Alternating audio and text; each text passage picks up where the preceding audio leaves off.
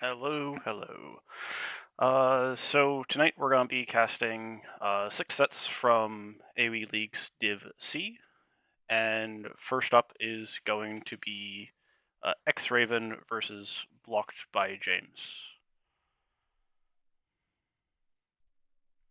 So the map is Land Madness, and let's begin. 6 sets today. Not 6 or 7, but 6. Anyways, we have X-Raven in the purple, playing Mongols. And in the red, we have Blocked by James, who is Road to MK, or MEMK, which he probably is already basically at.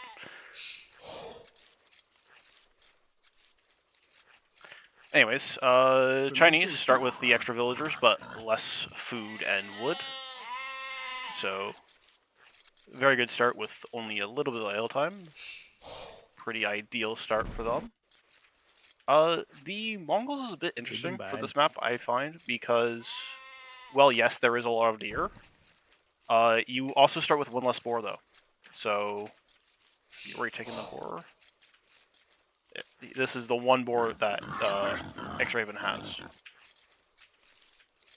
As far as banned civs for these two, X-Raven banned Khmer, Cumans, and Teutons, while Blocked by James banned Magyars, Japanese, and Bulgarians. Many of which are actually very good civs for this map, other than maybe Cumans, and perhaps Japanese. But, yeah. So most likely on this map you often see scouts being a primary strategy for feudal, so fast feudal into scouts. And with Mongols I definitely expect that to be the play, using the hunt bonus to age up nice and early. And Chinese probably just doing the same, probably not quite as fast as the Mongols, but with the better overall eco.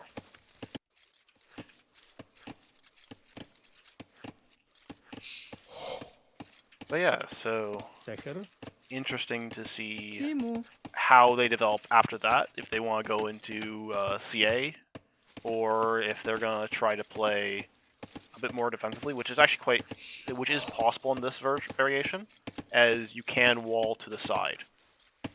As this terrain is unbuildable, so you can't build here, for example, but you can kind of do small walls to wall in your wood line.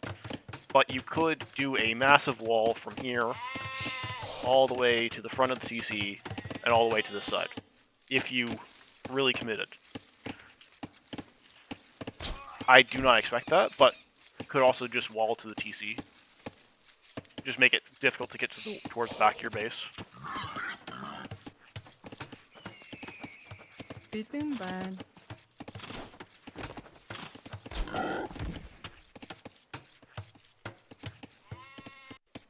Just a tiny bit of LTC time from Raven. 何种命令？ 什么？ And just pushing in all the deer.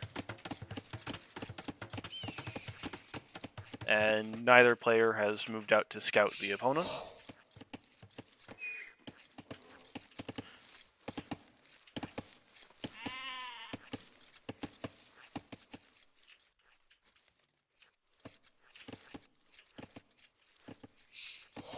Nothing to note with this map is that you actually only have 2 small piles of gold. You don't have like a massive gold pile. I believe this one's actually a neutral gold pile. And these are the 2 that spawn close by. For Blocked by James, he's actually a bit worse off since both of his golds are forward. Whereas, well, this gold is forward, this one's kind of a bit more towards the back, but also not nearly as exposed as these 2 are. 何种命令？ And we're not actually going to see like the super fast uptime that Mongols can do sometimes. We're just going to see 20 pop up. And technically speaking, that is actually the same timing that Chinese also went for, as they start with 3 extra vills, so -3 is 19. So, and this should be scouts. Don't actually no, this might be archers. Could be archers with being on gold like this.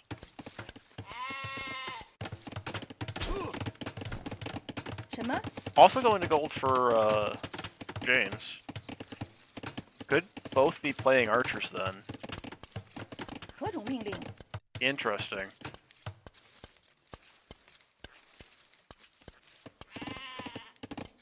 Beaten bad. Also a bit odd is well, 何种命令？ Blocked by James has partially walled his wood line, but no walling of the wood line yet for Raven. And this is normally something that gets walled in very early.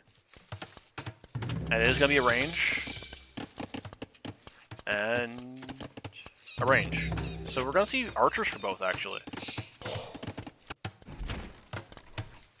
That's quite interesting, actually. Just going to small wall. Small walls here. Perhaps anticipating the scout play from Mongols, but they are also playing archers.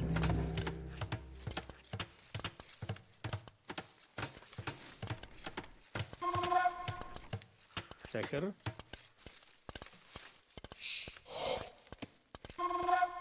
Fair bit of food in the bank for X-Raven, but I imagine most of that will end up, because we don't have any like sustained farming eco yet, so probably not aiming to click up, and we're actually in fact going to see horse collar come in now before any farms, as the scout fight goes on here. And that's a fight that James is going to win. And the scout dies. But we did distract, and we have 2 spears forward. These 2 spears will not be doing very much, as James has also gone for archers. But these spears should show you a bit that it is mostly expected for archers to be the for scouts to be the norm on this map. Which does lead me to be surprised that this is still not welded. Beaten bad. 准备就绪， Gonna force 何种 the 命令？ off of gold, 何种 but 命令？ archers pop out.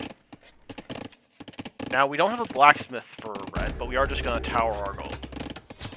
And this tower is going to prevent, if it got built, it would have prevented. But the villagers ran away instead. 什么？ This is rather problematic for red, as those villagers are trapped by the spears. 喂， That villager's going to die. 准备就绪，什么？ We have to fight these spears out to free our one villager. 准备就绪。 But this one skirm is going to... 准备就绪。 Oh, and we lost 2 vills. We lost 2 vills in an attack that could have easily had 0 vills lost, unfortunately.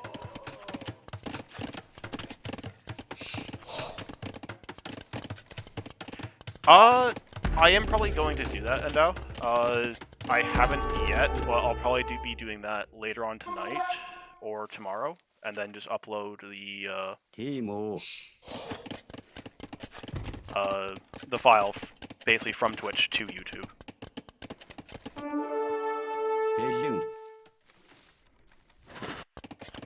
Because yeah, that is a way to actually store the videos long term, rather than them being... Yes. Your defense was a bit lacking there, unfortunately. Although part of it is because you shift queued your villagers from the tower to the gold, so if your villagers take damage while they're doing that, they'll go to the next task. So when you're trying to get something like a tower built and you're under pressure, you don't actually want to do your shift queue. You want to do that once they're safe. Because if you shift queue them when they take any damage, they'll go do the second task rather than finishing the first task and then do the second task. Just something you can keep in mind in future games, although this villager is getting quite the workout that we noticed.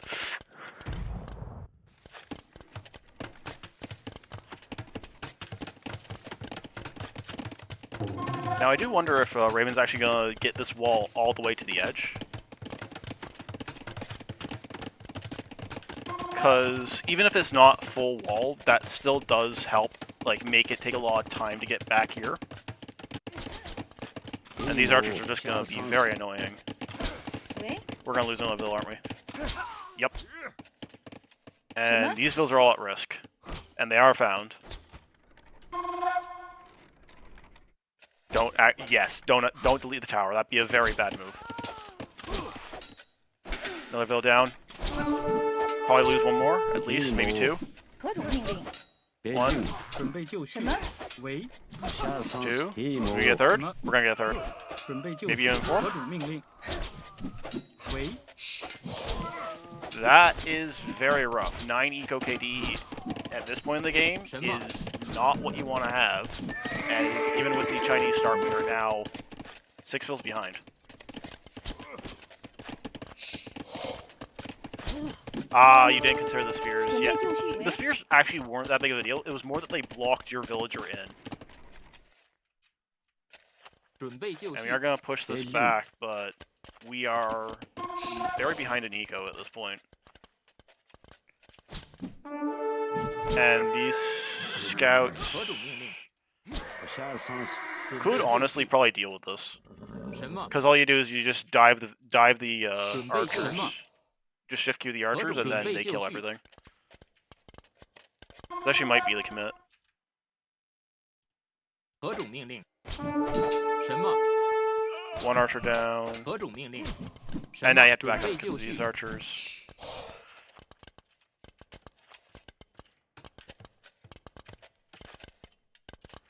Now, even with losing all those vills, James is faster to the castle age. And we're just going to finish this villager and then we're up as well, so not really a timing advantage. And right now, James is far enough behind where we kind of want the timing advantage, and we're probably going to be going for Fire Lancers based on the second barracks.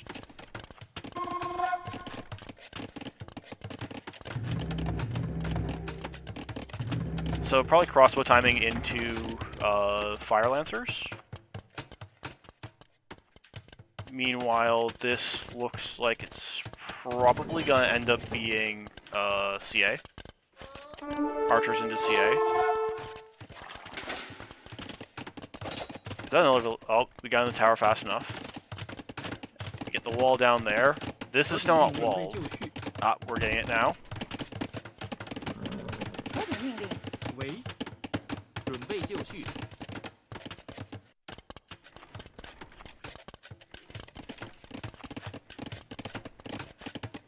This woodland was never punished. 何种命令？ Honestly, at this point, Red really needs to be going forward with this.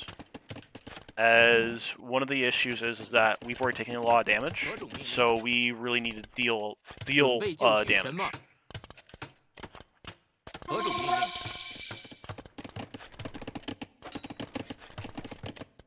So one of the major things is not to go for TCs. You want to go aggressive, 准备就 especially 绪 if the。timing's close.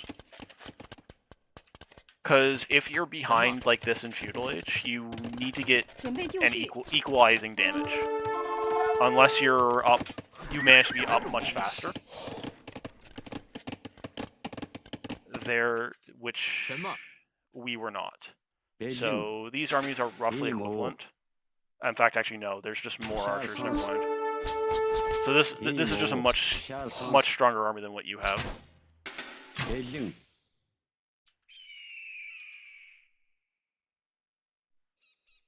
Yes, that is true. You can't lose your mass before upgrades, but at the same time, you're so far behind that you need to take a risk. So it's one of those things where, yes, this needs to be 准备 alive, 就绪。 but it has to be 何 full. 种命令？ So maybe instead of going directly to your opponent, you try to sneak along the edge. Now, in this case, your opponent's walled on this edge, so it's not. It probably wouldn't go well for you anyways. But 何种命令？ this army 什么 being here, you just stay further behind. You don't get closer to bringing this game back into parity. 准备就绪。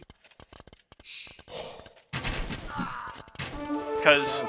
准备就 let's say you win this fight and you win it handily. 什么？ You then still have to get all the way across the map where your opponent is 3 TCs. So you're gonna have a hard time getting enough damage to bring your, because you're already 12 vills behind. 何种命令？ I do like this, leaving the skirms with the archers and then having your crossbow go forward. Now your opponent was able to wall this side, so they're probably not going to find too much damage immediately. But it was a good job splitting up for that. However, one of the things that your opponent could have, and is going into a bit of cav. The cav will destroy this if left alone. 什么？ But you did actually snipe the step lancer, so. 何种命令？ He's just gonna chase you around and you're just gonna run away.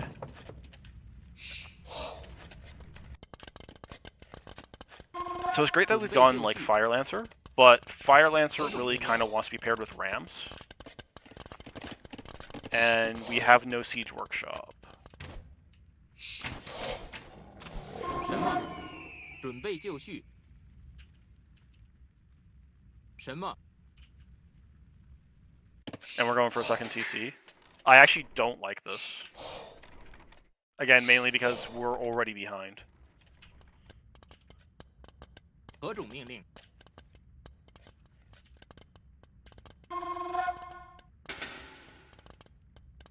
准备就绪。 Yeah, the cheap text is very powerful for the Chinese. Especially on top of their already normally very strong eco. But at the same time, well, actually no, it is just a very strong bonus in general. Oh, and we're actually denied the TC. 喂， And we're still taking damage, unfortunately. And now we are coming all the way home. 准备就绪。 I have a feeling this is going to get called now.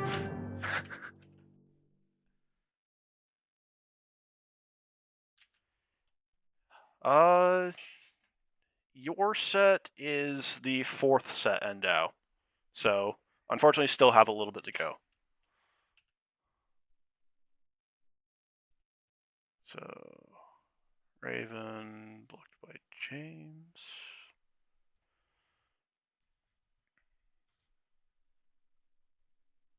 Alright, and on to game 2. First game being won by Raven. And no, you're going back to being red, James. Versus Ghost. I don't have Ghost on today. So that'll be probably the next time I cast games.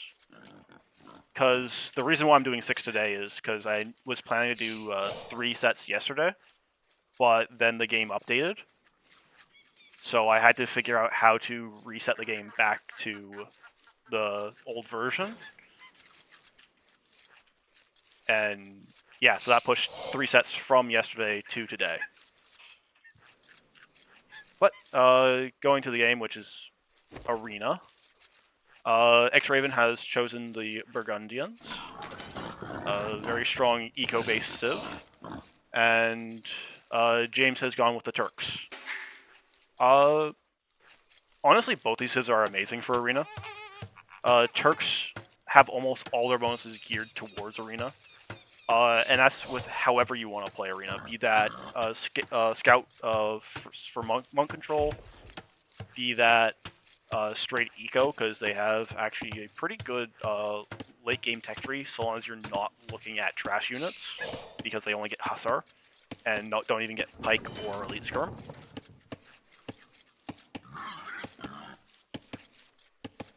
But they also have a very strong unique units if you want a castle drop as well. So about the only strategy on Arena that's common that they don't have any bonuses for is Tower Rush. So, and meanwhile you have the Burgundians, which is honestly best suited towards playing for eco and monk control. Monk control mostly just because the relics also generate gold. Sorry, correction, food. They generate food in addition to the gold that they normally generate. And that food can be a very nice boost to your eco, because it comes in at the same rate as the gold normally comes in.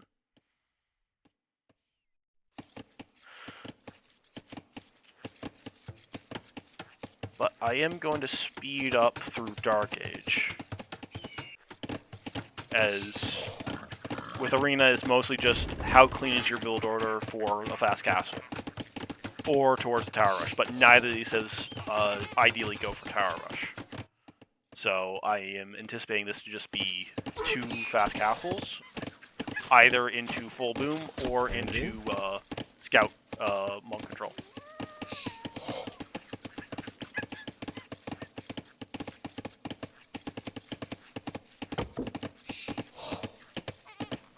And we did use the bonus to get the early. We're even going to get early horse collar. Actually, one of the things that Raven is doing now that is not needed anymore is the making sure your farms don't complete until after horse collar is done.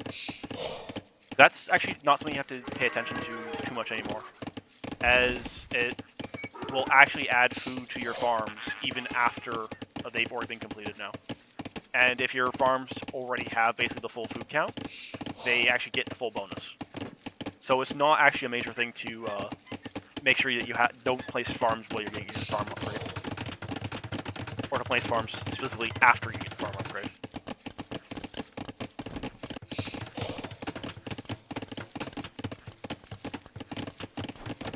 So it's going to be 24 plus 2 for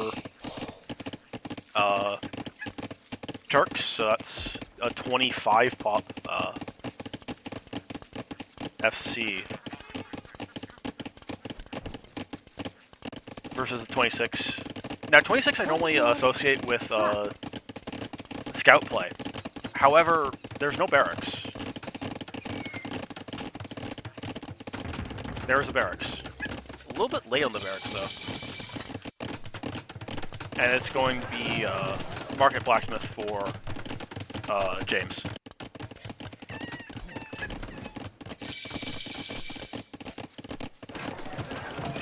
stable blacksmith for... And we actually did get the barracks up in time by adding another build to it.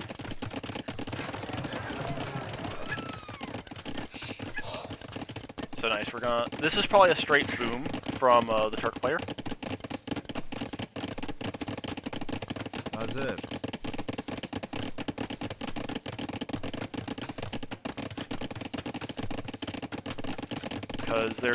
Because normally if it's a fast imp, it's gonna be 28 plus 2 for... So it's 28 plus 2 plus 2 for the fast imp.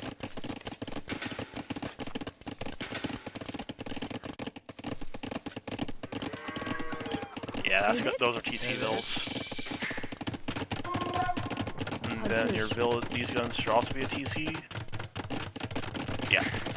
Yep, so it's going to be a straight boom versus scout control.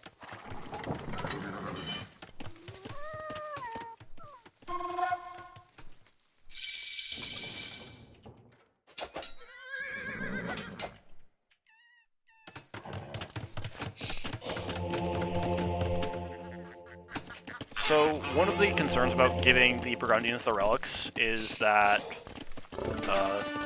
because the relics also generate food, it means that even though we're not having the same boom... oh, actually, I should slow the game back down. Even though we're not having the same as our opponent is, we're basically going to be getting 3 villagers worth of resources from each of these relics, because a relic is worth about 1.5-ish gold, vills on gold, and you get the same amount of food as you do gold. So you're getting about 3 villagers worth per relic. And if we're not contesting that with anything, which we are not, we're just straight booming, even though we're already 10 vills ahead, 3 relics evens that up. All 5 relics actually puts purple ahead for effective eco coming in. Like, effective resources coming into the game. That's in addition to the fact that we already have heavy plow. So our farmers actually are a bit more efficient, as the +1 carry capacity actually makes your farmers a little bit better.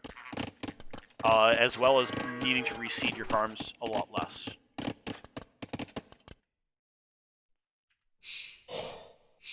So even though there is quite the build difference, and it is growing,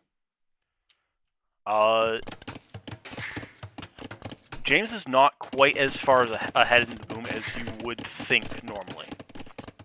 Now, we haven't gotten all the relics in, so my points aren't yet fully fulfilled, but we will very soon have those relics in.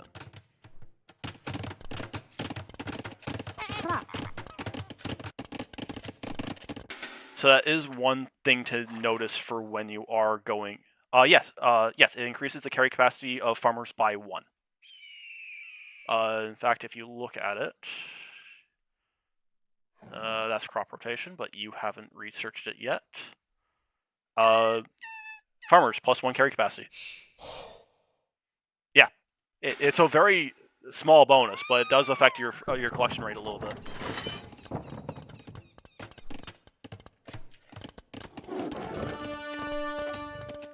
So let me see if I can't find a farmer. Yep, so a farmer grabs 14 food and then goes back home.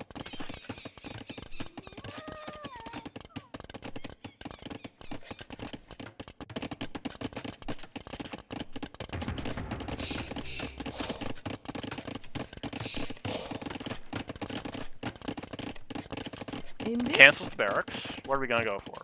Monastery.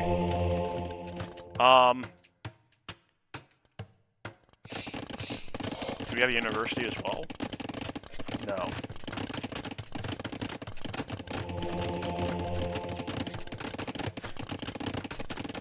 Because quite honestly, right now, like because we're gonna build a monastery right now, I would rather this had been a siege workshop.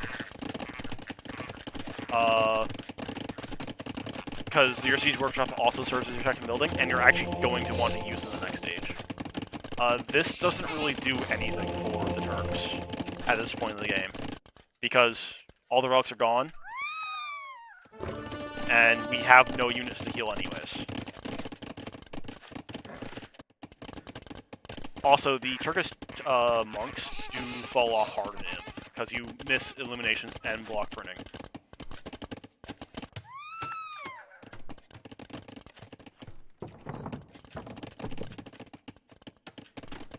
We're gonna have a very solid imp timing for James, though.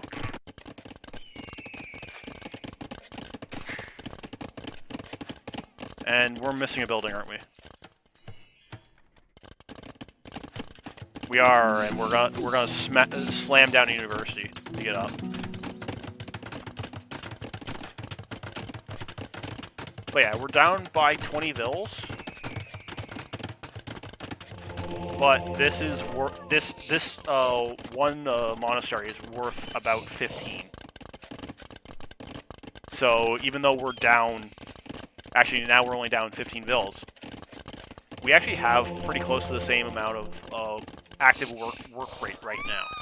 But because this boom was here earlier than the relics were, there is the eco difference.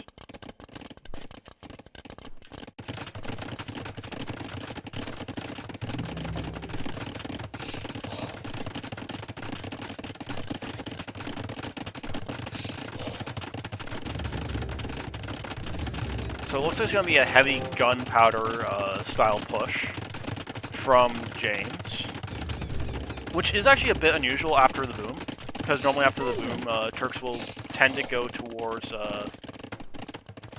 CA. Yes. Missing handcart just hurts in general normally.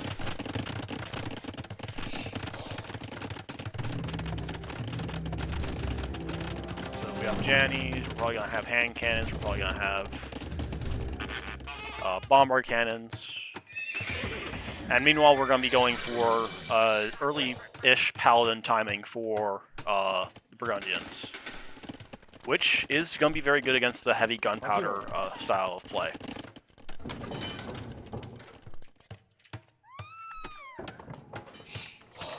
See.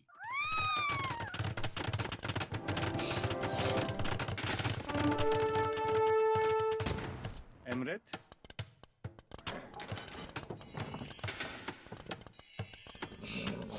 Evet.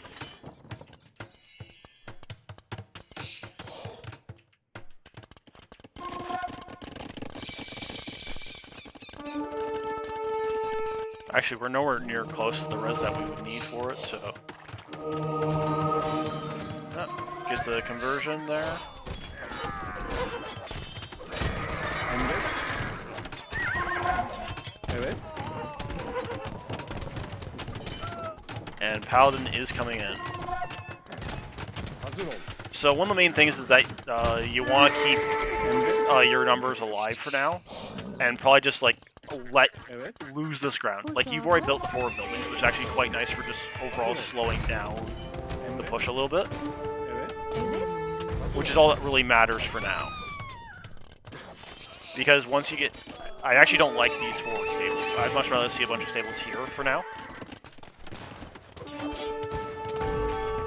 Because the issue is that this is all going to be pushed. So you're going to lose your production buildings.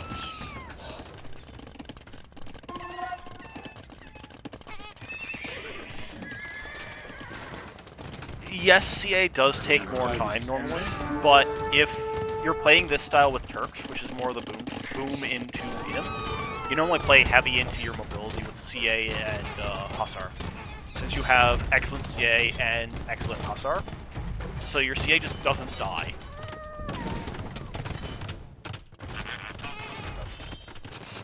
And it is important to note that even though like they do have like the Burgundians do have Paladin, it's one of the weaker paladins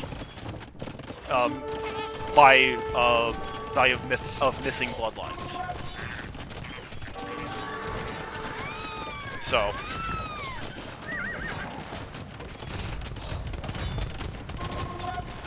So CA can actually do fairly decent against it, and he can't. And if you get map control, which is what you can get with your CA play, he doesn't have that much gold.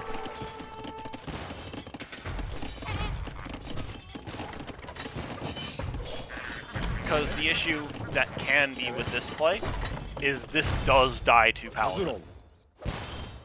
Especially the early Paladin that they can get. Now, because he doesn't have very many production buildings, he's not going to have a mass of them. So, this can kill fast enough. Probably. But it does need to be going forward. Like, the more time you take, the more Paladins he gets, the better he fares against your army right now.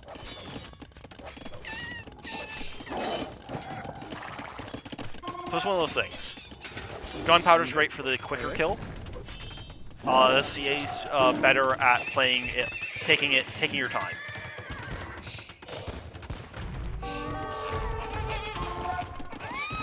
And if you went for the full boom and you saw that he went for a scout play, like a scout monk control for this, you know that he's played into less eco.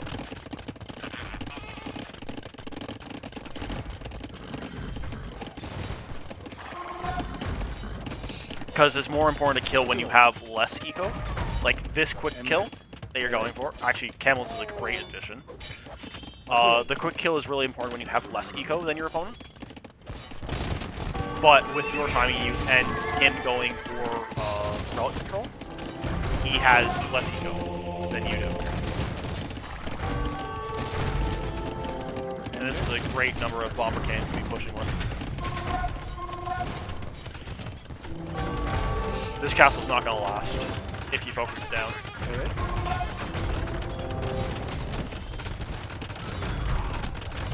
Of course, the trebuchet hits one, but it really shouldn't make too much of a difference. Just don't chase into the castle right now.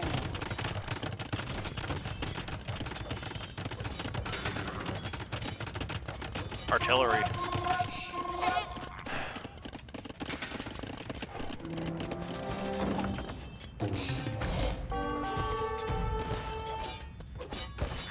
Full. And we're gonna wall our opponent in. Honestly, a good play if you're taking your time like this. Hazır ol. Emret. Evet. Forward castle.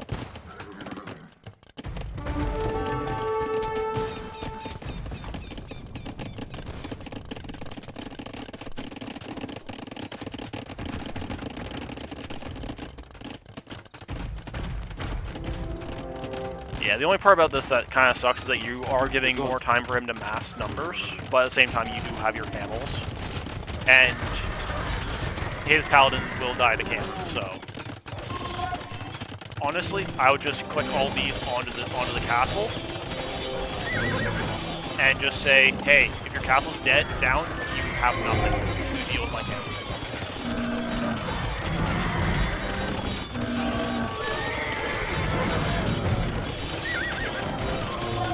We only have 2 stables? No, we have plenty of stables. Okay, now they're all producing, and the castle's down. Yeah, and this is just gonna be a slow push into there. Okay, makes sense.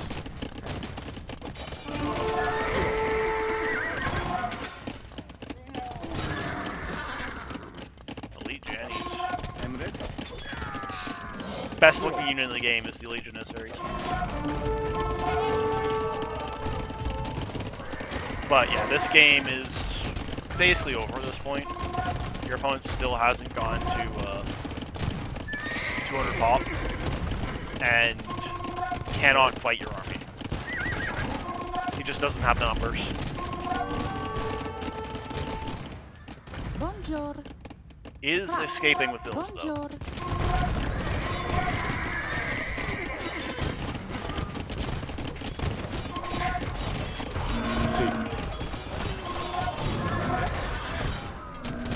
Amazing looking unit. But yeah, there's just nothing he can do at this point.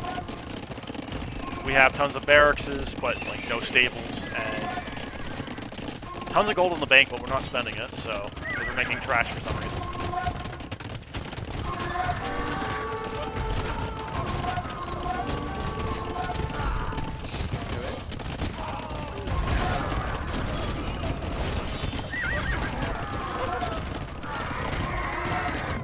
And there's the GG.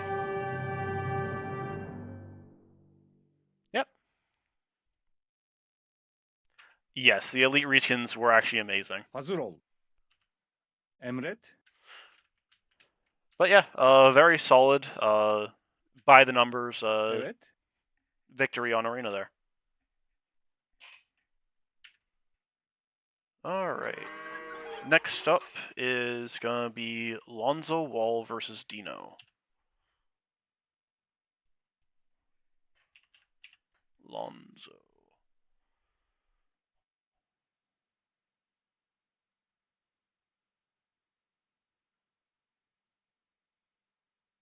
Did it not download properly?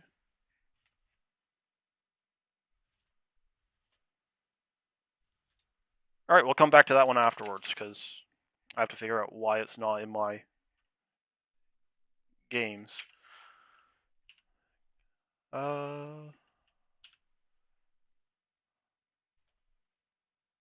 Blocked by James versus this Dino.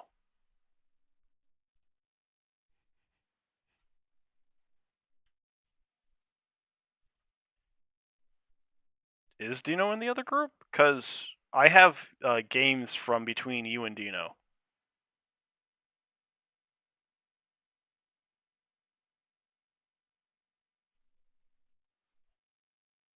Then how did you guys play, if he's in the other group from you?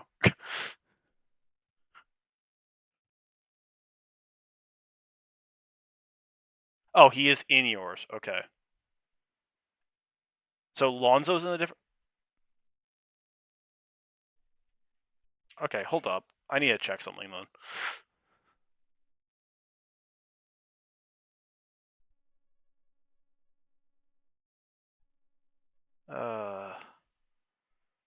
Did I write Dino instead of, like, TDI or something?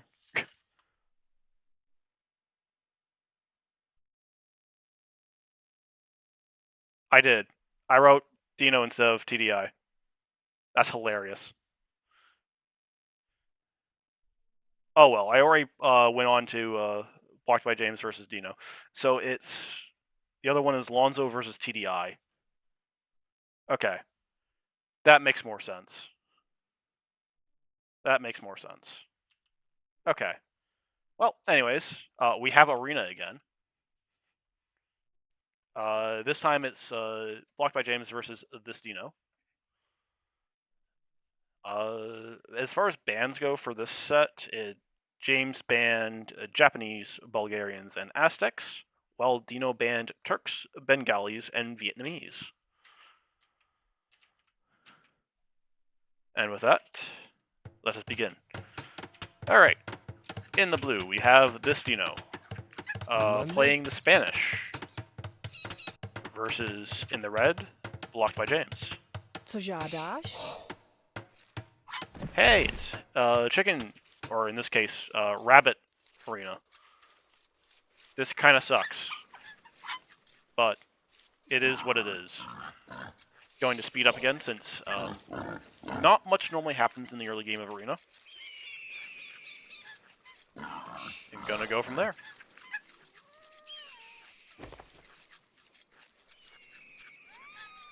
Once more, I'm expecting fast castles from both players. Although, to be fair, the Spanish do have a somewhat decent bonus for Tower Rush, being that they build all buildings 30% faster. So, makes it harder to get counter towers down. Both against them and for when you're doing the Tower Rush against them, and when they're Tower Rushing you. And Dino's actually going to get a scout trapped in James's base. So can get some scouting information for within the base, but we're not going to find the relics. And that could be an issue later on.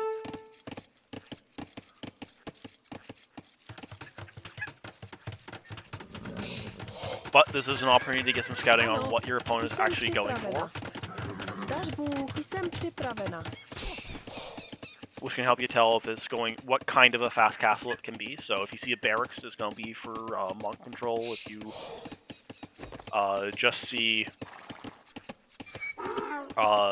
villagers on Ano. wood and Zdarzło. food, it's likely to just be a boom. So this can be valuable, but at the same time, you lose where everything in the middle is going to be.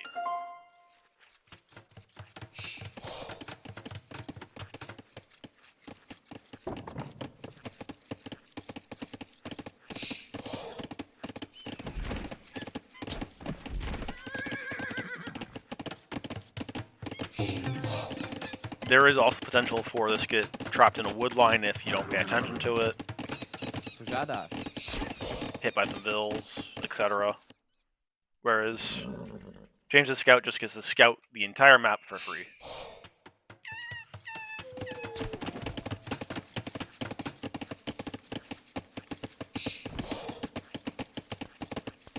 And we are actually going to be going up fast for James.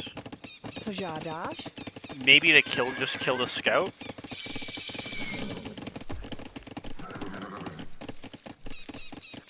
But we lost track of it.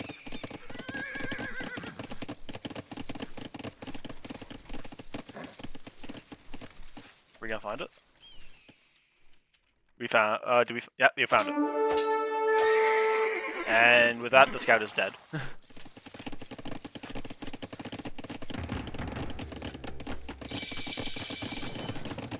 Zdař Bůh.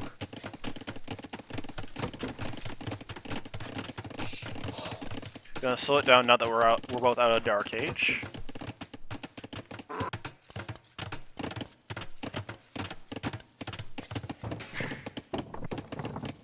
But it is an interesting build from James this time. Looks like it's going to be possibly scout control. No, it's going to be archers. Oh, this is a FC hand cannon build. Maybe not like full FC, but hand cannon build at least.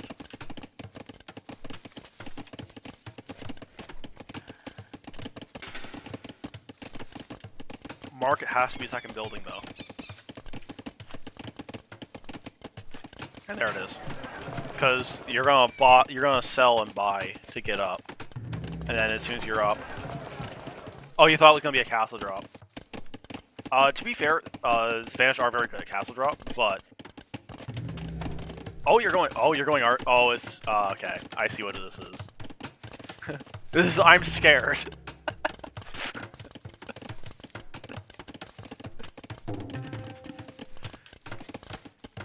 Although, to be fair, even if you're scared of a castle drop, just playing into Scout Monk control can really damage the castle drop. So long as you can scout it. And remember, he's already lost a scout, so you get free scouting with this one. Which means you could be here looking for when he's leaving. With both this scout and any other scouts you make. So you could actually have a scout on each gate. In this case, this gate's in the woods, so you won't have to worry about this one. But because normally most arenas only have at most 3 gates, you can easily get that to control division on the gates, which means that you know exactly what he ends up doing. In this case, it's Monk Rush. Which, to be fair, archers aren't actually too bad against Monk Rush.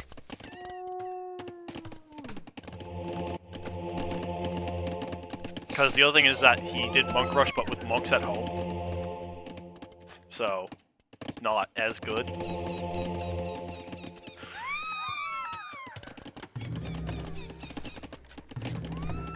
But to be fair, even with this being, I'm scared of a castle drop archers, you can still go for, you can transition it into like a hand cannon siege push.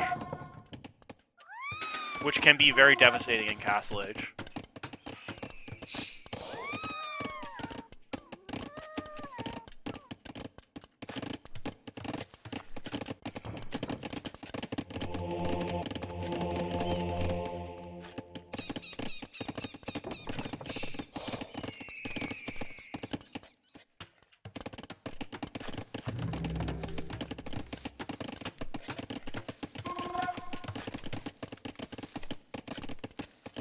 But yeah, honestly, with him going for a Monk Rush that's not even grabbing relics right now, even though you're an age behind, you're kind of just ahead in eco because you got your upgrades really early in this build, and you get the free ones for your gold. So yeah, I would actually like to see you kind of just drop a monastery and just, sorry, not a monastery, but a university and get hand cannon. Make this a push to go with getting crossbow. Presto. Sí. Presto. Sí? Ano. K vašim službám. Mande? Co přikazuješ? Ano. K vašim službám. Co přikazuješ? Ano. Mande. Servidor. Mande. K vašim službám. Servidor. Co přikazuješ? Presto. Yeah, because this is the issue you're going to be running into right now, because you don't have the numbers to deal with Službám. Sí. Sí. the amount of monks that are here.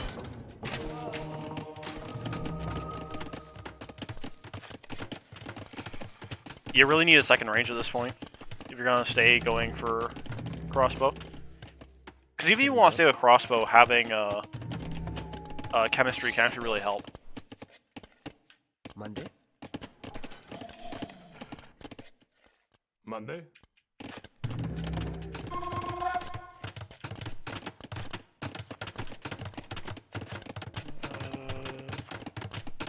Don't have redemption yet. Now that's not an issue because we don't have siege yet, but don't have atonement either yet.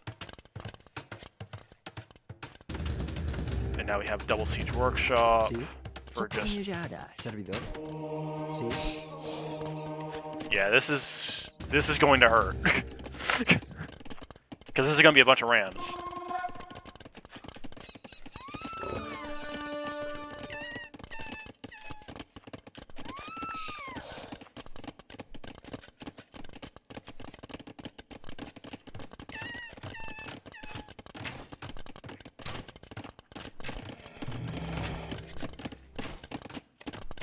Mande. Now, did you see the rams?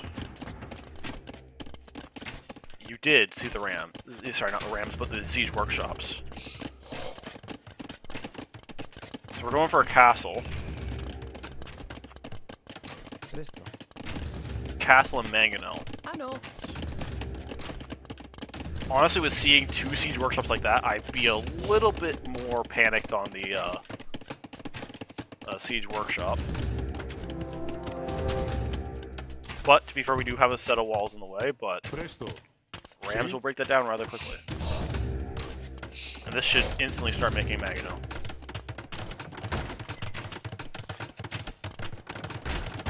Market Mangonel. There we go. Presto. Mande. Yeah, Presto. because this gate's not long for this world.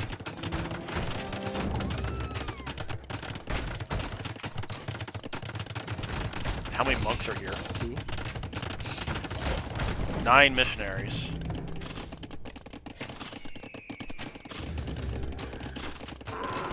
There's the Mangonel. Sí. Mande. Sí. Hero Mangonel. Let's go. Mande. Has to stop 6 rams. Sí. And not get converted in the process. Presto. Run! Oh no, that's gonna be converted. Oh, but it's shot first. Presto. Mande. Presto. So almost all the missionaries die. All the rams will die to villagers. Presto. Mande. Sí. Presto. Mande. Sí. Co žádáš? Good defense. Very good defense. Because we have a 10-ville lead as this goes on. And we've not actually collected all the relics yet for this Dino. But we're just gonna come in with another wave, or at least gonna attempt another wave of rams. But we have a Mangonel. We should probably get a second since we already saw that he's committing this much.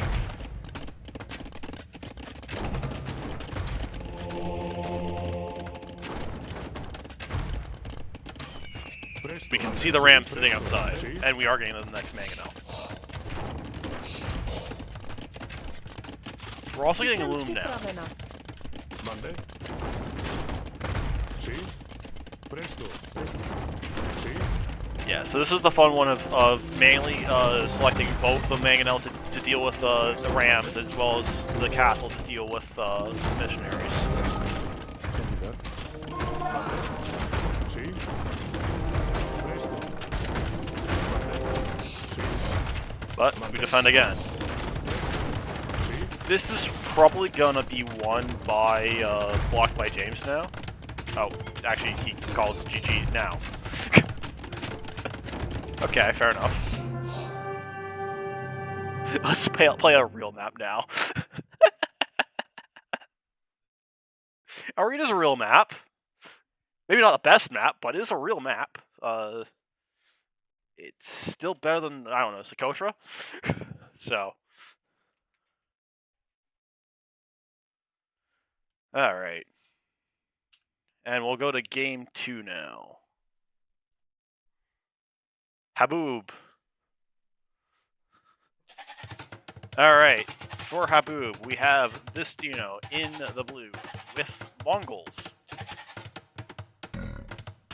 And the hunt is in the back this time, because both deers can spawn forward, and then it's kind of funny because you can actually steal your opponent's deer. But this unit is actually going to get both sets of sheep in the middle. This is, technically speaking, James's sheep that this Dino got. So, we're going to be playing down a set of sheep. And a lame! And a full straight up lame. Wow. What a lamer. And here I thought that this unit might have been cool. But no, he's just lame.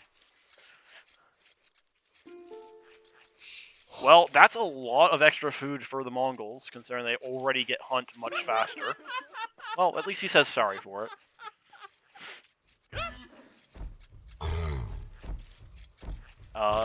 So we are playing down 600 food from the Mongols. Actually, no, 600 food from normal. They are up 600 food. So we're actually down 1,200. So that's a bit rough. Now, Goths do get a bit of extra food from their hunt, so it's not the worst. It's just not good. And going to need all this deer just to have a reasonable feudal time. But this could be a very fast feudal for the Mongol player. But we are going to go 3 to wood. And that's an early loom. Are we housed? We're not housed. Why are we getting loom? Are we scared of a forward villager? Hey, yeah. 4 on wood. So we're probably still going to be going for men-at-arms. But with this little food, that's kind of risky. That's kind of really hard to pull off. Forward berries, too. Yeah, this is just a very rough situation for James.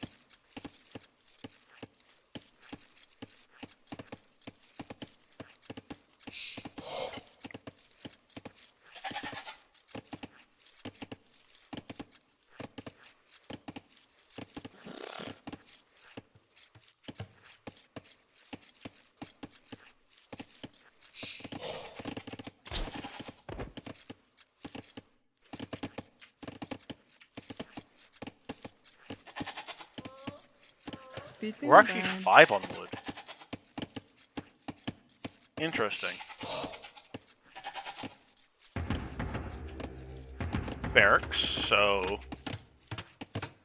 This is actually probably going to be men-at-arms from this, you know?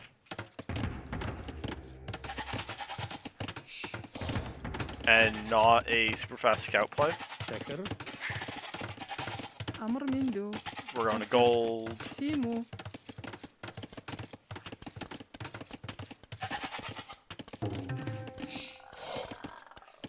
That could still be a super... nope, there's the militia. Ja.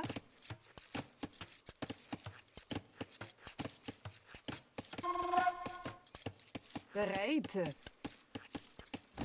Ja. And Heise. just a tiny bit more food to click up. And there we go. And we get up, but we have no food in the bank for the man-arm build that we want to do. And no food under the TC either. Ja. Sorry, we have one goat that's not been taken yet. So these berries are very important to this entire build. Oh, we can garrison TC. We can garrison TC. We only put one villager in the TC.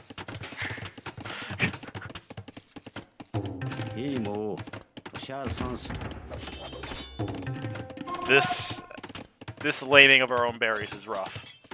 5 on gold? Oh yeah, he's probably gonna go archers.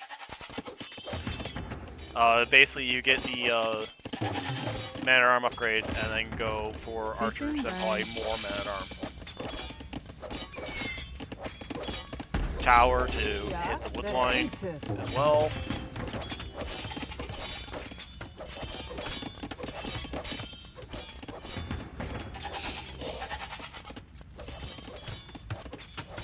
So many sheep still in the TC.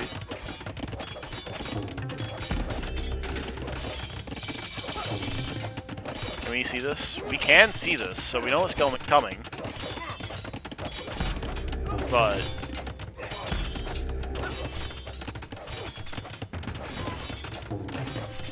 Ja. Heise. and we're probably just gonna abandon to go back here.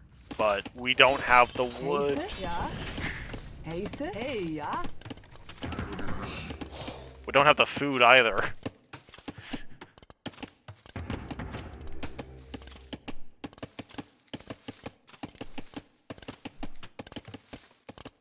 Bereid. We don't have the wood for farms. We don't have the food for... Oh, we finally got the food for man-at-arm. Bereid, ja. Oh, this could be rough. Alright, we have it now. So we can take a fight.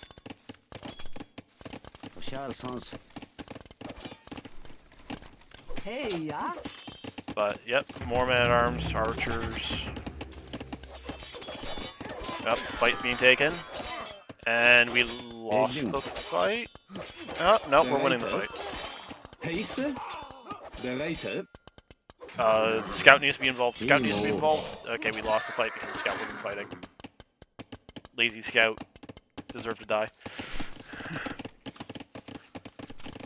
Hemo. Ja. Bereid. But yeah, this is just a very rough situation since we have no way of defending ourselves against archers. And Heise. almost no food. Like, we're towering our berries. We need food that badly. But this is just going to allow the archers to circle down over to your gold and just pressure that instead. Or they could even circle down to your wood line and kill that. Just a very strong position for this unit. And most of this off of the laming done early. And we're just going to hit the gold now. Ja. Bereid. And we're going to call it. We cannot defend it, so... Makes sense. And the next set is going to be Alonzo Wall versus TDI. Or the Disappointed Invader. It does, unfortunately. That is Haboob for you. That's also Socotra for you as well, which is why I think Socotra is one of the worst maps. So you kind of have to know it's, especially when you're facing Mongols, realize that it's very possible to do on Haboob. Very easily done on Haboob, but at the same time, it does just kind of suck.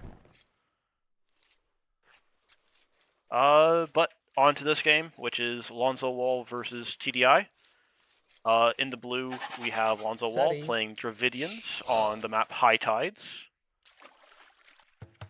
And in the red, we have TDI with the Persians. Thank you for... I think that was a follow. Can't really see it properly, unfortunately. There, now I can see it properly. Okay.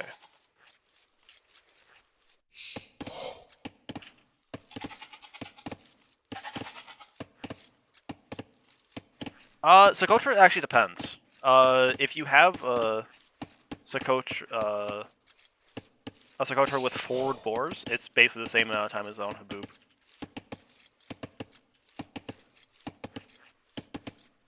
The only real difference with Haboob is that your sheep is guaranteed to spawn forward.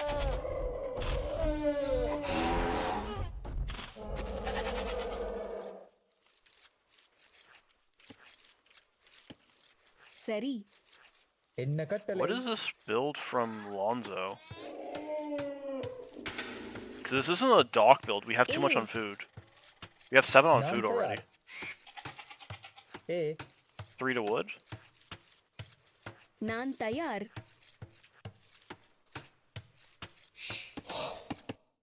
Because TDI is already going to dock, سلام as we're doing آماده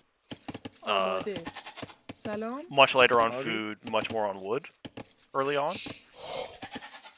This could be more of like a man-at-arm play for Lonzo, but normally you would still go for the dock and just go for the variation for dock and man-at-arms. You didn't know that's how Haboob was. That's... Ooh. Yeah. That's very unfortunate. It's very much... It's a map that has always been a laming map, even though AoE Leagues for a while didn't have laming as a standard part of the rule set as being allowed, but it also had maps that was allowed on, and Haboob was one of those maps where you were always allowed to lame on Haboob. Because it's unfortunately just part of that map is the laming.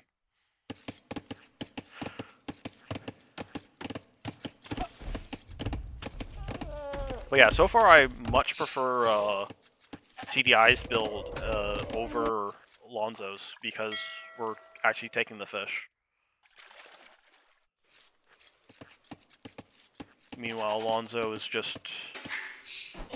It looks like it's gonna be like just a standard man-at-arm build. Naan tayar. Yeah. So this is gonna be more of a standard man-at-arm build for Lonzo, which, when you have access to this, why not just do the man-at-arm build with a dock? Which honestly, you go up like 1 vil later, and you just have a better food eco for your push. Is this your first time seeing High Tides not played by pros?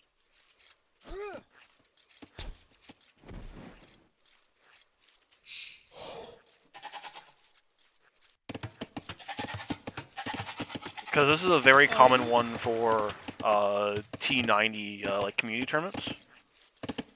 I've seen it a lot there.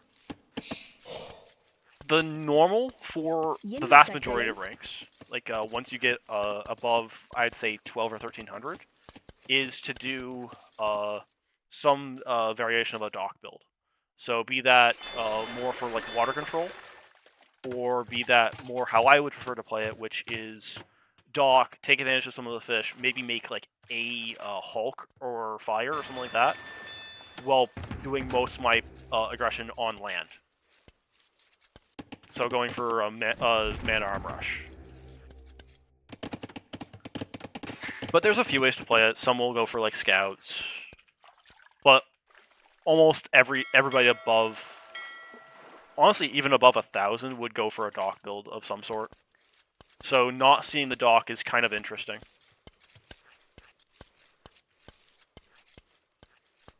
என்ன கட்டளை? Because சரி. yeah, because you can get a fairly consistent build with just one more villager. So going for what would normally be a 20 pop build, but with like 2 or 3 fishing ships. உங்கள் சித்தம்.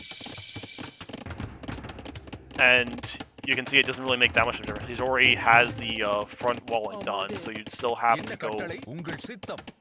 around to get to the wood lines. So சரி. being up that one villager faster doesn't really bring you that much, but it brings you a much better eco. Oh, and we're actually delaying the archery ranges, which is very nice. நான் தயார். So we already know it's going to be most likely archers with a double range.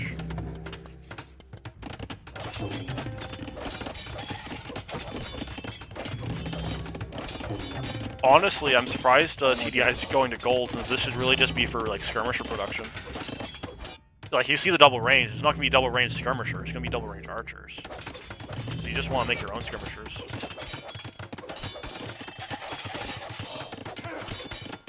Oh! I had no idea I was actually the first person you faced in the community tournament. That is rather interesting. But yeah, so for a lot of community tournaments, this is actually a very common map. As it is a pretty good hybrid map, where the water matters, but it matters for a bit of extra food economy without being dictating the game too much. So honestly, any elo that isn't like super high, losing water doesn't lose you the game right away. Because at the higher levels, like, if they lose this and give up this much food eco to the other player for free, they've just lost. Basically, it's on the spot.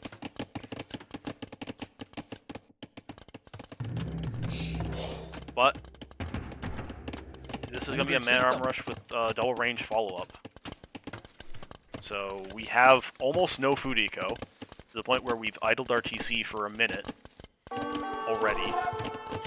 So I am overall not the biggest fan of this build for Lonzo, because it's all in with no eco in Feudal Age.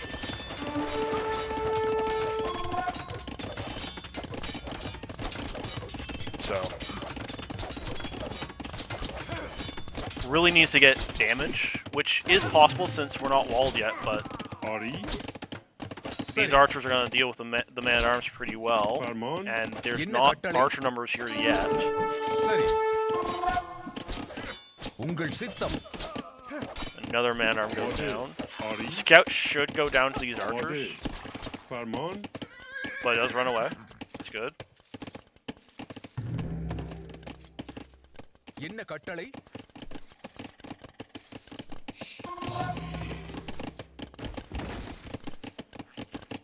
And in large part because of this fishing eco, just able to afford the upgrades much better. Thank you. என்ன கட்டளை? For TDI, so he has all his upgrades on his archers and his skirmishers, whilst the first upgrade for Alonzo is coming in just now. Is gonna chase this down, but this will die to உங்கள் this சித்தம். amount of army from TDI. சரி. உங்கள் சித்தம். என்ன கட்டளை? And the issue is that with skirmishers involved, this might not be as clean a victory for...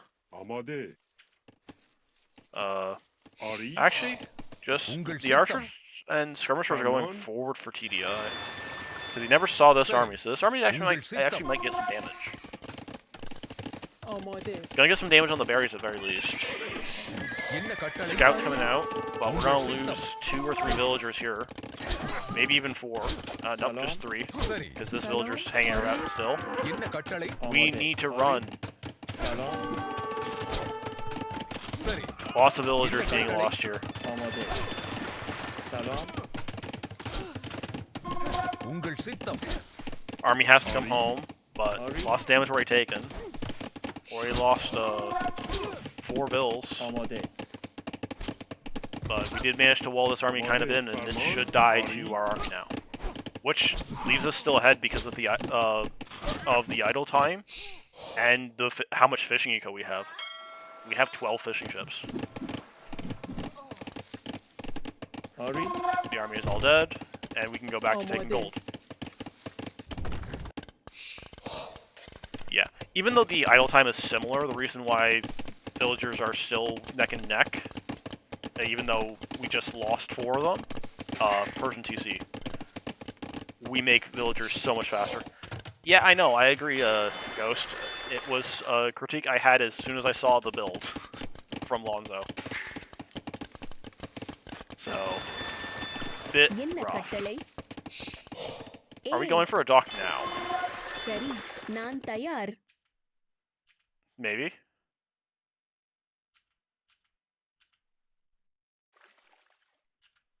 Hey, we have a dock. It's only about 15 minutes late, but we have a dock. We're gonna fight for the water. That's actually no, we're not. We're gonna lose the villager to a scout. That's so sad. But we're just gonna go in with archers again and try to get some more damage. Tower on the gold, very important tower because otherwise we are likely to never get possession of this gold again. We're gonna wall it to the TC. And tower completes just in time. Might lose the gold? No, we're not. But we're just gonna circle around to hit this wood line. And maybe this wood line as well. But yeah, we have successfully denied the dock. Mark it, because we're looking to go up, hopefully. But TDI is already up. We'll have to abandon the woodlines for...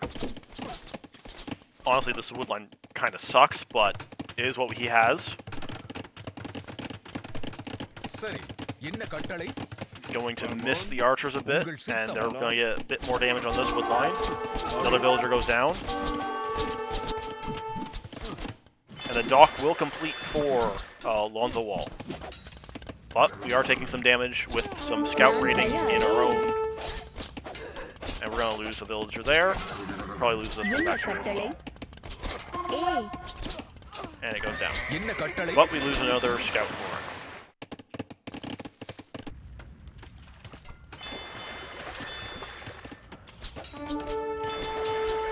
And there is actually going to be a fight for the water. Hulks versus galleys.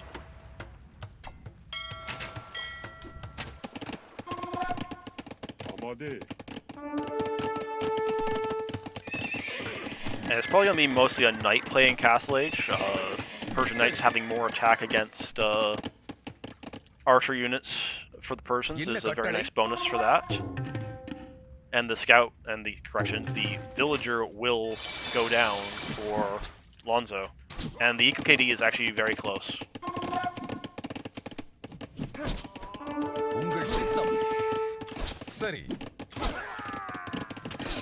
Lots of upgrades coming in for TDI now. Upgrading the warships, upgrading his scout, well, currently just scouts because he has no knights yet, but will likely have scouts very, very shortly with the 3 stables that he has. I'm actually gonna go for light cav first. I don't mind light cav. You don't have that many scouts, but can still be very useful for what scouts you do have. But would really like to see some knight production from him. I'm not a huge fan of getting the second archer armor, as we still haven't even upgraded past Feudal Age Skirm.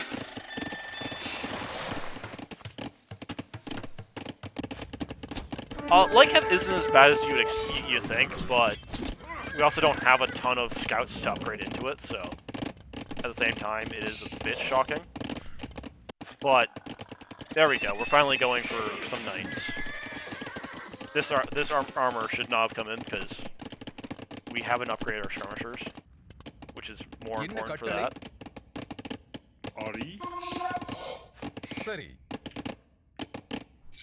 But we do have a decent mass of archers that can be crossbow if we had a food eco, but we don't have a food eco. So we need to market ourselves a food eco. And as much as you might clown on the light cav upgrade, it is getting a good amount of damage.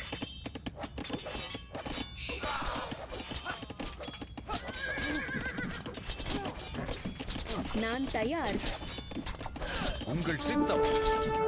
நான் தயார். And now we have knights as well. Forward siege, but crossbow just now in, but still no என்ன bodkin. கட்டளை? And we are getting elite scrum now. But this just looks உங்கள் horrendous. சித்தம். சரி.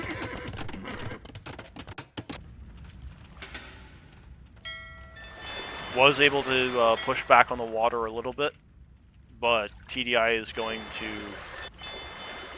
mass a little bit more water and probably win that rather easily. என்ன கட்டளை? But we're going to get a fair bit of damage with these crossbow first.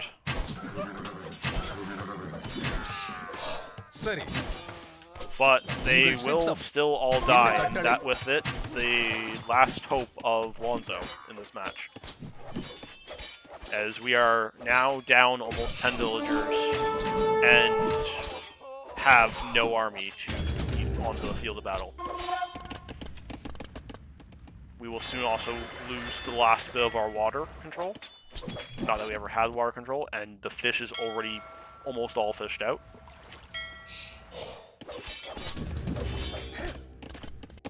And TDI is going to go for a second TC. சரி. A little bit of army coming forward to help support this mango, but these knights already clear basically everything என்ன here. கட்டளை? Oh, but we've hard-clicked the,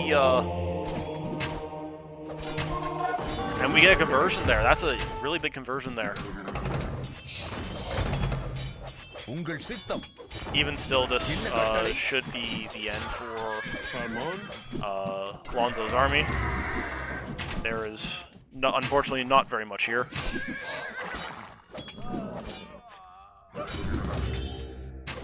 Making a second Mangonel. We're unable to even use the first. This light cap is slowly trying to focus way in. This navy killed a Vil, but has not found any damage further than that. And there goes the GG. In large part, I feel like a large reason why Lonzo really struggled in this one was not going for the dock in the early game. And missing out on a lot of food eco because of it. But we'll move on to game number 2 on Arabia. The incredibly interesting and very not played on ladder Arabia. This map is always played on ranked. It's the one of the permanent maps, the only other one being arena. And actually, no, I'm pretty sure those are the only two that are in every single map pool, because I think Nomad and Mega Random also rotate out every once in a blue moon. But with that being said, in the red we have TDI playing the Bengalis for Arabia. So possibly a phosphor build. And in the blue we have Lonzo playing the most picked civ on Arabia ladder, Mongols. We have Mongols on Arabia. Shocker. It's a great civ for Arabia, so I can't really say much against the choice if it's available. Scout bonus for extra line of sight in the early game. Great hunt.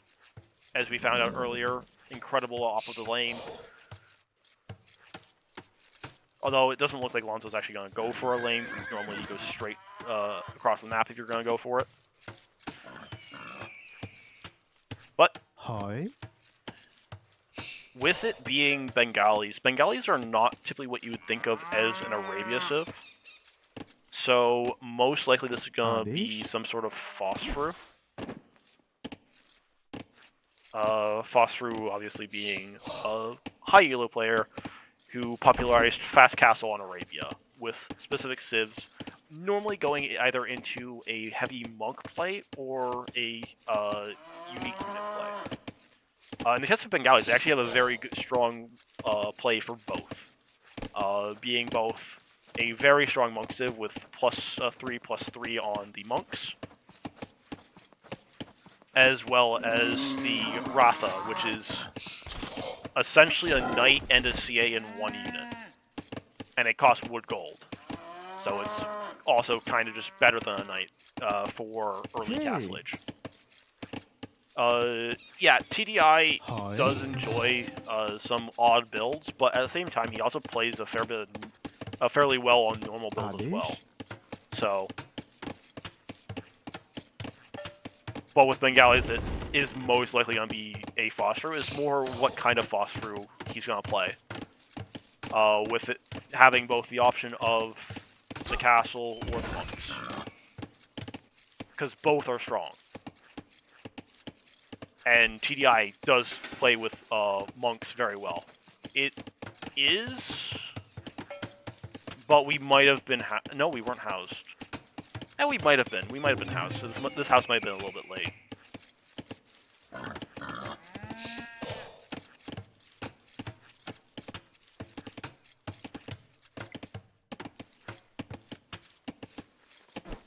Hey, But yeah, also Fort of Wood.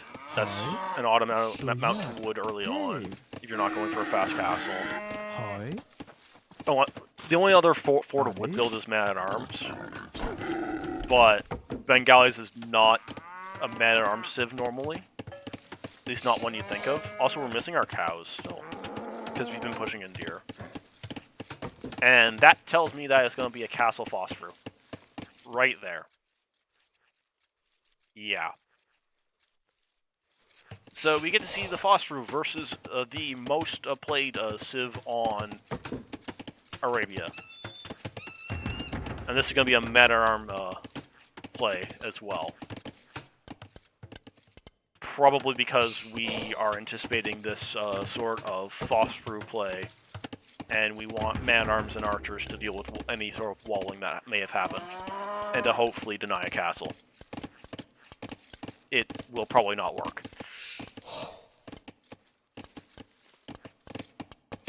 Timo. Yes, that is a mistake with 3 on gold already, but technically, if you want consistent production for man-at-arm, it is 3 on gold. Technically. But yeah, just put 2 on gold. This is probably going to transform into man-at-arm archer, so the 3 on gold is fine. Because against this, you're playing all in feudal.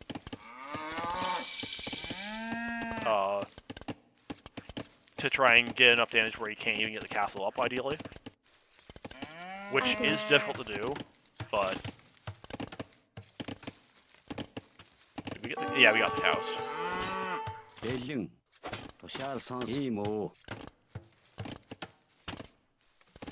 But to do that, we have to hit the stone, and we're not hitting the stone. Yeah, oddly enough, in the Fast Castle Phosphors, the most valuable resource is actually stone, not gold.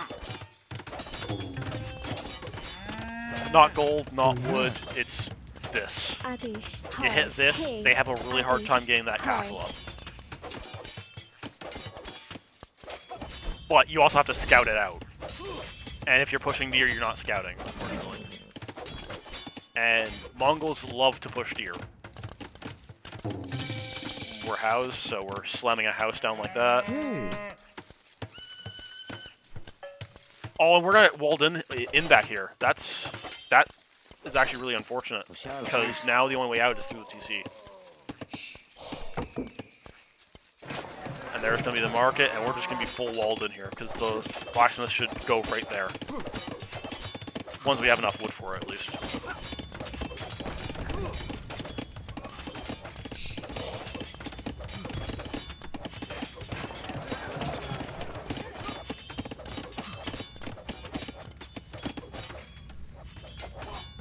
Here comes the archers and a spear.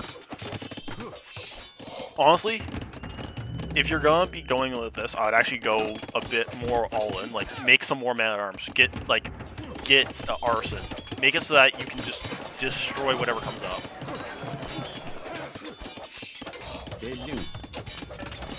because right now he's just gonna overload the stone. Hey. If it looks cooked, he can't click up. That's why you have to, like, as long as he has a stone, he's still fine.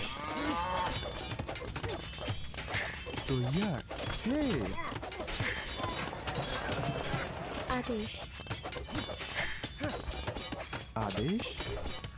Hey. Oh, we're gonna hit the stone.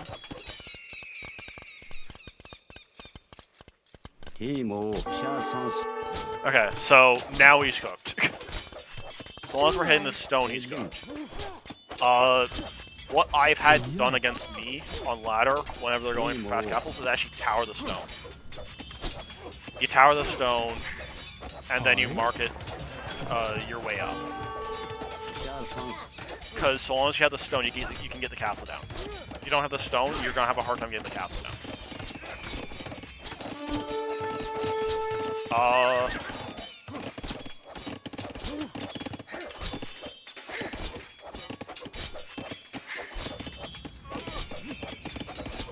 Yeah, without the... We're getting double bit? What?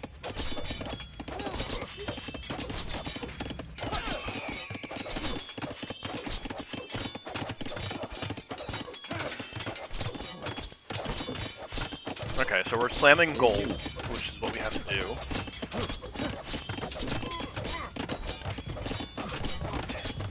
Oh, also, when you're doing something like this, hit the house. The house is better to hit than these walls.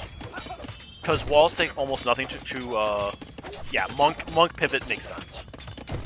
The walls take almost nothing to repair. Though they do fall faster, so if he doesn't keep up with it, it will fall. But it costs, like, this repairing is costing very, very little for TDI. This house doesn't cost a ton, but it does cost more. Oh, and these villagers chop themselves to death. So they will... They would die if the man-at-arms came over here as well. As it is, one build will die, but the other will live. As long as this gets built. Archers are still there. Forward tower. Forward tower is very good. And nope, we have not pivoted. We have just bought ourselves a castle, though.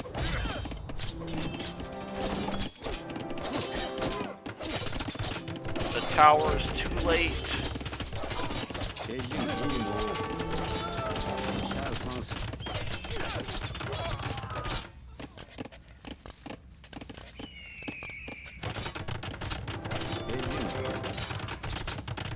So, we have lost 6 villagers, however we get the castle up, which is all a Foster cares about. The castle has gone up, therefore is a success. You now just slam everything on wood and gold. Hi. You now just slam everything on wood and gold. Hey. Okay.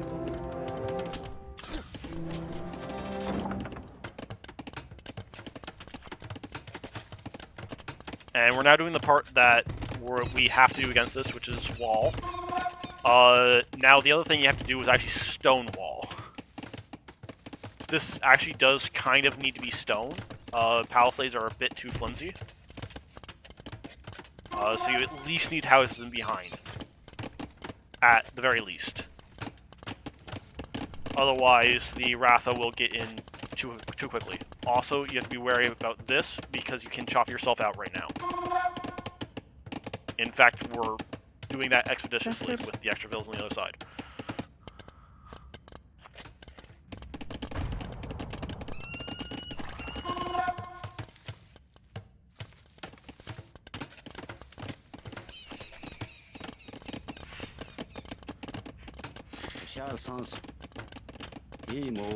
So, another important thing to do is keep this army alive for now, so that we can upgrade it, so that I can match the Ratha in Castle Age.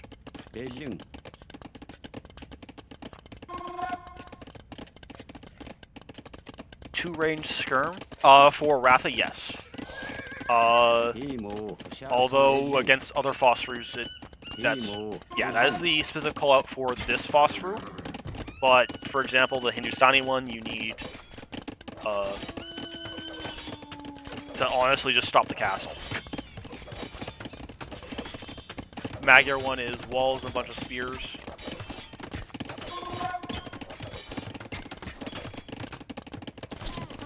It's all depending on Oh no, we're gonna. Oh, we have some spears in there, so it's not too bad. Actually, a very good fight for Alonso there.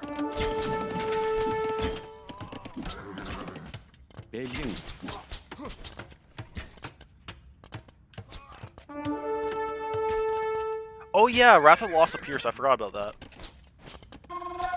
They lost a pierce and gained a melee, didn't they?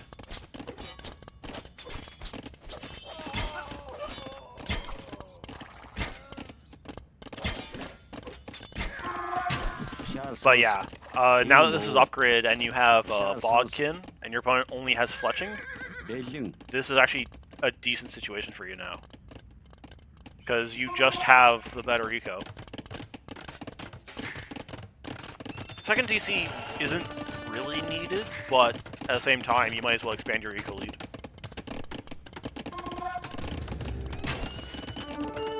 Just definitely can't slack with army production.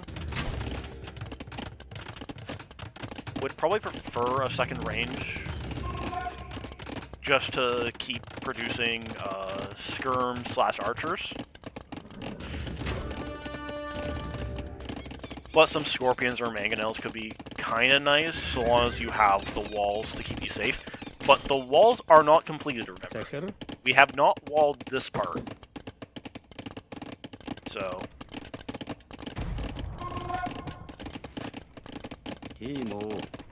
it could be rough. Also, we now have a nice hole in the front of our base.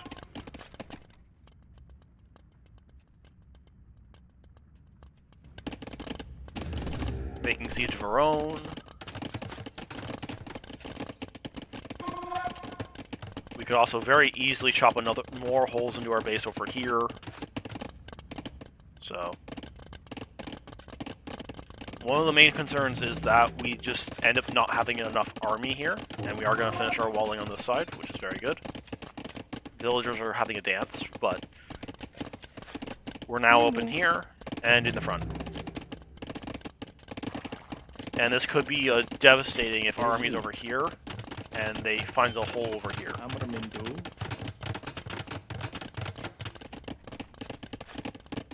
Honestly, I wouldn't mind sending more to stone to try and get our castle of our own, and we are actually coming over here.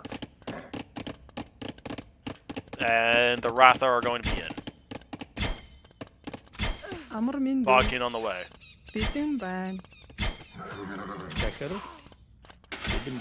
And the Ratha are in. And we could even lose our army to mangonels right now.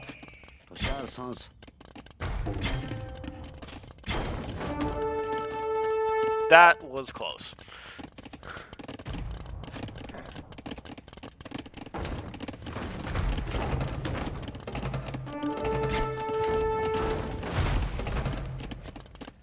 One for nothing, but we did get damage on both of those, so both of those could somewhat easily die to another, or even the archers if with good enough micro. But our army count is a bit lacking, unfortunately. Villagers going forward to repair those mangonels.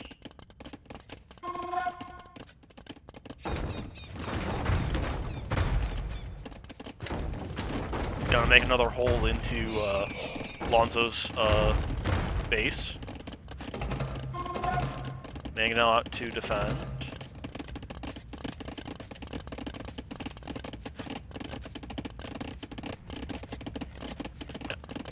So the main part to remember is that TDI is completely all in and needs a lot of damage to equalize.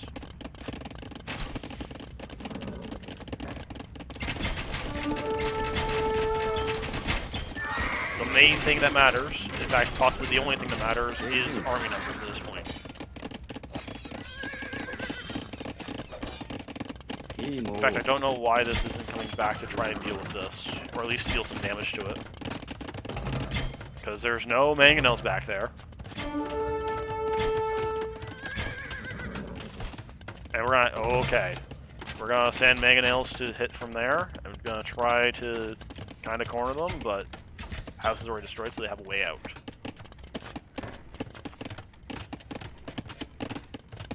Ballistics coming in for TDI.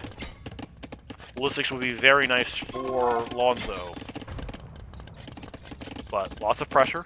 Difficult to think about those sorts of things in the middle of this.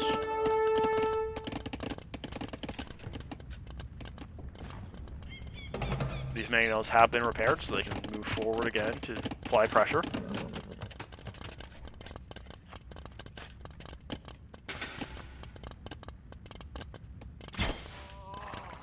That poor spearman. Ratha coming back in again, but there's a bunch of mangonels here.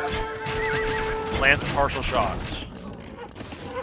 Get some nice shots there and kill a couple Ratha. Just at the cost of a couple vills. Again, we are way far ahead in eco. And we're gonna go for a castle. This castle is big. We have 4 mangonels to defend against 2. And only 11 Ratha forward over here. There's only a total of 15 Ratha on the field. Archer numbers sitting at 21. Gonna try and slam down this TC. This TC might be denied. The castle will not be, though. TC is found. Sitting back. TC still goes up on the, however. Will garrison and force the Ratha away. The longer this game goes on, the better it is for Lonzo Wall. Loses a trade there, but ends up being 1-for-1. TDI will now see the castle. However, he will first lose a Ratha to it. And he will lose another one out to these skirms that were just sitting here.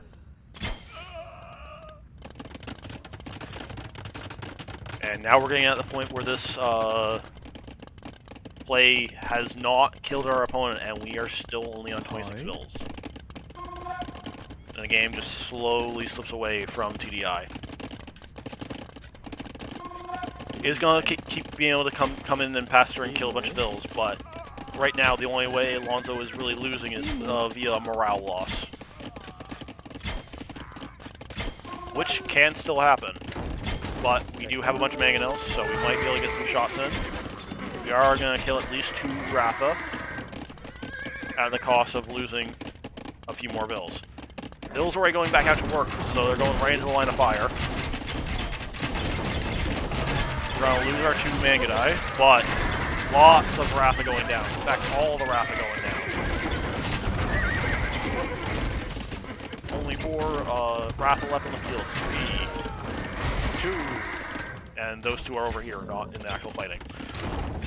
And now the mangonels will go down, and with it, the last hopes of TDI.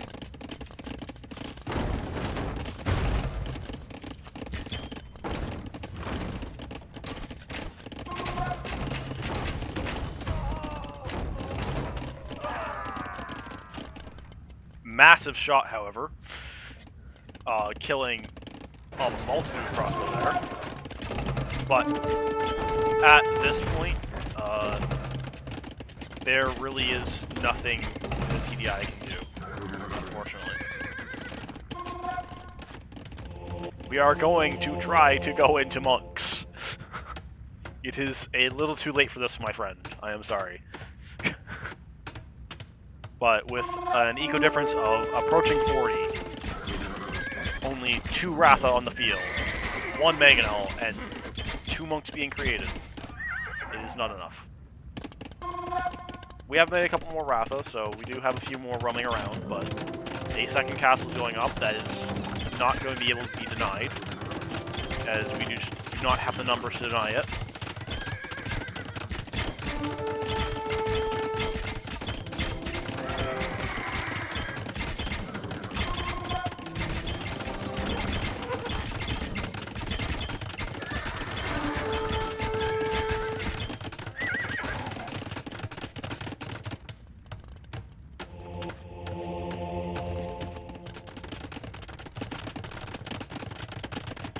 We are 42 villagers behind now. And we are also well behind on army as well. Stone walls being built now. I like the stone walls in the middle of palisade walls. That is rather interesting. And the GG is called by TDI.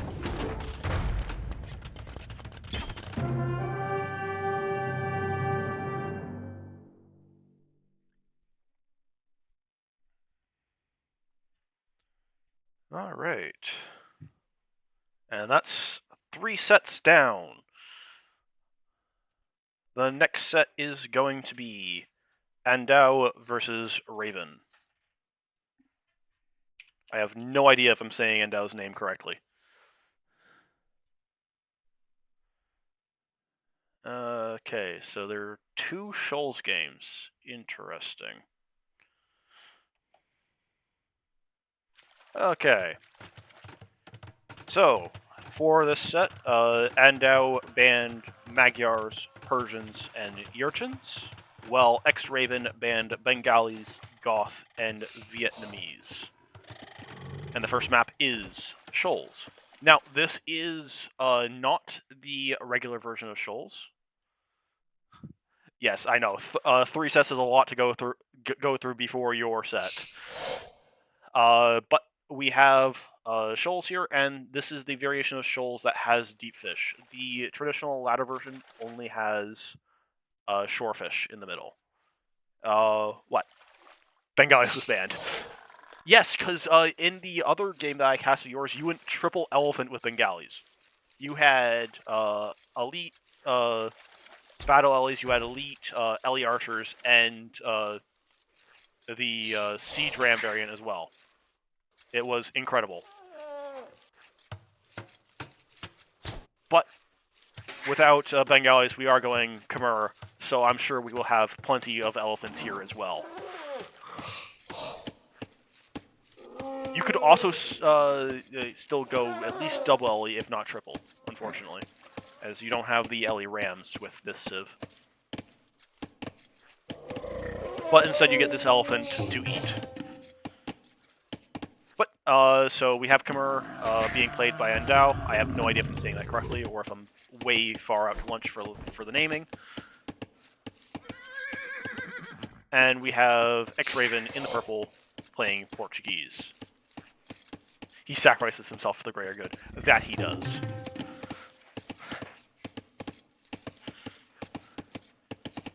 But for now, we're just going to push in our deer. On Shoals, there's only the 1 elephant. He is all on his lonesome for now. But you do start with, I think, 5 or 6 deer. Unfortunately, both players have already pushed in their few deer, so I don't actually have the full count. But you have either 5 or 6 deer, your 1 elephant, and then on this variation you have deep fish. So you should see docks going up, and we do see a dock going up for Andau. X-Raven is also going to go for a dock after this house, most likely. Now, one of the things you can do in this map, Andau's is a little bit rough for this, but X-Raven's map is a great example of this, is you go for this deep fish first. You take this one, and then that way in Feudalage you're taking this one, which is under the sea tower. That way you're more protected in Feudalage if your opponent decides to go for an aggressive water play in Feudal.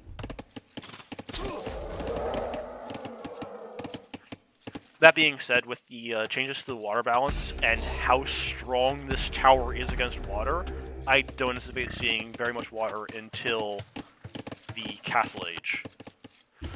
And maybe even later. But for now, we're just going to eat our elephant and our deer, saving our water buffalo for the end. And Raven is also going to bring in his elephant now. Yeah, just kind of chilling through the Dark Age. Another thing to note for this map is that you only have 2 tiles of two tiles of gold in your base. so you have to expand to the gold on the side. Oh, it's going to be a restart, isn't it?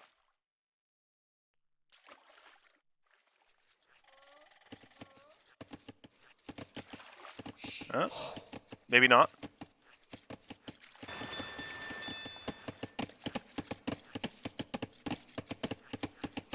American flag needs to be in the middle. Why? for the Navy.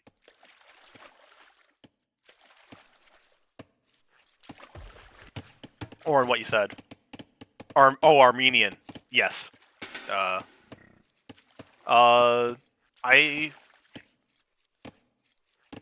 know at least one of you guys has Armenian on your like if you go to AoE Leagues, it shows up as Armenian.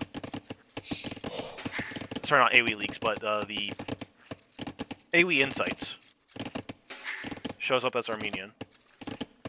Oh, you're both Armenian.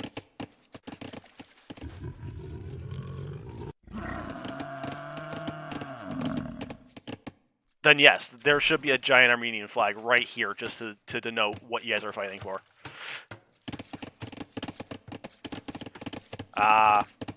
Makes sense.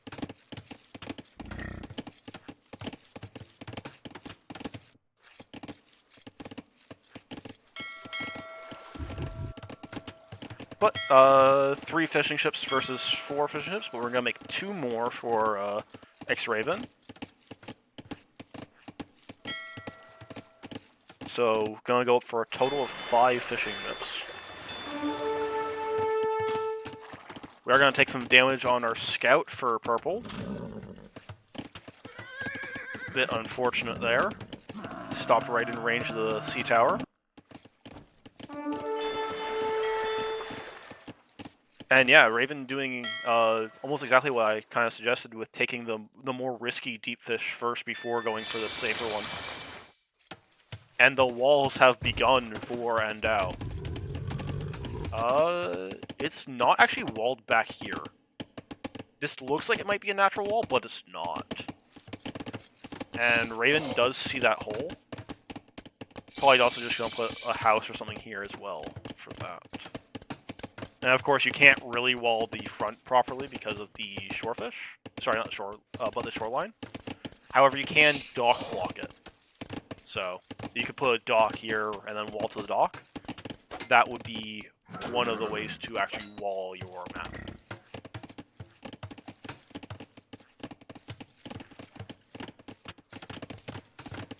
But we're going to get some walls from Raven as well. Market, blacksmith, it's a fast castle. Khmer, not needing the buildings, could have gone up if they had the gold already, but they don't have the res quite yet.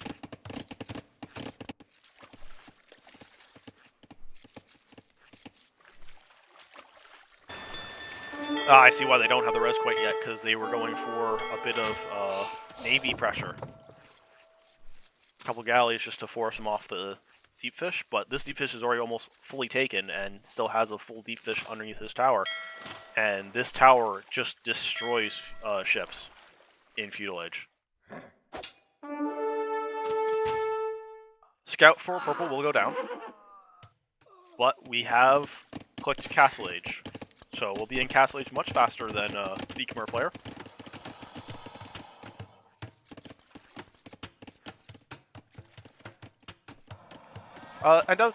Is there a reason why there was 2 wrecks for shorelines? Or was it just that copied one of them?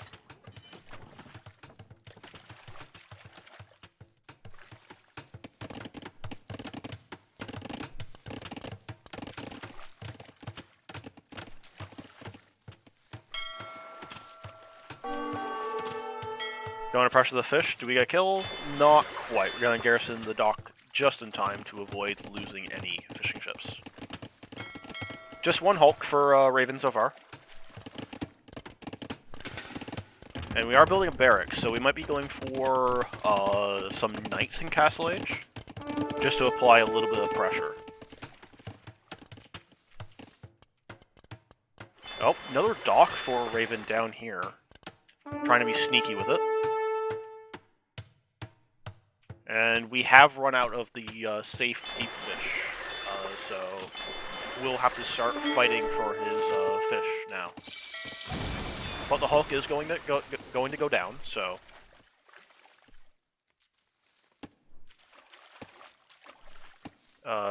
yes, he does. He just got it recently, but you would see it. Actually, no, you can't. Captrace does not show it yet. Interesting. Well, I did see it come in, so I know he has the first one. He hasn't gotten the second one yet. But yeah, I guess Captrace hasn't. Oh wait, no, it's down here. So yeah, you can see it here on Capture Age. It's kind of weird that it's not with the rest of the ecotechs, but he is going to go for some fires and use the timing to have the stronger navy. But as you can see, this tower deletes navy.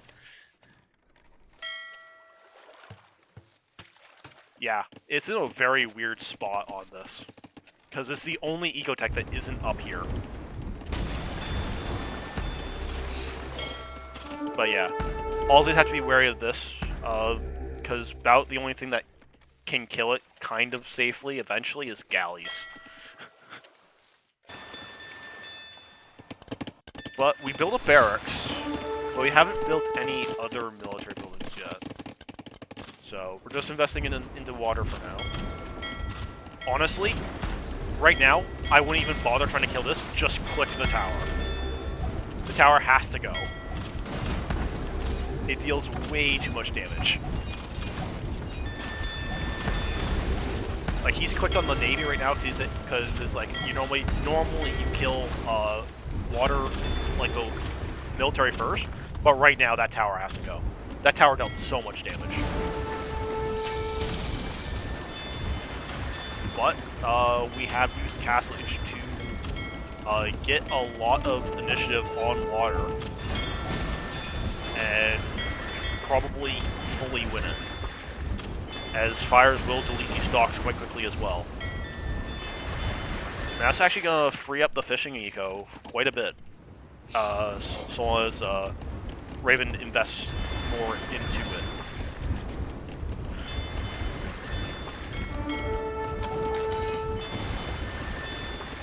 Warships get cancelled, then we're just going to TC the gold.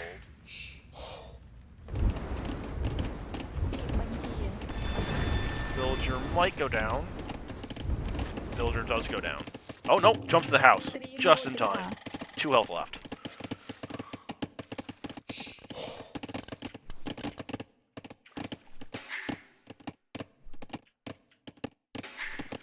Gonna do a safe TC for Raven.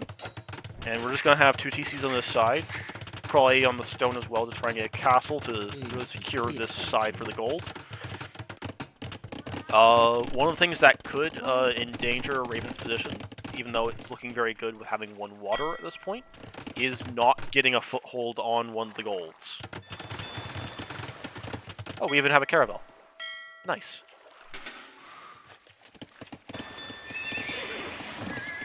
We have a singular elephant for Andao. It's that one right there.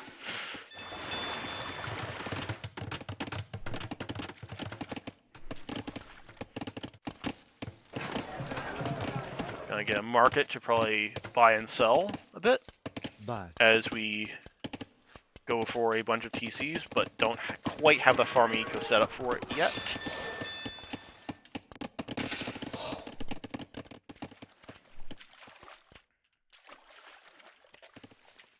I'm not a huge fan that Raven's still investing more into water. Like, yes, it's only 3 caravels more that he invested. But I'd rather just see it invested into fishing ships. Actually, I wonder. Because a lot of civs have the demo, because the demo hotkey and the fish hotkey was the same. Portuguese don't get demos, because they have a unique ship. that needs an upgrade. And I do specify that you need a unique upgrade to go with unique ship to miss demos because of the UI, and that's why they made that change. But I wonder if the Caravel is the same hotkey as what he uses for fish and chips. And these came about because of that. Because he had already won water by the time he was making these Caravels. And if you have this many fire ships, you don't really need 3 Caravels. So that's kind of interesting. Scouts just keeping an eye on this gold to make sure that any expansion is at the very least seen, if not denied. And a 4th TC for Endao. And beautiful farming eco that only the Khmer can do.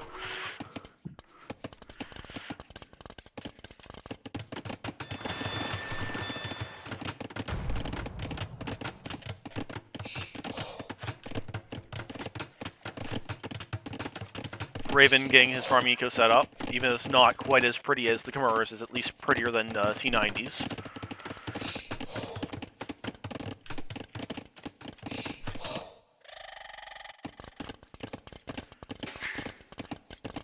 But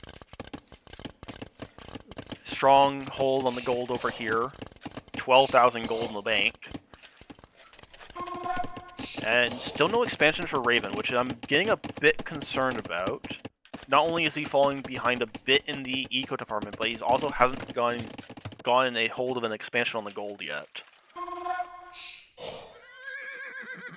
So, milling the deer.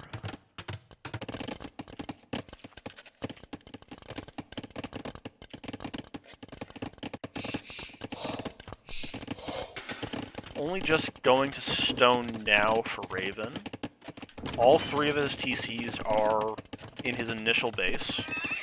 We're going to start building stables, and we built a second barracks because we forgot about the first one.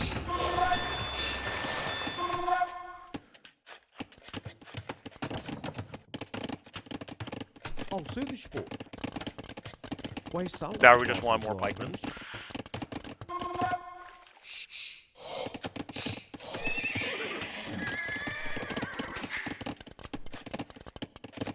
So not very much gold income for Raven right now, which could become an issue for him in the near future. We're actually going to get armor for our pikemen as well. That is rather interesting, actually.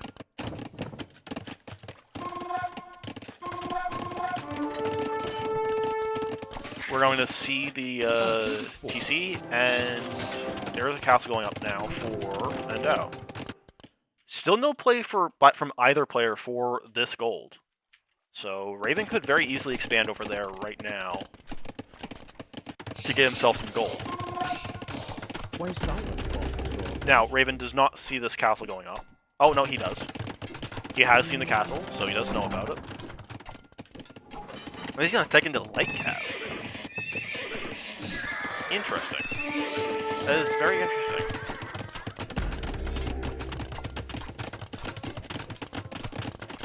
Meanwhile, Endao's just gonna go up to Imperial Age with 20 more villagers.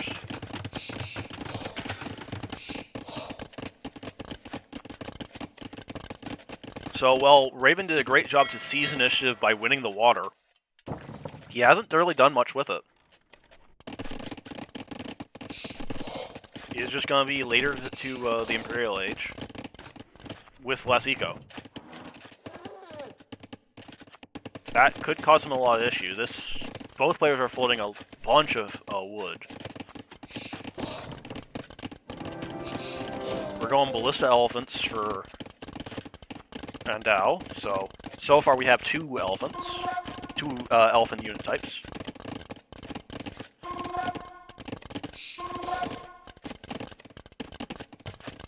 Meanwhile, we've teched Light Cav, but haven't made very many, and this castle could pose a lot of problems very shortly for Raven. As Raven is still waiting on a second building. That's going to be this university, which is not being slammed up by a bunch of villas, only 2 villas. He's gonna build the castle on this side, but it's gonna be a massive early Imperial put. Oh, you should just keep building this. There's no need to run away. It's too fight them. And you have army here. Like even if you didn't have army here, you could fight that off with the villagers.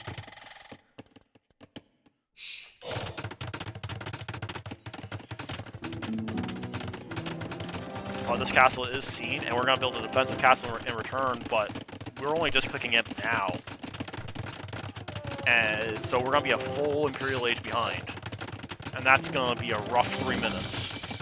As there should be trebuchets incoming right behind this. These need to be on gold. Oh.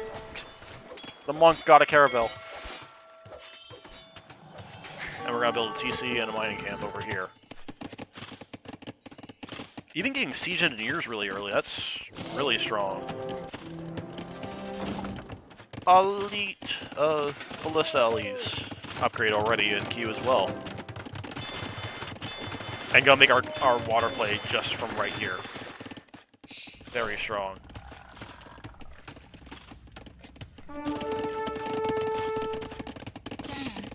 We're gonna take the opponent's stone, which is outside their walls. Going to get a defensive castle up here.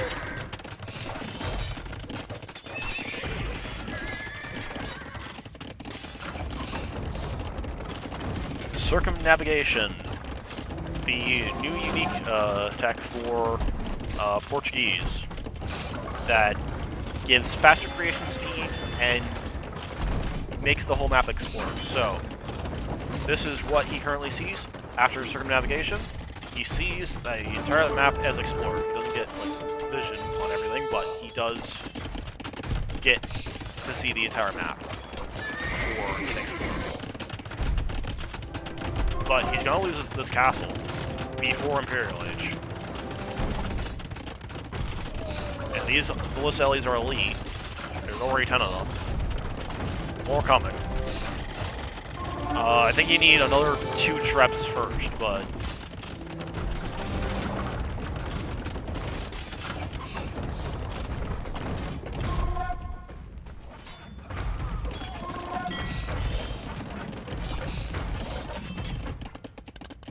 Devotion, just in case our opponent decides to go heavy into monks to counter our elephants.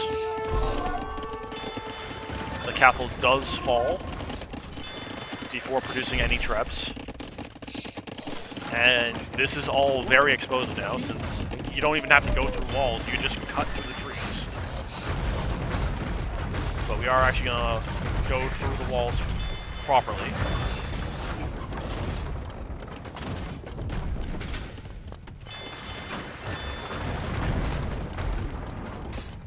We're just gonna march right in with a bunch of elephants.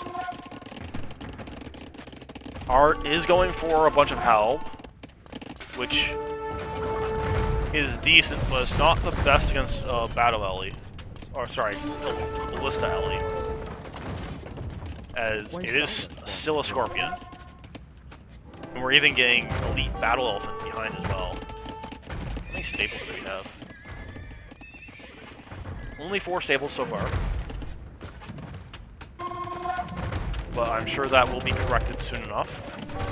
And the main defense is probably going to come from bombard cannons.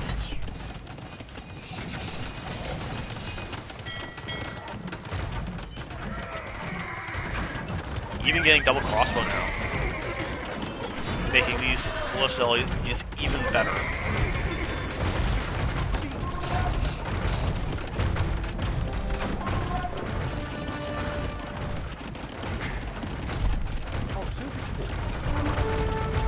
Oh my goodness. The Trebs are targeting the TC and hit that bomber cannon. Completely unintentional.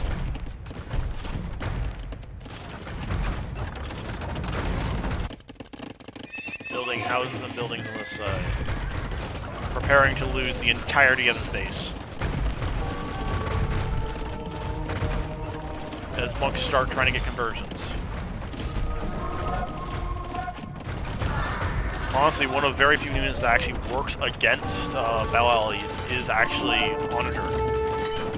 Like even like Bomber Cannon's not very good against this unit. You really kind of want Onagers to try and flatten them.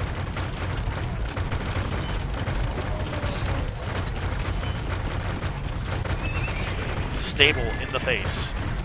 Stables in the face. A very chunky army is coming out.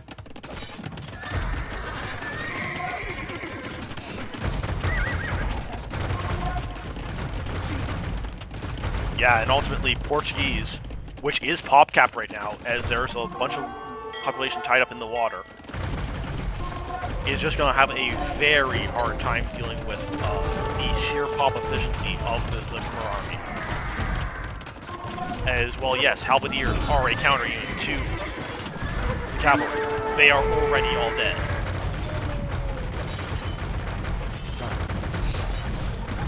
They vanished in the blink of an eye.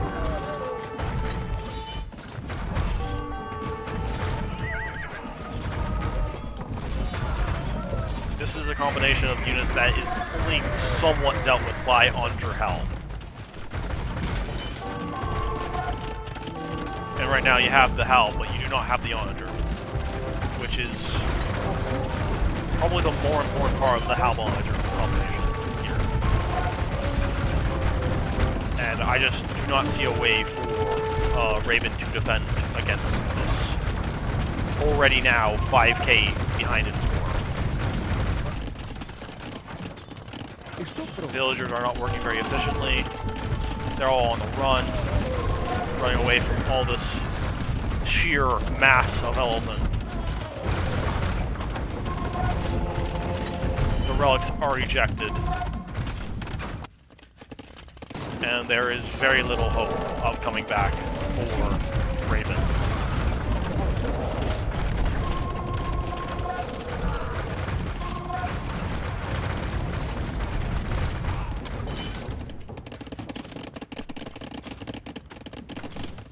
There's unfortunately not very much else to say for this match, as it's basically over, as the Portuguese player just doesn't have the units to deal with Ballistellis. Ballistellis are one of the strongest unique units once they are... Show how many techs you got? Yeah, sure thing. You got all the eco-ups that you get, other than like banking and caravansary, which is only useful in team games. You got Blast, you got Bodkin, Bracer Chem, mostly just for your castles. All upgrades that pertain to elephants. Just siege engineers, no other upgrades for your siege. Warships, so you had the first warships upgrade. You got Faith. I saw Faith come in, and it's like, yeah, you're rich.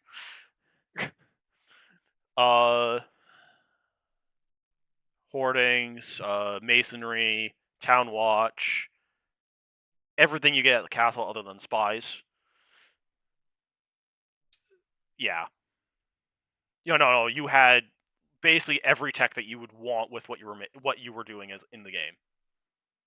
You had all the techs. Honestly, the Portuguese were also pretty good with techs for the most part. Like I said, about the only thing that you can do against Ballistellis is Onager. It's one of the very, very few units that actually trades well into it. And Hal Onager is probably the only thing that could even possibly make a dent in the army that you were going for. Because it's not like Portuguese get SO. Because really, SO is like the one thing that could kill your comp.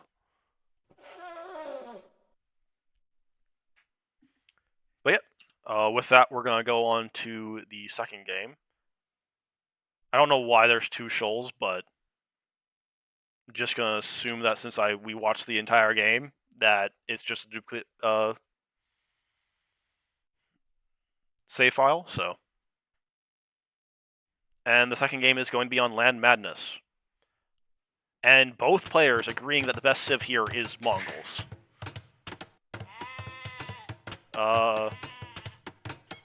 Were Magyars banned? Magyars were banned. Okay. So yeah, this makes sense. Yeah, Magyars, Urchins, Persians, all those are banned. So I can definitely see both players going, yeah, Mongols is the best one that's left. Honestly, I don't mind Bulgarians as kind of a discount Magyars. It sounds horrible, but they kind of are. Discount Magyars.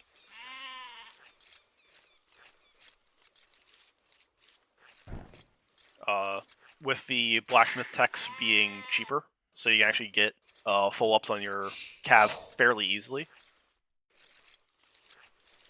Other civs I would like here are Tatars can actually be very good here, because there's actually a decent amount of hills, and this does often go to CA.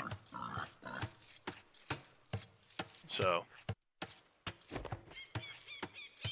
Berbers as well, especially if you think that the other player is like going to be going Mongols. Like, I think Mongols is the best civ here. Oh, Berbers is still available, and then you have the counter pick.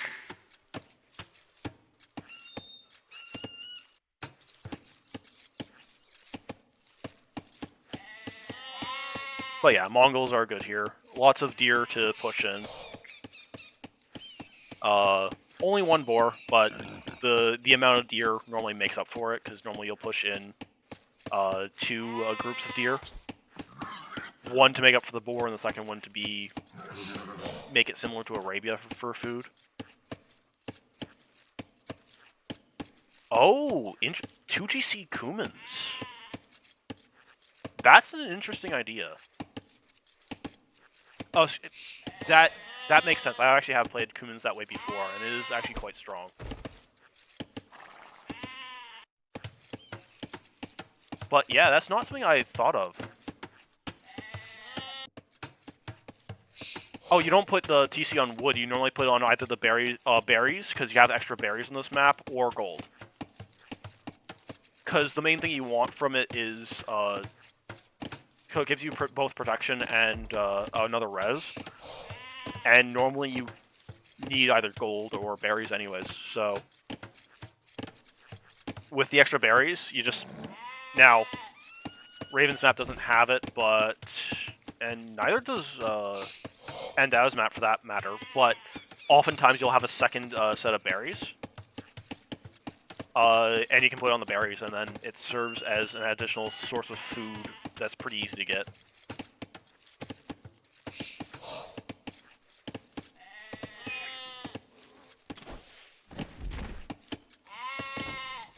Yeah, because most of the time your wood is walled in anyways, so...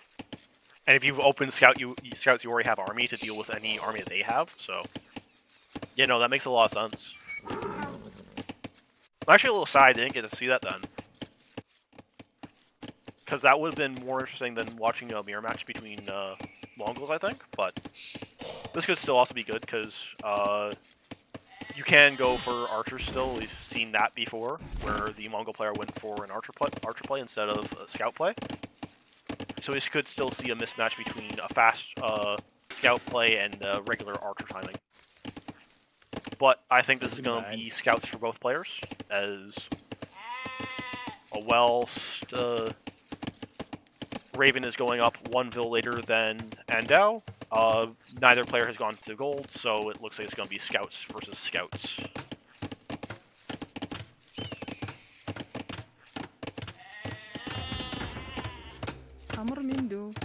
And I just ran out of water, so after this game I'm probably going to go get myself more water. I talk a lot for my job, and now I'm also talking a lot after work. My voice will hate me tomorrow. But that's tomorrow's problem. Well, yeah.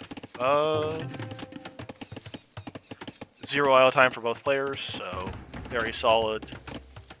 And are going to wall in the wood. Wood is already walled in.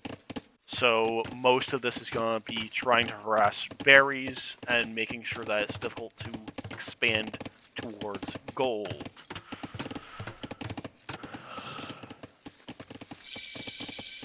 the other thing that could be a thing to watch out for is an overchop. Endao has actually done a really good job at walling in a way where an overchop is very unlikely to happen, but we already see a possible overchop here for Raven. So this is something to watch out for, especially when playing in scout mirrors on this map, is to make sure that you keep refreshing, because one of the things you could do here is build a palisade through the corner, like Raven's doing right now, actually, to make sure that that overtop doesn't end up happening.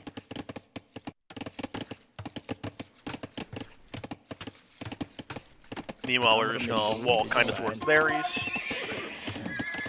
Just make some scouts to get up to a decent number, and then we'll go across to see what we can do for damage. Now, since both players have walled, you're probably not going to find a ton of damage. But you do have to go to gold at some point. And that can be a rather dangerous affair with how this map goes. And we're actually going to see the wall to the edge, which is a thing on this variation of the map. Some variations have the rock terrain on the edges as well to prevent this, but this one does not. So we could see not quite a full wall, but something very close, and we don't quite dive into the TC. We will take a poke from one of the spears, though. Now, one of the interesting things that I'm wondering is how deep into feudal do we go? Because you can see extended feudal on this map sometimes. And we are going to see an archer range being added by Raven. But we're still not going to gold, so this is probably just for skirmishers rather than archers. And instead of adding a range, we're going to get a blacksmith and go for attack upgrades on our scouts for Endao.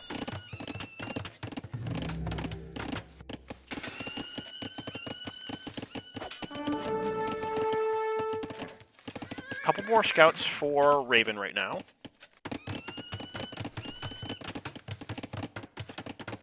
So Endao is a bit behind in army numbers, and is going to extend to the second lumber camp.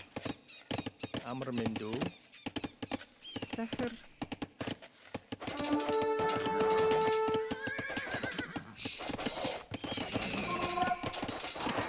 This fight is honestly not terrible. We actually managed to take a good fight, partly because the villagers were there and taking some hits for our scouts, as well as us having the attack upgrade was really nice. Oh, you thought you already had a range? Oh! That's a little rough. Because, unfortunately, we do not yet have a range. Timo.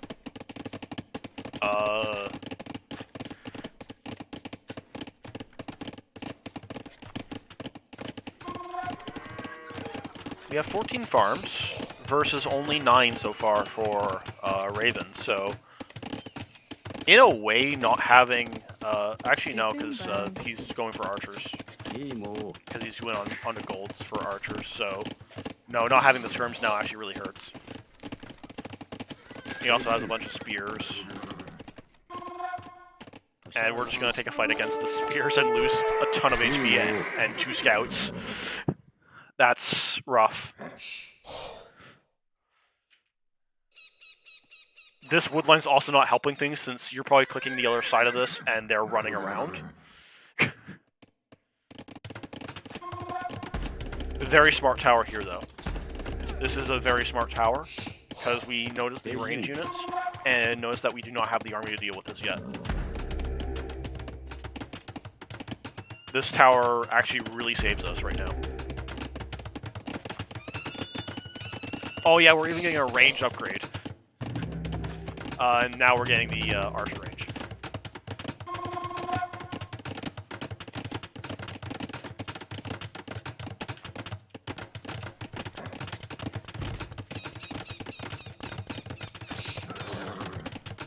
Might have to retreat some vills from this one. Villagers will swap to the other side for now. They're actually going to leave it entirely.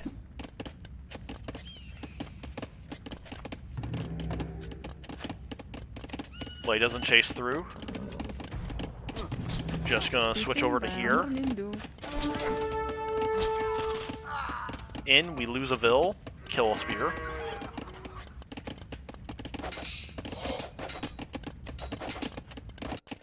Market going down because we're thinking of the next stage.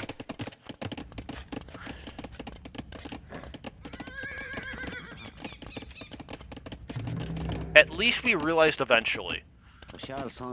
Rather than going the entire game going, where's my range?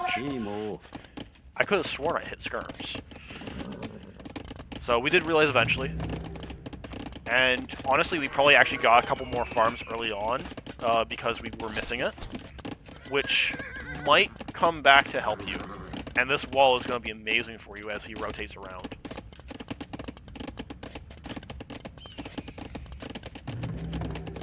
Where are the skirms? Ah, the skirms are over here now. And we are going to be a little later to Castle Age, but not by much. Should just kind of force drop. And up. Alright. Oh, the spear... you're going to get a decent fight against these if he commits. He doesn't commit, so... Not too bad. But you don't really want to follow too far, and we do retreat.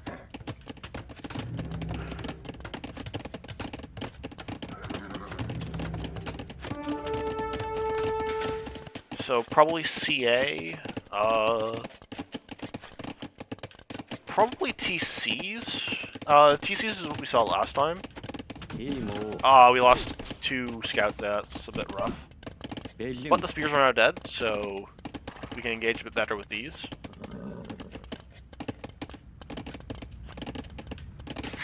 One of the things I like doing that I know a lot of other players don't is actually continue making scouts on the way up, which you actually have another scouting queue. And the main reason why I like doing that is because you can actually have a pretty decent power spike by going light cav. Because light cav gives you 2 attack and 15 HP. On top of bloodlines or scout, light cav in early Castle Age is hard to fight against if you have a lot of them.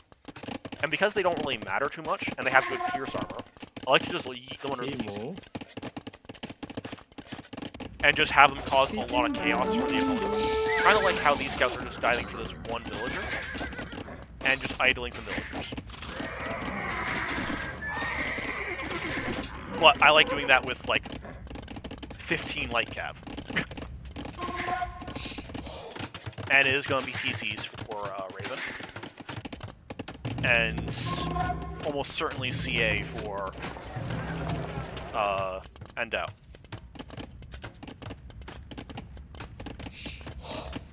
But yeah, it's something I don't see very many other players do.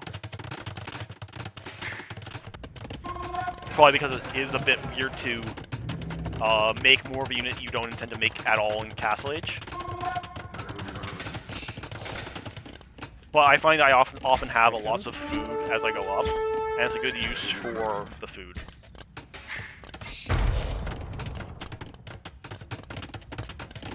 Okay, good. Because that looked like a mass grab. I was worried that we were going to delete one of our walls over here.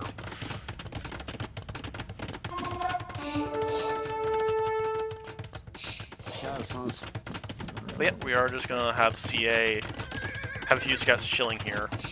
Honestly, I would like to see these scouts either like take the weak one and put it on auto scout, or kind of see what your opponent's doing. Like that way, you get the information on these TCs, which you don't have right now, because you have not even seen your opponent's base at all. So that would be a great use for these scouts. Actually, you did upgrade them to light cav. Interesting. I'm not a fan when you only have 4 of them to do the upgrade, but you'll probably make more later on, with it being Mongols, but just one of those things where resource allocation at the time, probably not the best at this point, but not terrible either.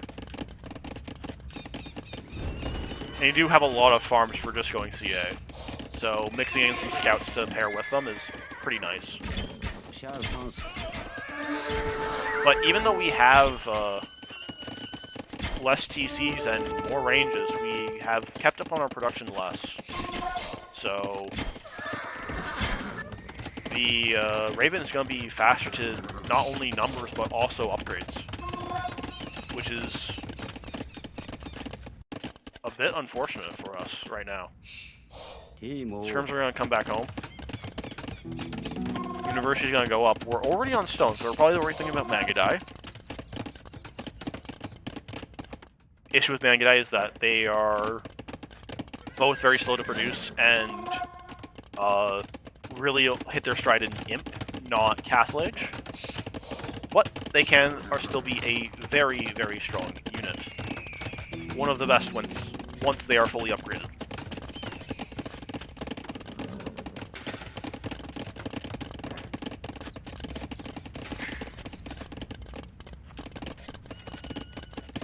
Ballistics now coming in for Orange, but Ballistics is already in for Raven.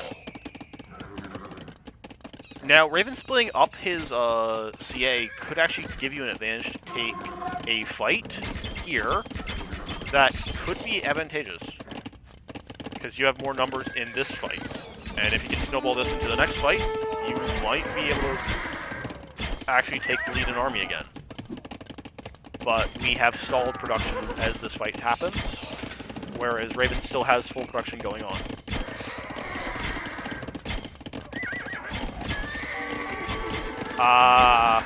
That's fair. Tilt happens to everybody, unfortunately. It is part of the game, sometimes, unfortunately.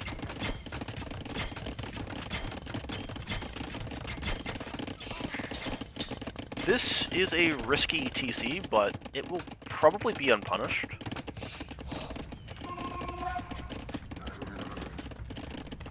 But this game is currently very solidly in Raven's hands, even though the score does not quite reflect it yet.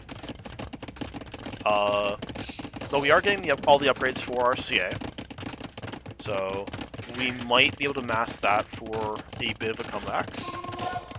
But we are, at this point, 20 vills behind, and we are also behind on army. So things are a bit rough.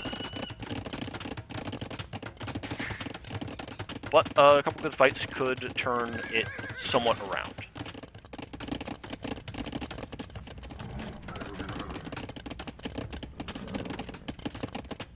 But I think we're also a bit more... no, damage is about the same on our units.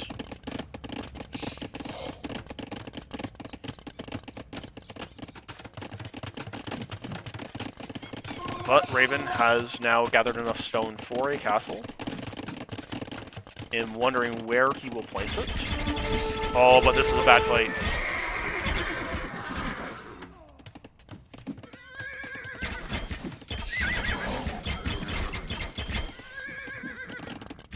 Where's the rest of our army?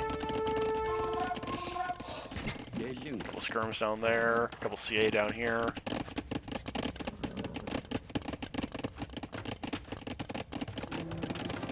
God's gonna go nicely on the hill in the middle of the map. Make it really hard to move as Orange. And we're also gonna be much faster to the Imperial Age. Managed to get some villa kills over here. I'm not sure Raven has even seen this yet. Nope, he has. Does garrison the Ville. This castle will go up.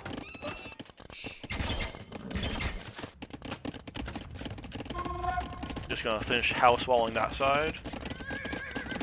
And these CA are gonna make our life a bit painful.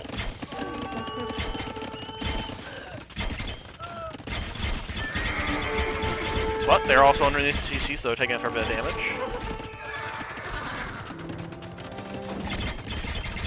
But it is also just buying time for that castle to complete. CA are sneaking around.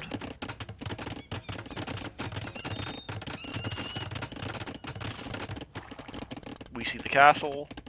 Imp is on the way. For both players, actually. We actually clicked faster for and out, so... But we do not have a castle. We are actually going to slam a bunch of villas onto stone to try and get a castle.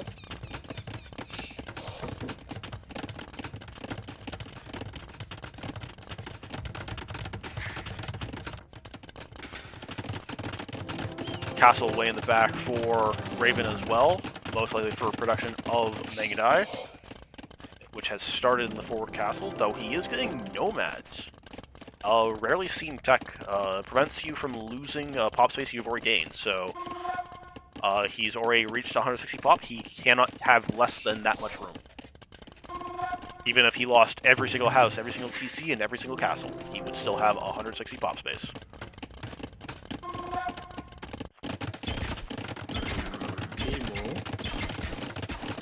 Killed a monk there.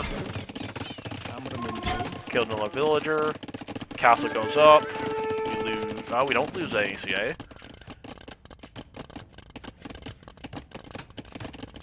But with no castle and no siege workshops, it's going to be really hard to push this castle before Trebs are out for Raven. Kill a couple random light cav back there. Kill another villager. These four have gotten a decent bit of damage. 16 kills. Most of those villagers. It's actually brought the vill difference from 20 back to 10. So these 4 CA carrying Andao back into this game a bit. Oh, but this raid is going to be painful.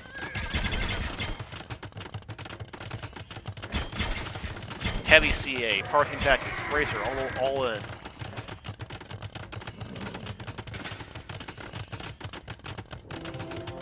Siege Workshop Castle, we're going to try to push this castle down. Heal up all our heavy CA. And honestly, this game is pretty close, actually.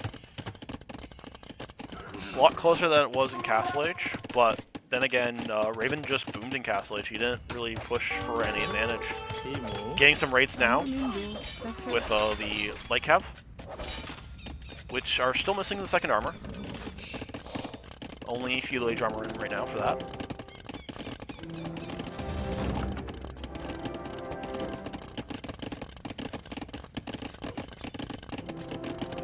We do need Siege to start coming in for and out to keep him in this game, however. And a second castle.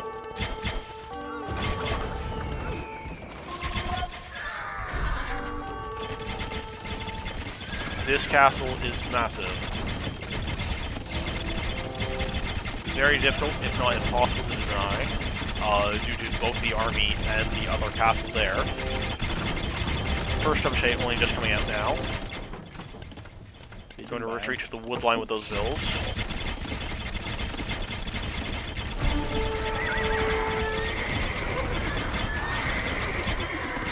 Heavy CA are better than regular CA, but Mangadai are better than Heavy CA. But these Mangadai are not yet elite Mangadai, so not quite yet.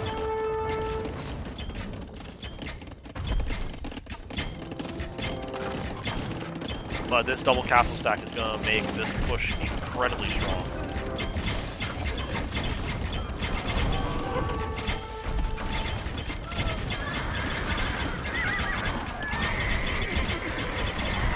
Stack versus stack, and unfortunately I think the purple stack is winning this fight.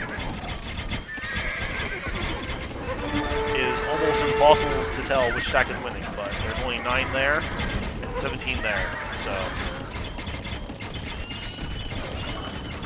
Unfortunately, that was almost the entirety of Orange's army. We have just a single threat. And I have a feeling it's going to be called not too long. They're going to try and build a castle up here.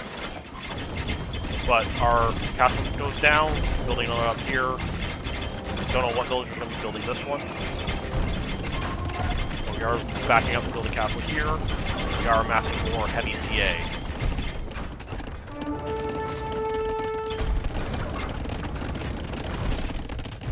But our eco has... our eco is actually pretty close. But it's going to end up being eventually Mangudai versus Heavy CA. And unfortunately, the Heavy CA are just a bit outclassed when it comes to facing the Mangudai.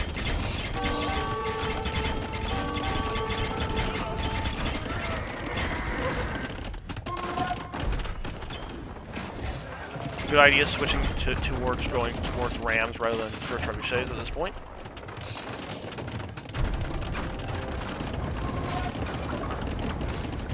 But another issue is gold control. We have very little gold income at this moment.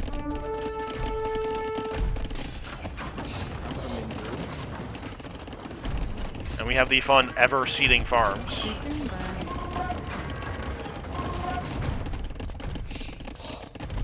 Oh, he doesn't build it again. Nice. Oh, no, he did build it again.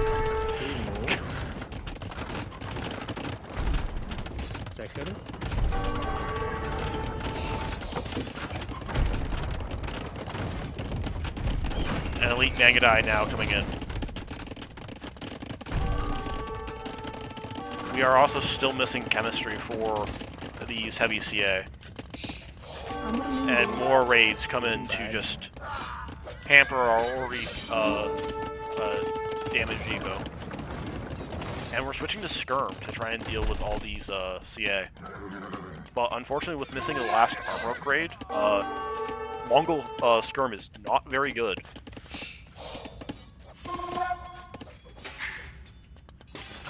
And this castle coming up is going to deny even this gold as well. This castle will deny this gold. As the sheer map control from Raven is just suffocating Orange.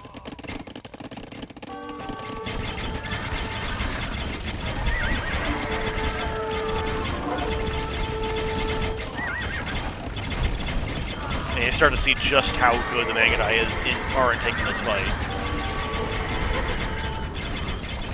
8 damage versus 7 damage. They fire fast, they have less frame delay. They have bonus for siege.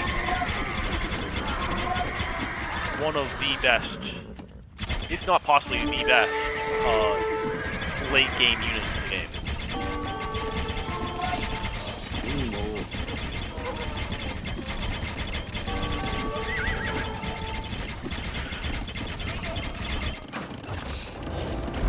And a push going in on the castle over here. We have some knights from Orange.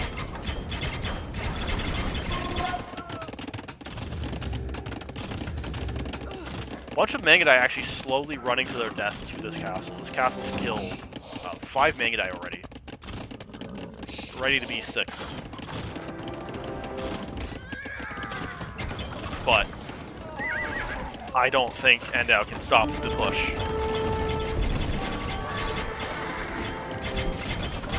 We just don't have the army. And the GG is called. Now, those were 2 really good games, actually. And we still have 2 more sets to go. I'm going to very quickly step aside to go get some more water. I will be back in about a minute.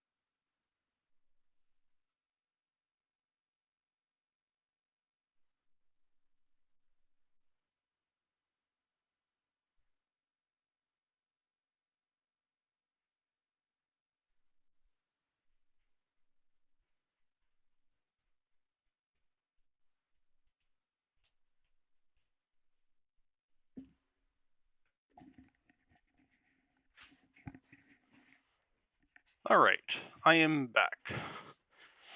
Now with more water.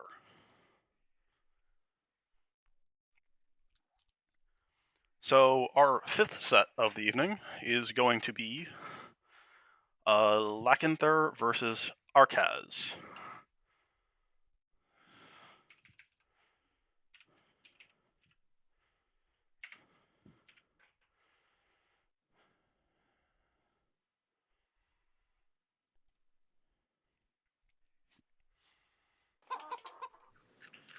Okay.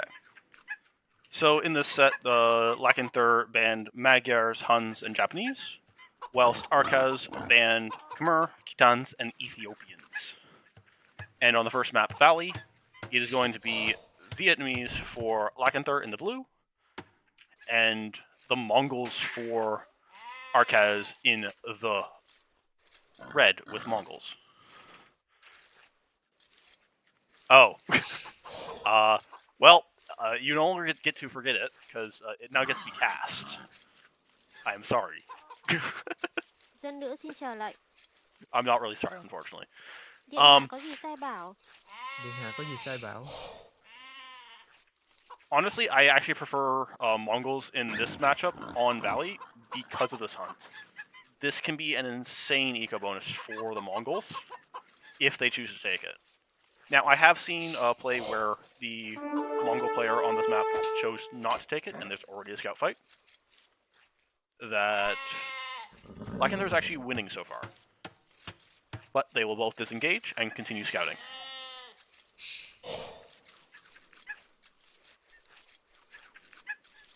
Yeah, Ghost, you can't stop me from casting any of your sets. They will be cast, eventually.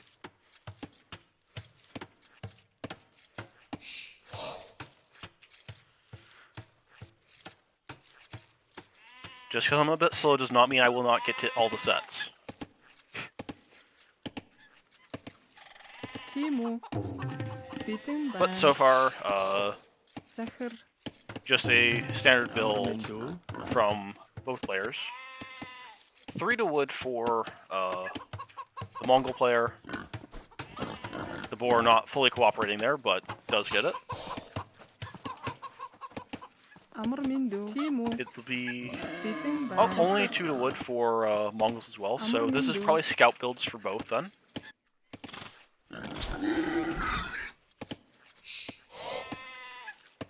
So we'll see if this is like a super fast up for the Mongol player. I sort of doubt it'll be a super fast up since there's not the deer to push as there is like on Arabia.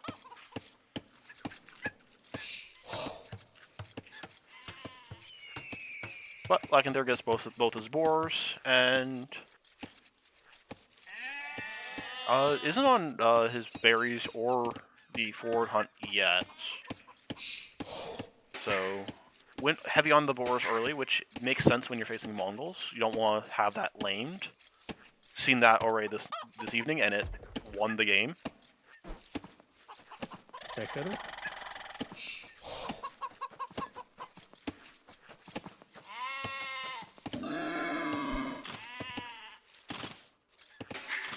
And that's both boars in for the Mongol player. And blue is going to push a deer from the middle. This is probably the only deer that he'll push in this game, unless he's already managed to sneak one in while I wasn't watching. And the Mongol player is going to go for the hunt. I do quite like this. I also like that it's off to the side, so it's unlikely to be seen by the Vietnamese player. Because there's 2 ways of doing this. You can either try to sneak one off to the side, or you can try to go up the middle and just say, I have my barracks and my production right next to me anyways. And maybe even a tower to help deal with any aggression there as well. Timo. Now these are selected as fishermen. I kind of... Mongols is like the one civ where I would say don't do this. Because it is the one civ that actually gathers from these bunnies faster than the fish. It is the only civ where that is the case, actually.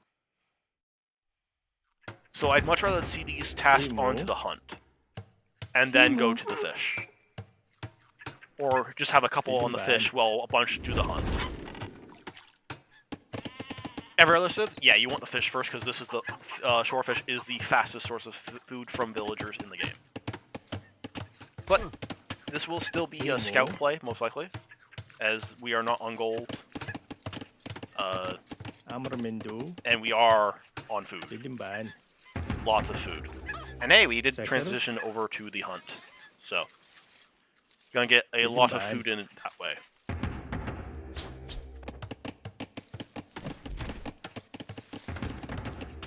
And it looks like it will be scouts for the Vietnamese player as well.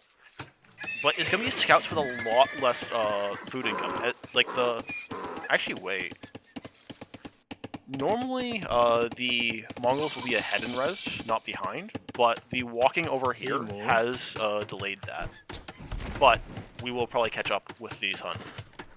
Actually, did we scout this? Oh no. That's so unfortunate. So, one tile over, you know this is here. Unfortunately, that scout missed it by a tile, and that's gonna leave a lot of questions for like what you're not seeing at your opponent's base. So you've been unable to scout what he's going for, which really hurts because we're gonna see the scout. We could, technically speaking, notice that this wasn't undamaged, but oh, we didn't quite have this around. I thought we had this around and we were gonna kill that. Oh, we do scout this now, though. That's good. We at least know about this now. But we'll lose a scout because there's a spear here. And already pretty ahead on scout numbers for the Mongol player. While also having caught up in res, while being on more hunt as Mongols.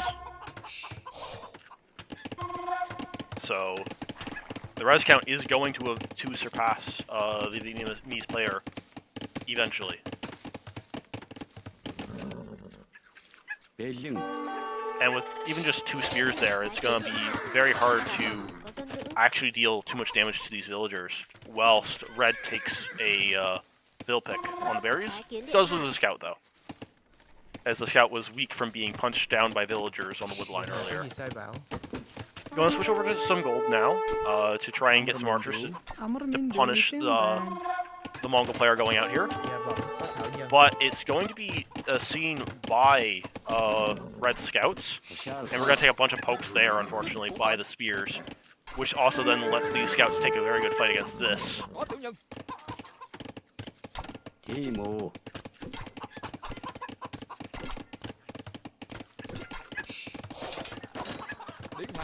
Honestly, Red should just commit the Scouts to this. Like, you could have just jumped the spear, and then you would be able to jump the Scouts as well, but still another poke on the Scouts. Good damage for Red. And these Scouts really cannot deal with the other Scouts. And this one spear is still here, so they can't get damage on the villagers either. 2 more spears for Black Panther, though. And an archer, so gonna try and get some damage, but these scouts will unfortunately get more damage on this gold. And probably get another Vill pick. And that's another Vill pick. They get 1 poke in return.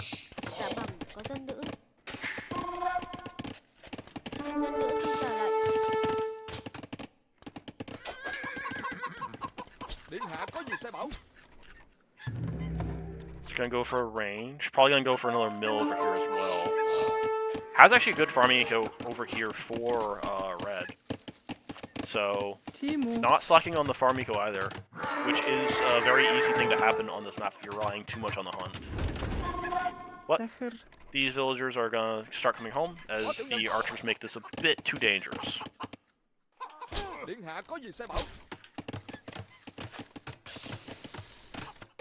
Blacksmith up. We'll probably transition to gold, actually with these villagers most likely, shortly.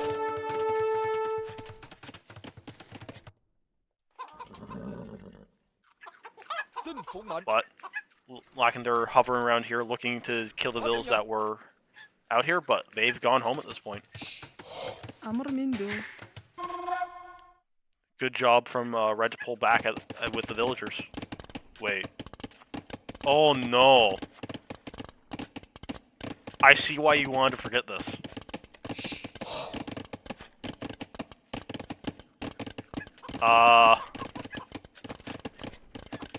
That's rough.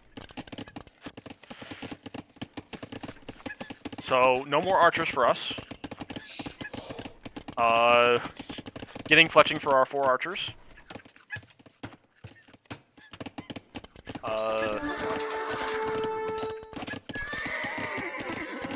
Mental's probably gone, and I will not be surprised if there's a resign shortly. Dạ bẩm có thảo dân. We have no food. We have 5 villagers in queue. So it's not that there's no food at all, but we don't have a military building that we kind of need at this point. And we're just gonna rebuild it. If you rebuild it here, I would say we rebuild it like nothing ever happened, but it's not there anymore.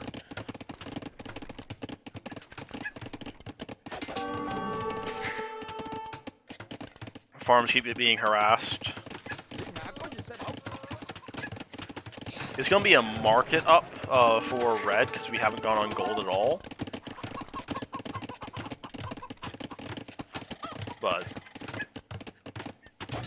honestly, this game is actually not too far gone, if not for the unfortunate deletion of the range. Because we would have had a bunch more archers to deal with this.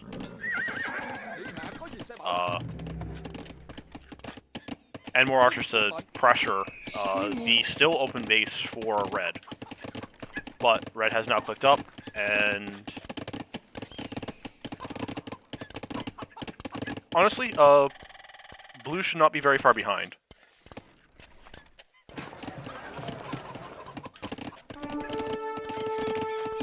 Yeah, blue is not very far behind. Vill count's actually even because of a bunch of L time for red.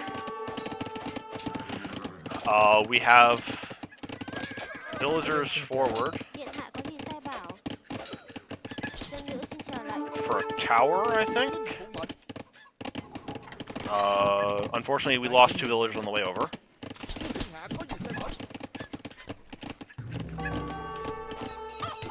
Dạ bẩm. And this tower's not going to go up because it's seen and the scouts will kill it.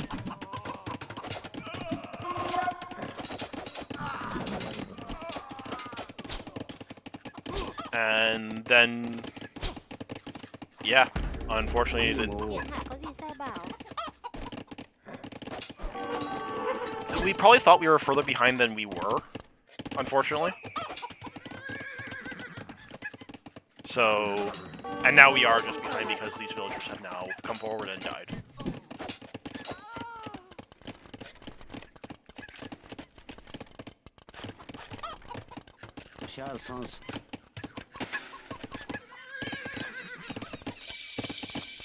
Yep, Arcaz reaches the castle edge, drops the TC, and with 2 stables is probably going to go Step Lancers. Yep, Step Lancers inbound, and that's probably a hole in the base. Dạ bẩm, có dân nữ. It is a hole in the base. Don't mind the giant hole of wall that isn't built yet. Second TC for blue, but we are going knights, 1 stable knights versus 2 stable steps, and trying desperately to wall.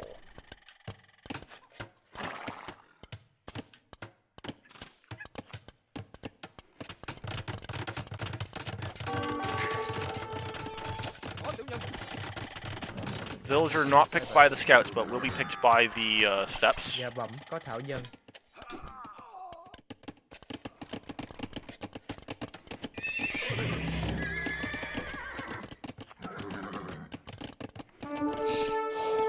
Unfortunately, this map is a little too open to comfortably wall, normally. And these, I imagine, are going to find this gold, which is going to be very painful when they do.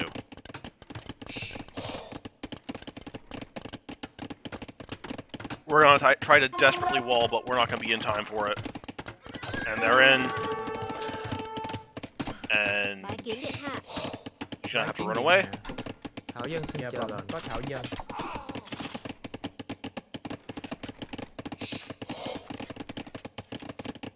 Oh, the scouts, they run under the CC, take a little bit of damage. One of them actually dies to a spear. And we're going to go in for some raids with the knights. Unfortunately, I don't know how much damage we're going to find. And very good garrisons from red. We're not actually going to take any damage other than the tiny bit of idle time from that. Điện hạ có gì sai bảo? And the steps are going to continue harassing villagers.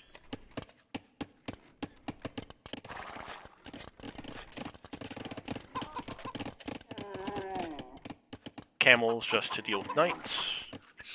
Quite honestly, I would rather just go full step, because steps can also deal with knights with enough numbers, whilst also being a much better unit for attacking.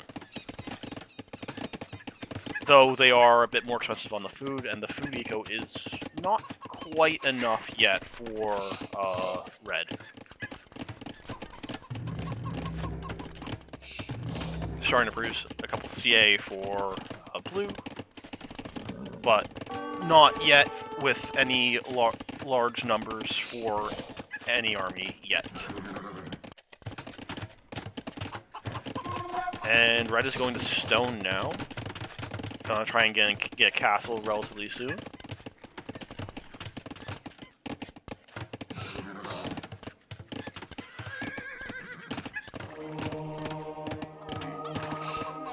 Gonna be scared away by the monk, but the monk does get a conversion.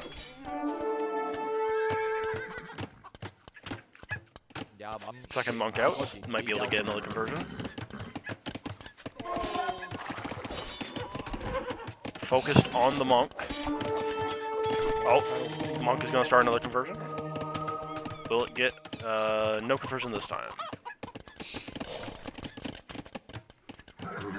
11 on stone for red. Wants that castle and wants it fast. Another stable.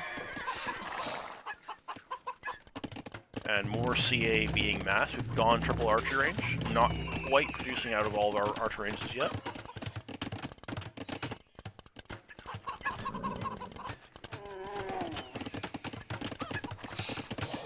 Actually going to make a couple light calves to try and deal with monks for red.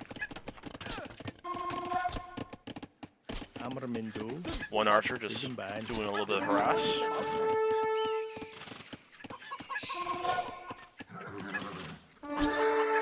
There's always a hole.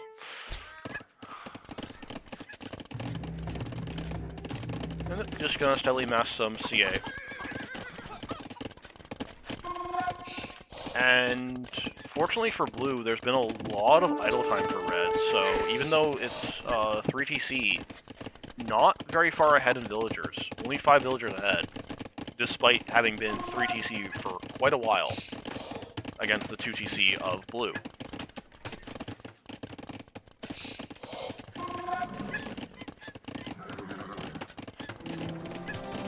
Red wants a very forward, get out of my game castle.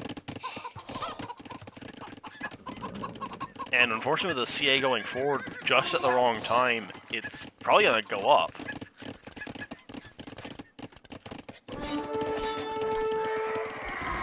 Because we haven't seen the vills coming forward yet.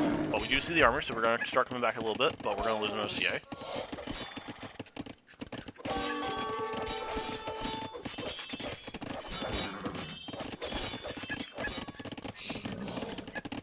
Bãi kiếm điện hạ.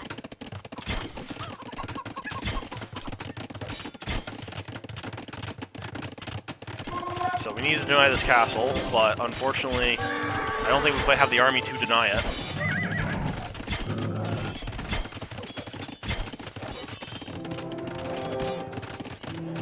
we're not going to be able to deny it, and unfortunately this is, well, it's not quite on both of our TCs. It does deny a lot of a space from us. It also just denies us 2 ranges, which is huge, considering we're going CA. The castle completes. And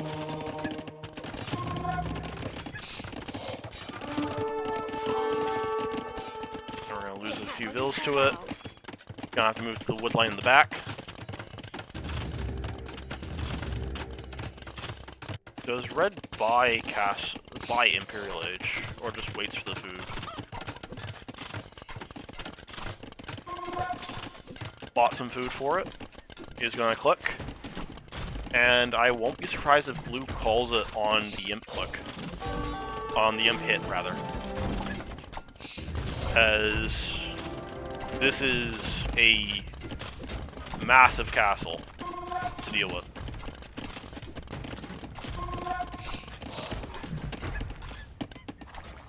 And this army's just going to circle around, and with this not being quite fully walled, they could slip into the base. They could also just very easily break some of this palisade wall to get in. Bunch of scorpions for our red. Deals with the CA relatively well.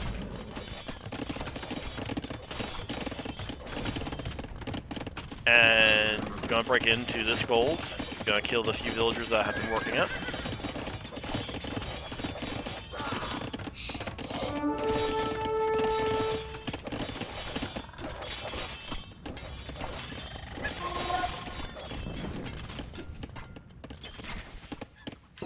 CA forward got a little bit of damage, but not very much. Just steadily breaking the houses to get in over here, which there's already a hole, so we didn't even have to break the houses to get in. Just gonna kill well, we're gonna take a ton of damage, and these are probably going to die, unfortunately.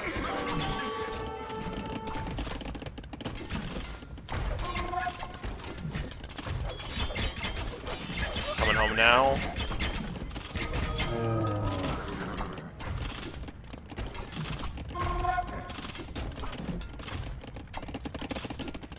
But imp is hit. It is reached.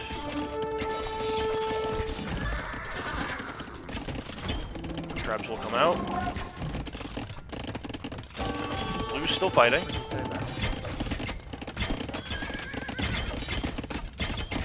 Gonna clear these light come out. But nowhere near imp ourselves.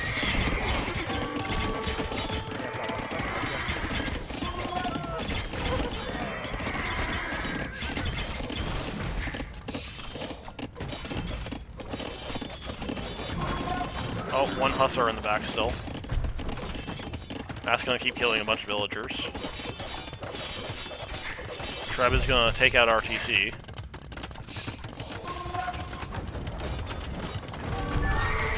Not that imp is coming in either of our TCs yet.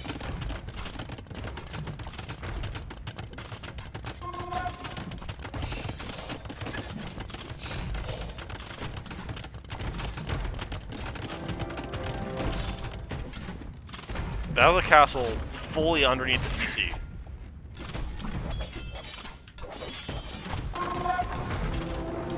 We will be reasonable and back it up a single tile.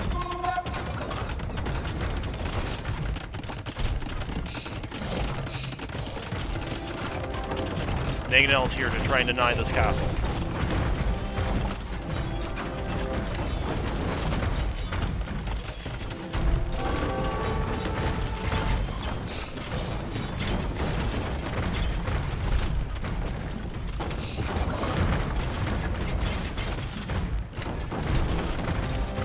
Castle is taking a fair bit of damage from the mangoes, but the TC will go down, regardless.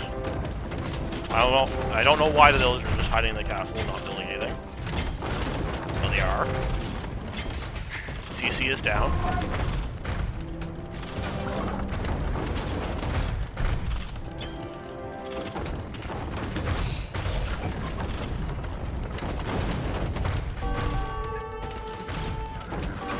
cavalry runs in, we'll jump on this gold.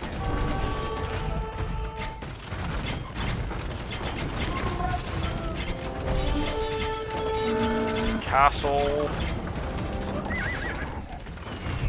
Looks like it's going to complete. Somehow. Oh wait, no. Only one villager left. And the castle completes.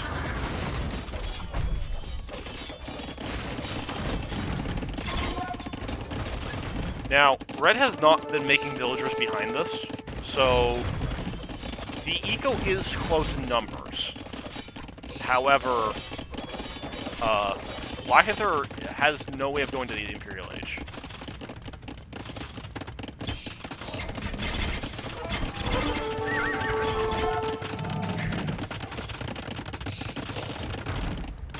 And so we'll slowly lose this game, unfortunately. Probably not resigning yet because he still has a big ball of army. But that army could very quickly die to scorpions. And another TC is going to go down.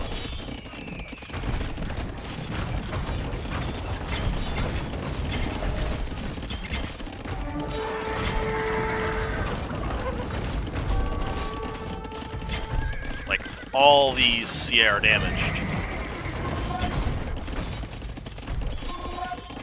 Oh, kills the scorpion. Kill another? No, only kills the one.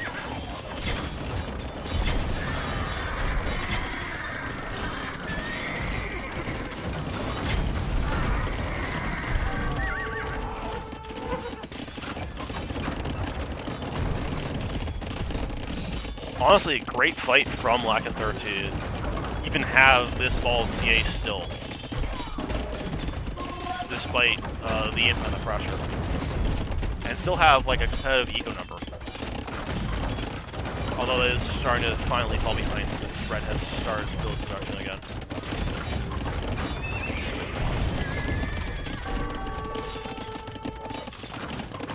Good expansion away from the pressure as well. But unfortunately, it's just not enough. And the GG is called. And with that, we are going to go to our second game on African Clearing.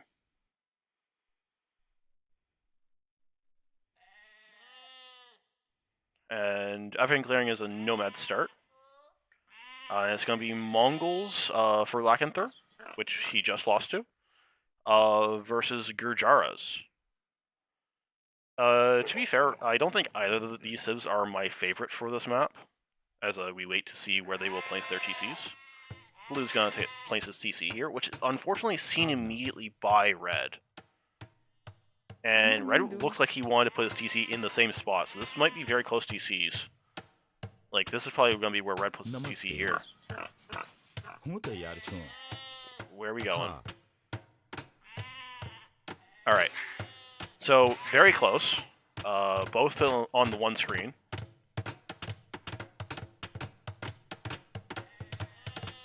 So, could be quite interesting. And both of them know where each other are. It's very important to keep this sheep. Oh, okay.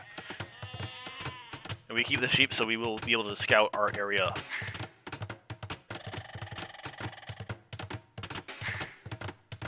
So Blue's TC should go up first because it was started much earlier.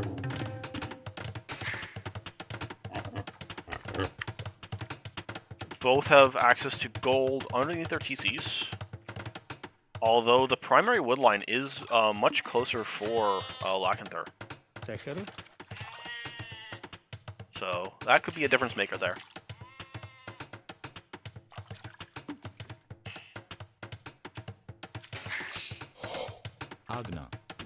Building a...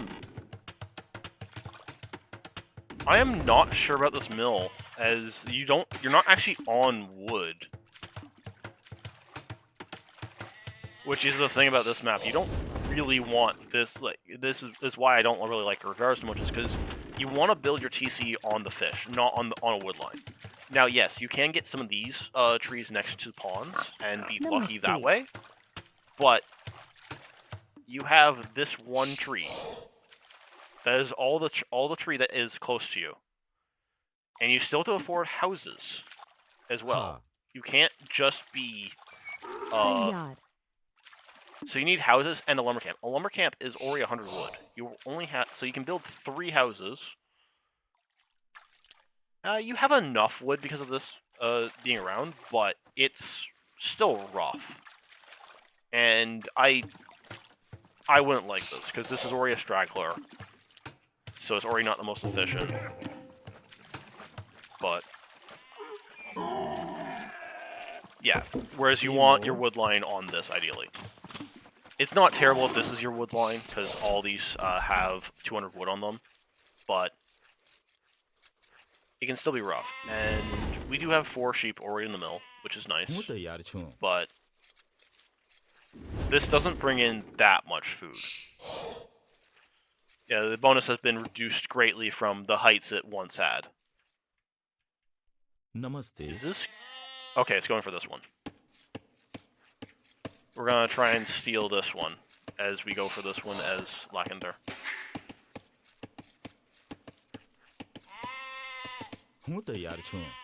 Also unfortunate for Lakenther is that it spawned the bush pigs, or the tapirs, because these only have 300 food on them, rather than a boar's 340 normally. Zachar. Or, even better, the elephants and rhinos, which have 400.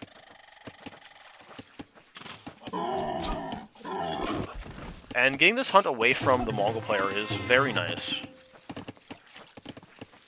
Although, hunt on this map, while still very important, is not quite as important as on other Nomad maps, because you do have these shorefish, which collect very fast. So even if you only have, like, 1 boar, it's still very easy to have a good uptime, if you're going for a fast feudal play. And a good uptime even if you're going for a castle play.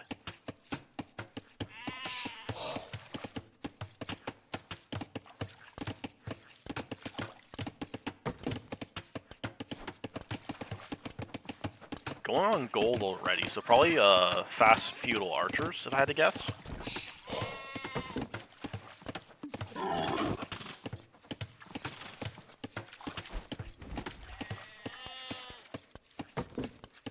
Bitin ban.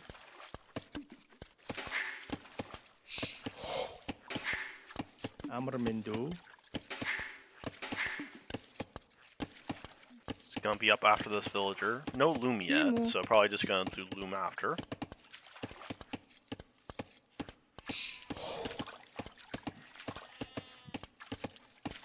Gonna long range some deer, Zachar. and send a bunch to wood.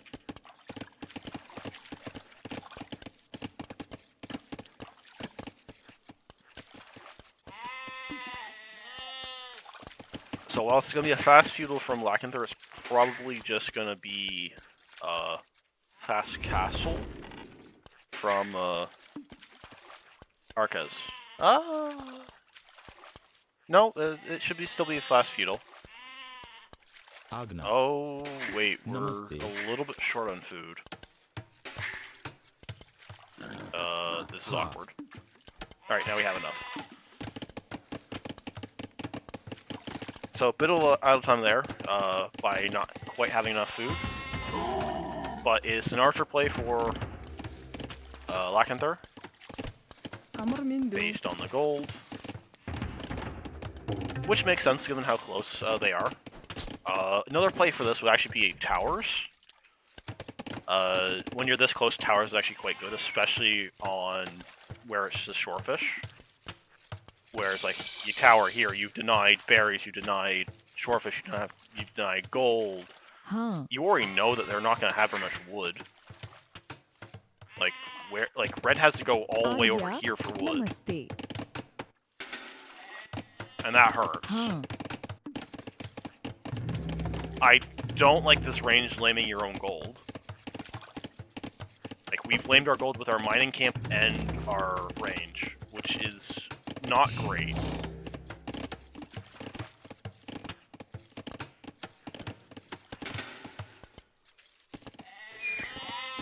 Like, we can never fully saturate this gold because of these two buildings.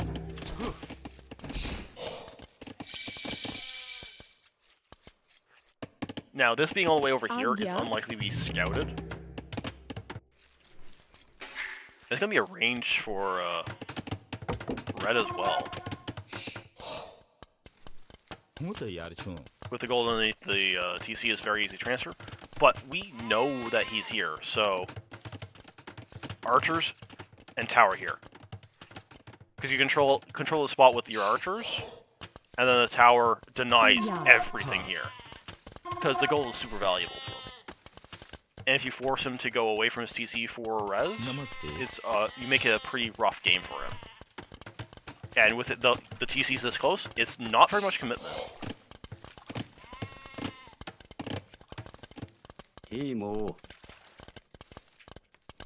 So I do hope we see that tower. Huh. But this is probably never being found. Because that's a really hard thing to scout.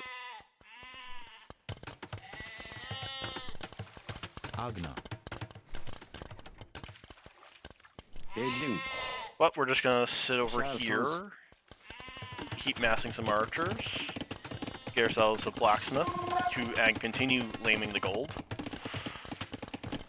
A second range. Okay, so we're gonna hard commit to feudal age. If we're hard committing to feudal age, this tower really needs to go down then.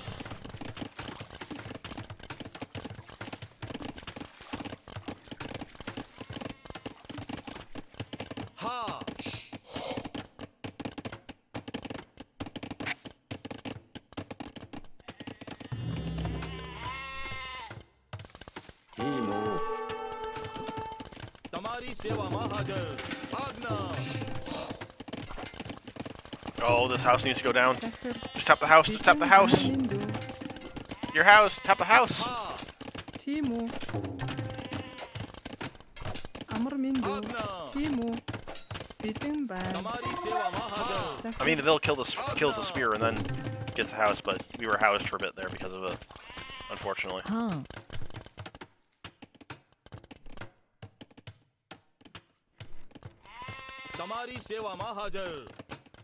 Where are our archers? Our archers are out of position. So we're gonna lose archers, we're gonna lose a Vil. Not the end of the world, but look at all this gold. Just one tower. One tower walled in, and then you make this game so much harder for your opponent. Because then they have to counter tower. You can stick your own archers into your tower, so that you're not losing Vil efficiency because of it.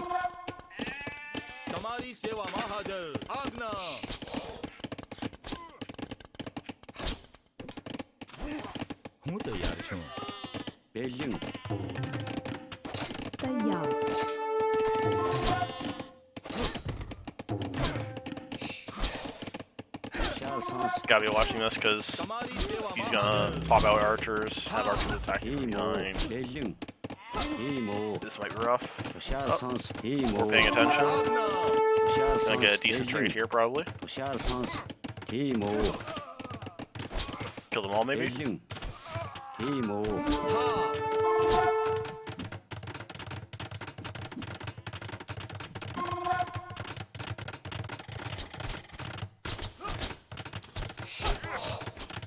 Force the tower there. Oh, forcing the tower there makes towering this even better. Unfortunately, I don't think there's going to be a tower at this point. It's one of those things where he's so spread out, he has a really hard time defending both areas.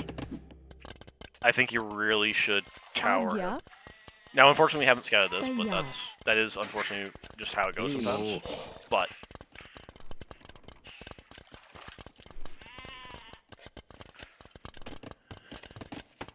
we have a lot of gold, so if we can get a market up, that'd be really nice just to go up to Castle Age.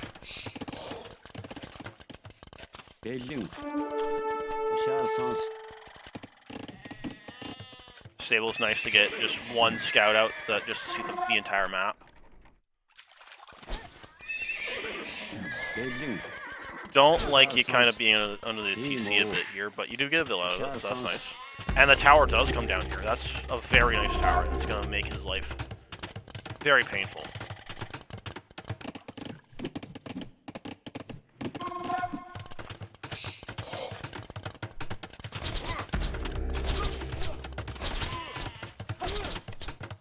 Because now, to continue, he has to go find a different gold. Ha. But one thing he was able to do is actually get up Castle Age at a good time. Probably by using the market.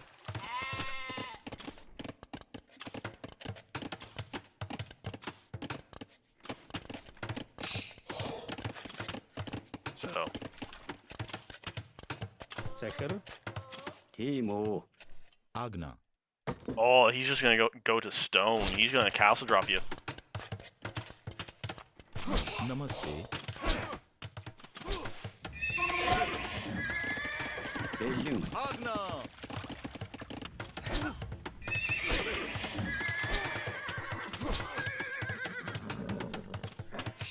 Yep, and you got the scout cab to scout the map. You still don't have the market to go up, unfortunately.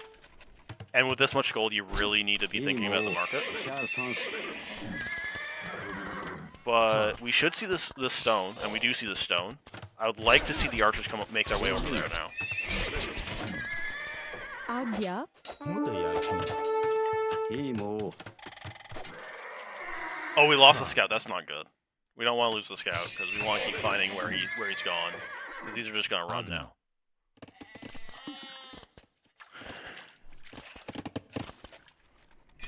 And this is gonna be Shravamsha, which will deal with because Shravamsha's camels. That's gonna make things really difficult for you.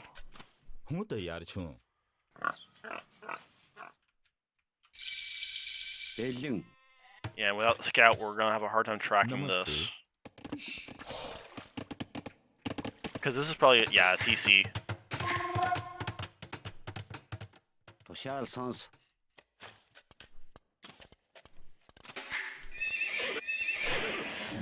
Now, fortunately, he didn't immediately go for Shravamshas or anything like that. Because he's going for TCs in different corners of the map, so he's super spread out.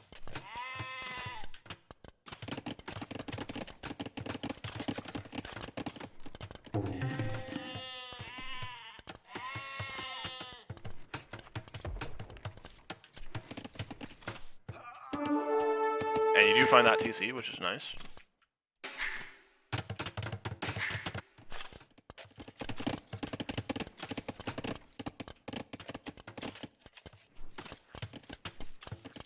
Amr Mindu. Zecher. Just gonna go to stone. Beijing. Gather up your archers, make them crossbow. Honestly, would like to see some siege, like a siege workshop as soon as we get up to Castle Age as well. Because the thing is that Shravamsha riders are not very good in Castle Age. They only have like 3 dodges, I think. Maybe a little, like, it's either 3 or 4 dodges. Timo. And then they start taking damage, and so if you have a massive crossbow, you still kill Shravamsha in Castle Age. Huh. Oh, villagers are running. And you do see this.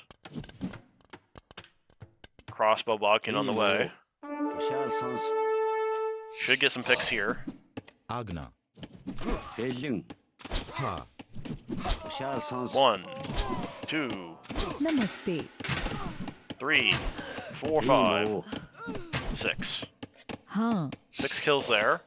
Very good. Ballistics. Well, University 4 ballistics. And we do have a siege workshop as well. Still no cav for this. Namaste. Going for a siege workshop. Unfortunately, we're attacking the farm and not the villagers building this, so we're not delaying this yet with the skirm. Beijing. Skirm are now delaying it, but it does go up. Toshal Sans. I would honestly just retreat my army from your army from here because it's defended. Focus on the push here. Get rid of all these buildings, make it so they can't really do anything.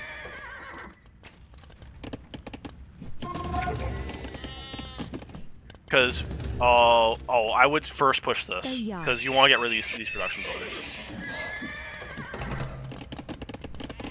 You also don't know about this, unfortunately.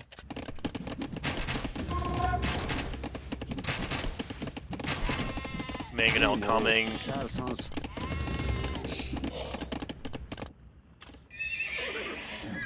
This should just be on auto scout.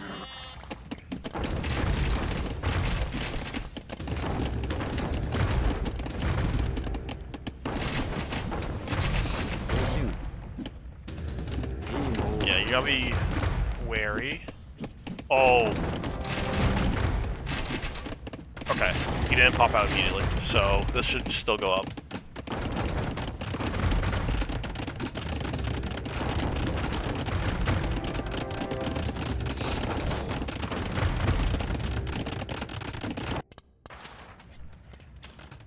Yeah, he's not producing for this TC at all. But we lost both our mangonels. Luckily this castle is too far along to be denied.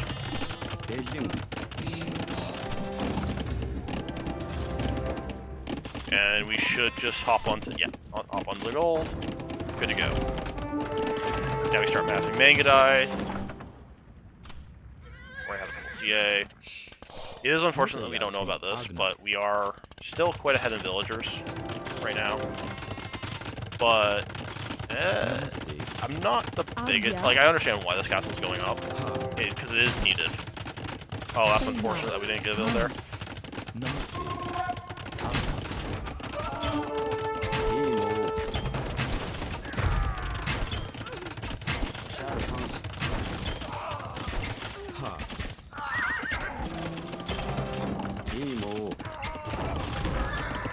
Lose all of our archers for a few more villagers, but as long as we get up to Imp quickly now, should be fine. But he is going to go for a siege push, so we do actually need Mangadai to defend.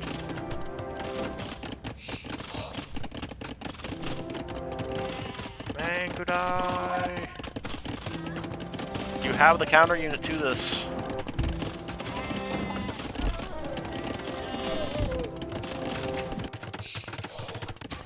It's a bit unfortunate we're not making Mangadai for this. Because Mangadai would be excellent, just to defend our own castle.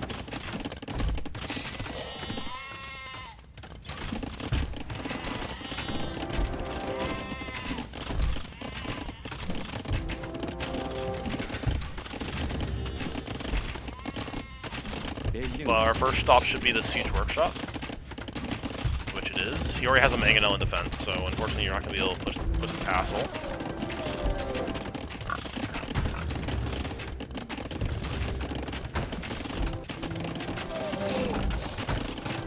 This one elephant has done so much damage. We could have made Mangadai and it would be dead. We do get the siege workshop, but he's just gonna build another one, and we're gonna lose both our rams. Oh no! Oh no! We lost this castle for nothing. That hurts so much. That hurts so much. We are going back to falling back to the CA.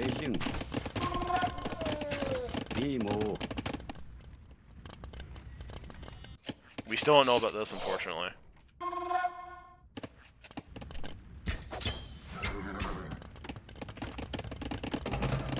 One for one, or nope? Maybe. Nope, we didn't. We weren't paying attention, unfortunately.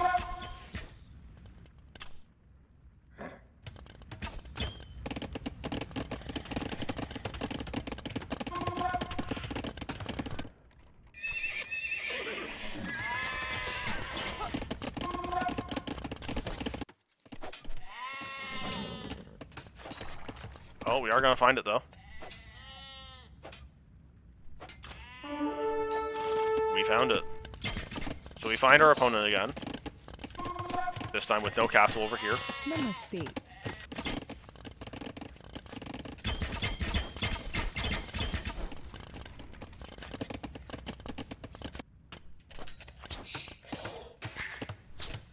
Probably going to change most of our attention over here now.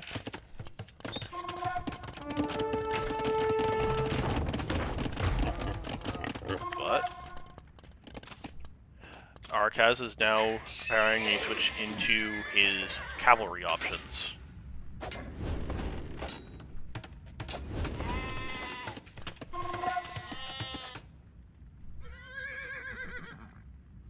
Say just hanging out.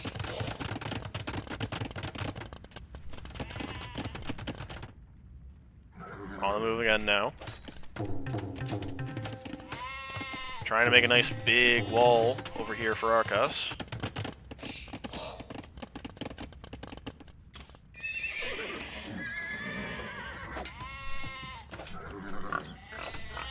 CA standing still again. Tayyar. Should get a Namaste. kill here with these ones. Does. And now we just park on the outside of these TCs.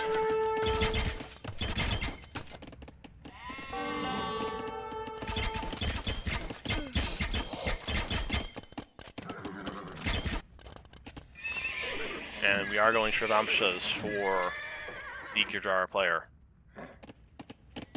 Again, Shravamshas aren't very strong in Castle Age.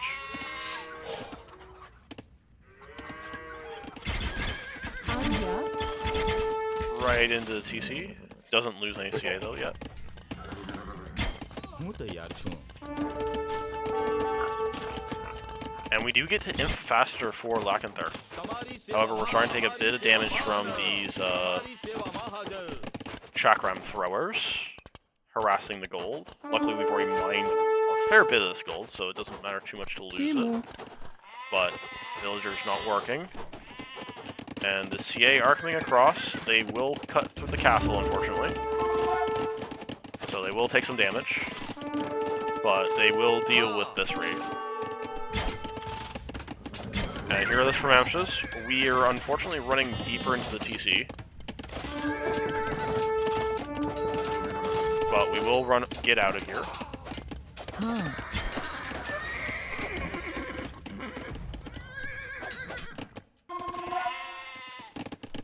Oh, and we lost a bunch of vills to the sorry, not vills, but a bunch of CA to the castle here when it retreated.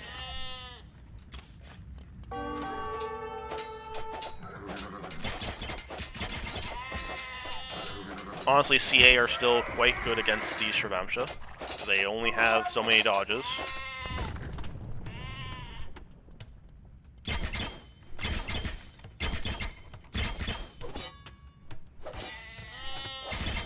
Yeah, unfortunately it doesn't say how many dodges it is. But they only have so many. Tayyar. We could be seeing Scorpions again with these siege workshops.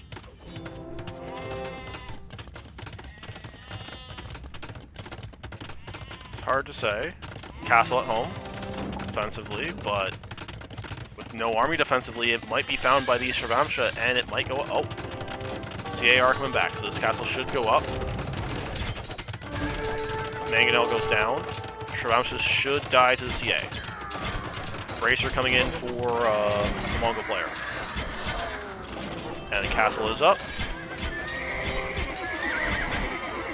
And the GG is called by Arkaz, as they are not yet imp and are lacking in army.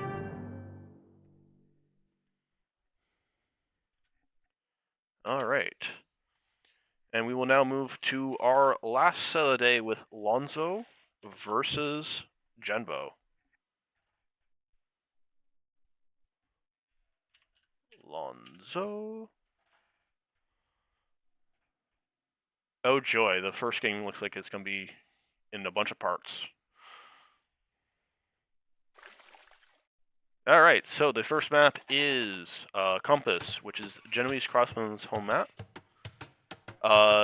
and he banned Mongols, Portuguese, and Mayans, whilst Lonzo banned Chinese, Vikings, and Wu.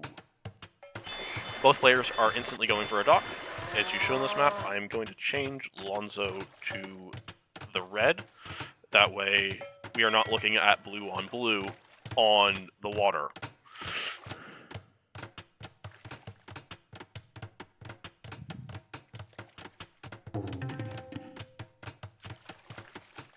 So, with Dravidians versus Italians, I expect there to be a fair bit of water play, as there normally is on this map. Also, normally you do what Genbo is doing right now, and TCing basically as soon as you get onto land. As, well, yes, this TC is safe from the water, and this one is not. This one will go up faster than this one. And being ahead in eco can make a large difference. It's one of the reasons why Chinese is probably the best map on the SIP on this map. Also, doing this isn't quite as effective as it was before the patch, because you can shoot this transport down with a dock, if you really wanted to. But yeah, gonna be a micro nerd and try to prevent the fish from working very well.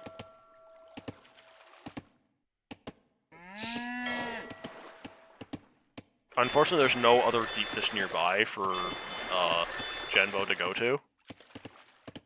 Otherwise, this would be much nicer, because normally you get something like this, where you have deep fish on either side of your dock, but Genbo, a little bit unfortunate with his placement, and does not have a deep fish on the other side of his. But, due to placing the TC earlier, is up by 2 vills.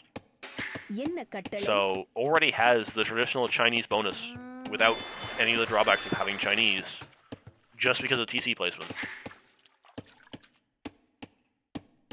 Goes to show you how important something as minor as that can be. Oh!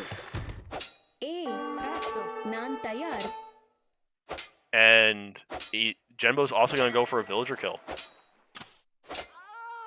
And gets it. Very solid.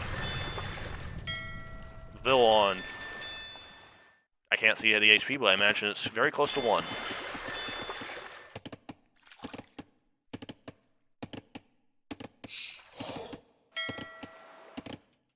Also, all relics are on these 2 islands. And yes, that villager only has 1 HP.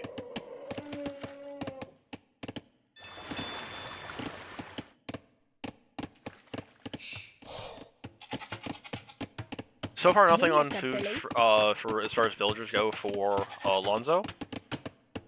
Normally, if you TC close to the water, you often, but not always, are on deer under your TC, or at least very close. For example, there is a deer right here for Genoese, if he wanted to take it. And he's actually going to shoot it now, so he is going to take it now. So that is the other benefit of TCing the shoreline. But this is the benefit of TCing it further in. It's easier to bring in these elephants. Now, the only one of the elephants is the southern one. The rest have either javelinas or boars. But extra food eco is extra food eco. And where are these villagers going? This is very interesting. Are we going to punch down the dock? We are. This is a very unique strategy.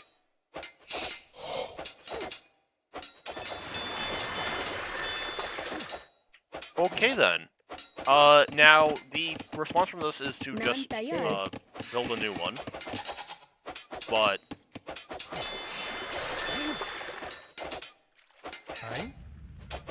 you kind of, but generally Crossbow's 3 villagers ahead. Like, remember that. He's 3 villagers ahead. So, really, this is only costing him 1 vil over what Red has working. So, gonna build a second dock, but that hurts his wood eco and his fishing eco. potentially.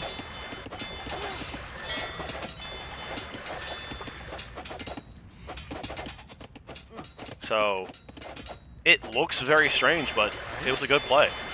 Because that's 150 wood down the drain. So, very interesting. Maybe not the best use of a villager lead, but certainly a use of it.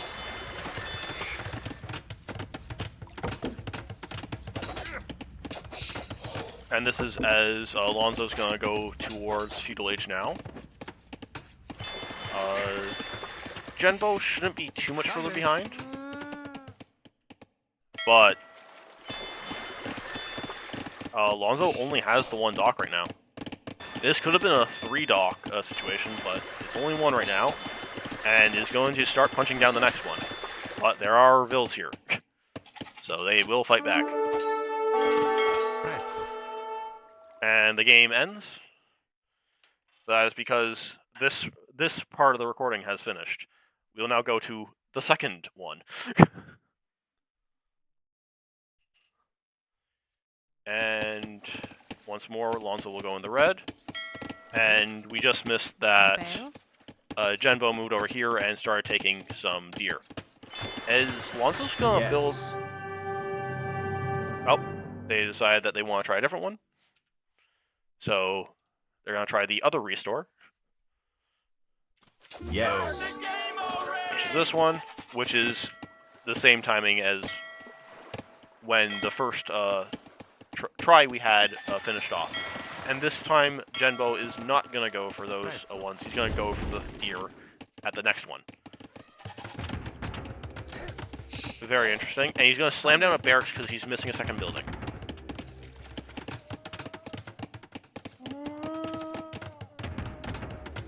Impero. Ein. Presto. Impero. Ein. Presto. Because he wants man-at-arm.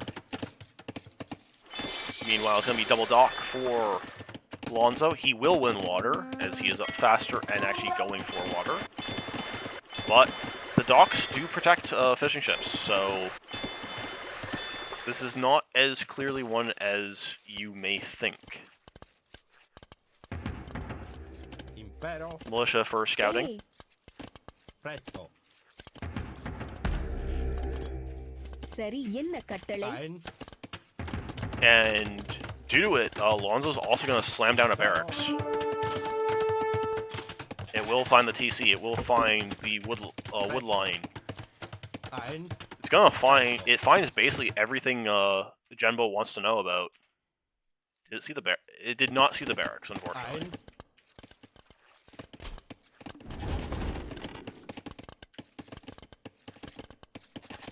But this could very easily be an archer or a scout play, with some water play as well. But this has probably limited the commitment to water from Alonso, as he now has to contend with the land pressure, and will build a tower, seeing the range go up.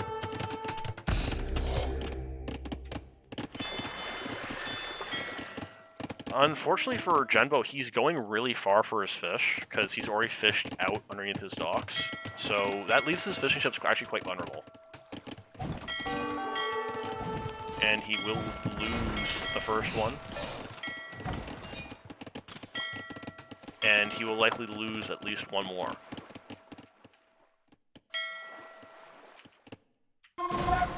And he does lose one more. Does he lose a second? He does. Loses 2 more fishing ships. Starts building archers. Archer range going down now. Galley being built to try to get back onto the water. Fletching is in for Genbo. Second archer range going down.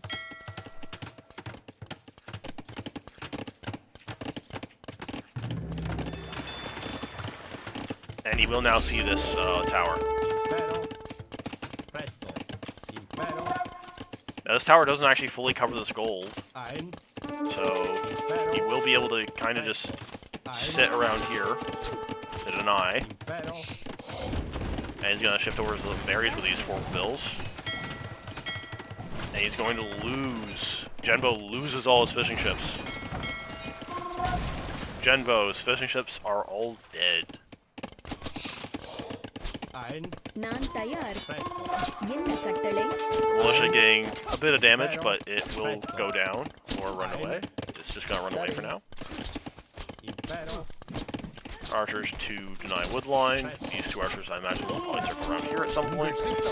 Ooh, that's good use for the militia, getting a bit of damage on these skirmishers. And we continue to bump archers for Genbo. Could stop here and delay this blacksmith. என்ன கட்டளை? Presto. சரி. என்ன கட்டளை? Got a bill kill over here. And the archers are putting a lot of pressure on this, and the fish is not very efficient for Lonzo. So it's it is bringing in some food, it is not bringing in a lot of food. And with no mill, he cannot build a market. உங்கள் சித்தம். நான் தயார் என்ன கட்டளை?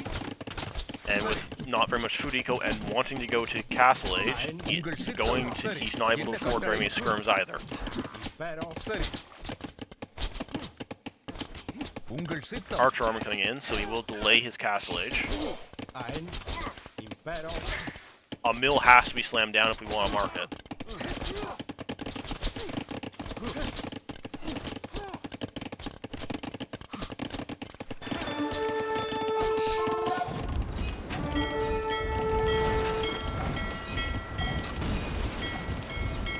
Fight being taken on water.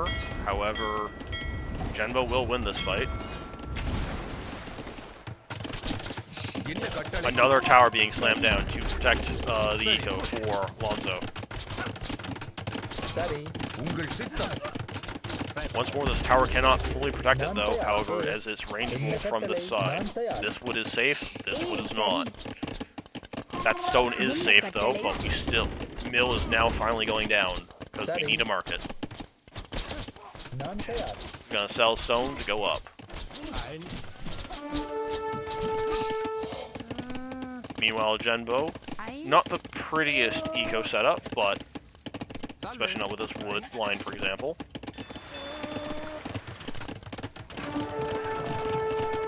But has put a lot of pressure on his opponent.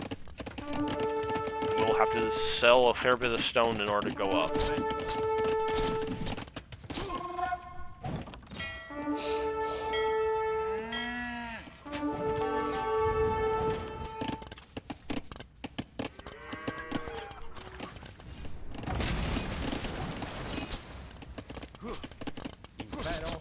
And through market manipulation, Lonzo is able to click up very shortly. Just needs 1 more food, and then we'll be able to go up. Ein.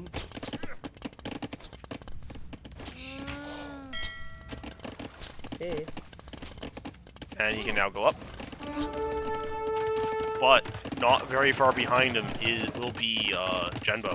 Just needs 40 more gold, 10 more gold, and up. Actually, no, because it's cheaper for Italians. He didn't quite need all that gold. என்ன கட்டளை?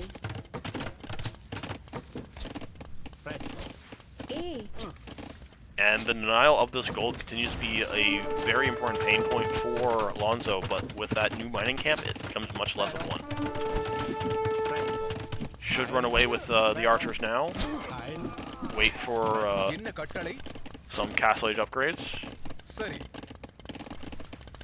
Impero. before trying to engage with them again.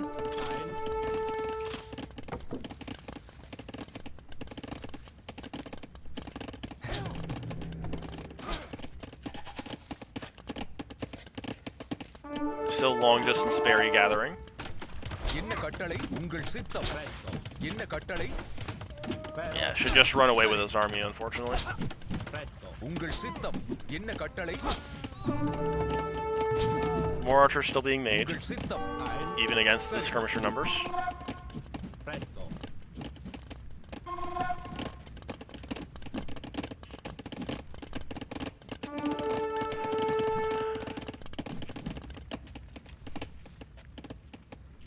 And while the eco numbers are even due to the fish is not efficient at all for Lonzo. And Lonzo will go for a second TC immediately, as well as upgrade warships. There hasn't been too much fighting on the water, for this map at least, and instant siege for Genbo. Gonna be getting a very quick Bodkin and Crossman to follow as well, looking to apply even more pressure.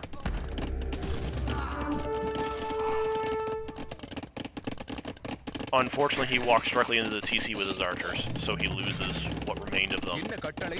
But he does learn about the location of that, and mangonels are now coming out.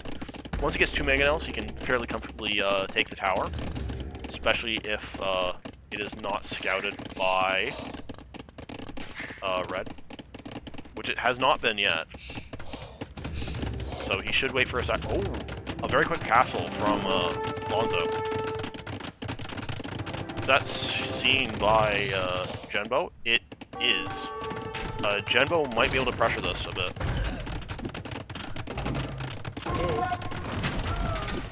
And yes, crossbow can kill feudal age archers, no issue. We'll need villagers in to repair the mangonel, but this castle could be denied.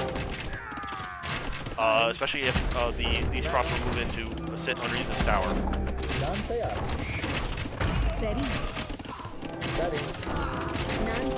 Also, just the amount of villagers being lost for this castle could make this not worth it for the Dravidian player.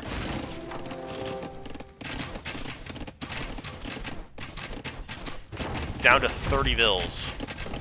We lost a lot of vills trying to get that castle up.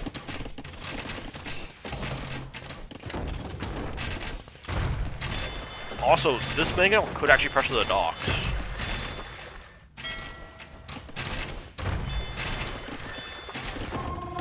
Rendering what little advantage Lonzo has gained from water more or less obsolete just through land pressure.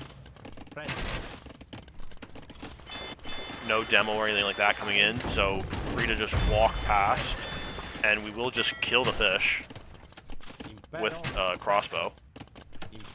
Kill one fish at least. Lonzo is attempting to wall off his map as much as he can.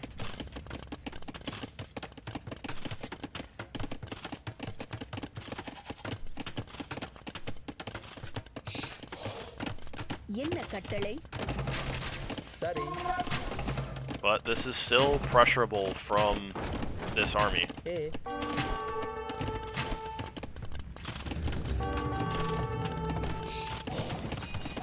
Second DC being added by Genbo is 13 villagers ahead.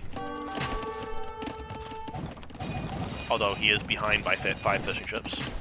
Siege now coming out for Lonzo to defend from any further siege from Genbo, as well as the small push that wrapped around.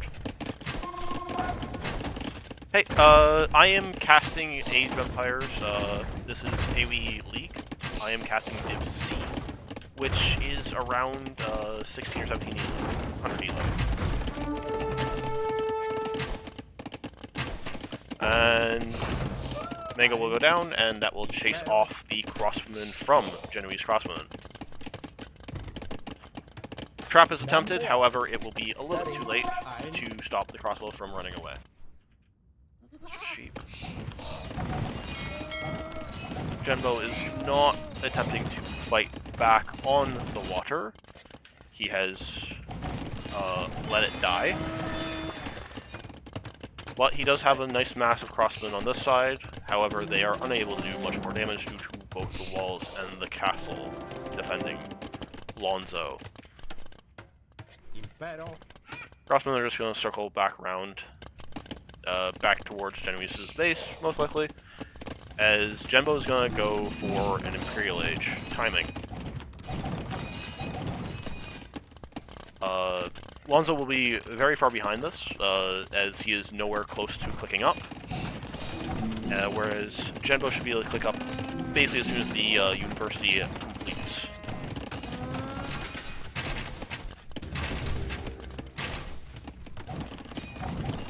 Imp is clicked.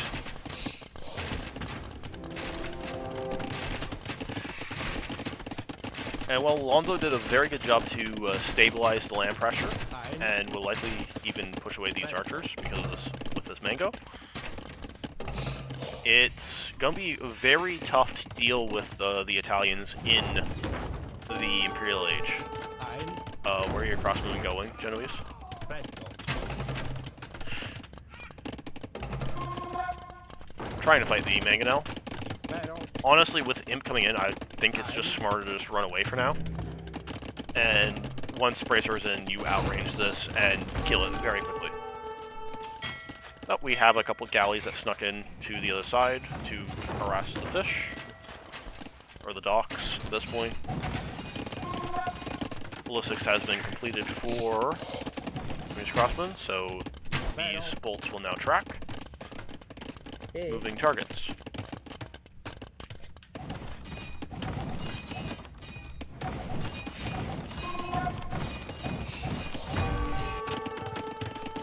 Third TC completes for Genbo.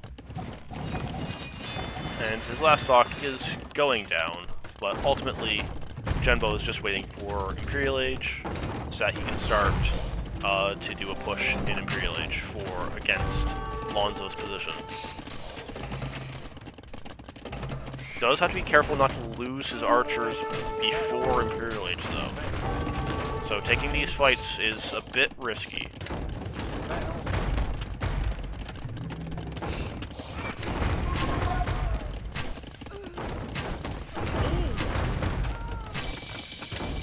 With Imperial Age in, Bracer Chemistry should be hit pretty quickly, but we don't have the food for Genbo to actually click those techs yet. We're gonna do some market manipulation, try to get them. And hopefully we can... There's Bracer. Chemistry is actually a bit more important right now, because we're trying to push against a castle, and we don't have a castle of our own. And there's Chemistry.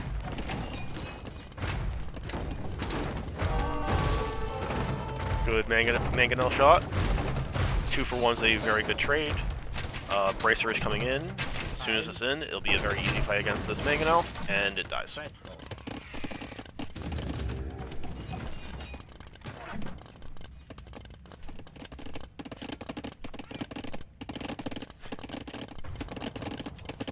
Good farming eco from Alonso. Much better than Genbo's, which is a bit lacking, but is slowly getting up to where it needs to be. And we're going to see another siege workshop from Genoese in preparation to push this castle with bombard cannons. No ballistics in for the Norwegian player, so the shots do not track, and these crossmen are able to just walk right on by. Skirmishers still only have the Fuel Age armor, so they are not very good against these crossmen with Bracer and Chemistry. And with Chemistry in, bomber cannons have begun production.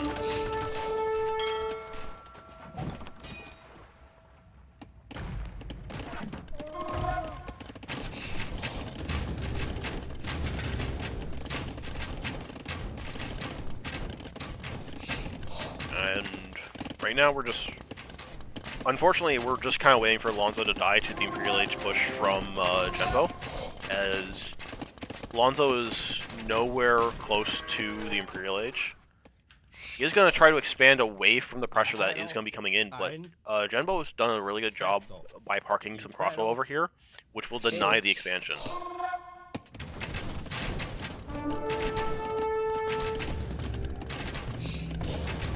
And with bomber cannons now out, the push on the castle commences. Presto. Oh, Genbo even notices that those were actually killing villagers now, and will now hunt down these villagers as well. So, this expansion is completely denied. Presto.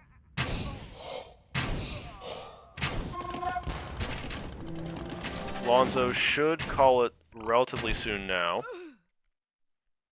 as these villagers will not get away.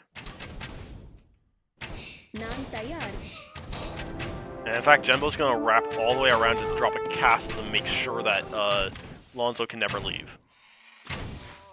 Sorry. Skirmishers are trying to take a fight against these crossbowmen, but unfortunately, with the age difference, it's very hard to take efficient fights. And this castle continues to be pushed by the bomber cannons. And more bomber cannons are coming out to continue this push. Impero. Those are just the hurtables still over there for red. All the villagers went down. And the GG is called. And now for the last game of the day. It is going to be Lonzo versus Genoese on Arabia, Ethiopians for Genoese Crossbowmen, Vietnamese for Lonzo. Lonzo will be back in the red, and Genbo will be back in the cyan, for consistency's sake.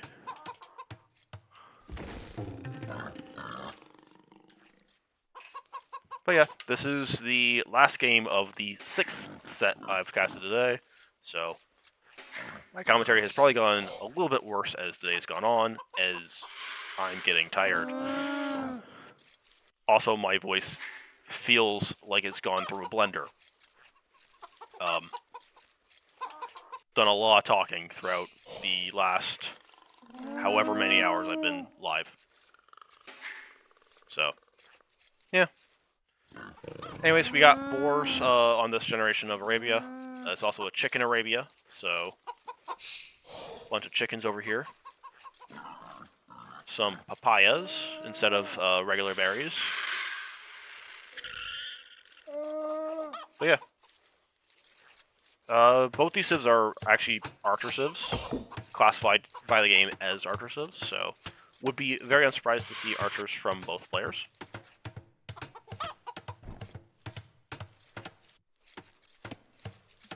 This is, of course, Alonso's home map, so he should be slightly favored here. Although, in this matchup, I would also say Vietnamese are better the later the game goes on. Ethiopians have the better timing attacks, so they have really good timing attacks to both archer and crossbowman due to the extra food and gold that they get on advancement to the next stage. Whereas Vietnamese, with the extra HP on their archers, as well as the Imperial Skirmisher, end up being better once you get to like the post-imp or very late game. But Ethiopians can definitely make a huge difference with their timings. I'm going to speed up a bit through Dark Age, as it has been a long day. And Genbo is going to go and take the chickens first instead of the papayas. Lonzo is just going to start off with the boars. Going to shoot at the scout from Genoese crossbowman, but not get any damage.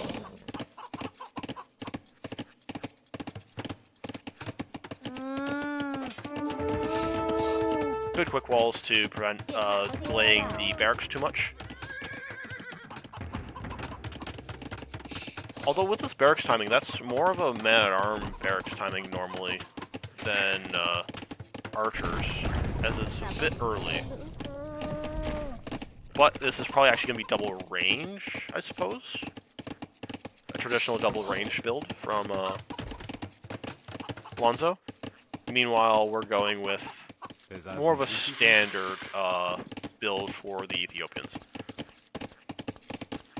And we are also gonna mill the 先 chickens. 留下来。 Oh, no, it is man-at-arms. Or at least one militia. 2 militia. This should be man-at-arms. Yep, that's 3.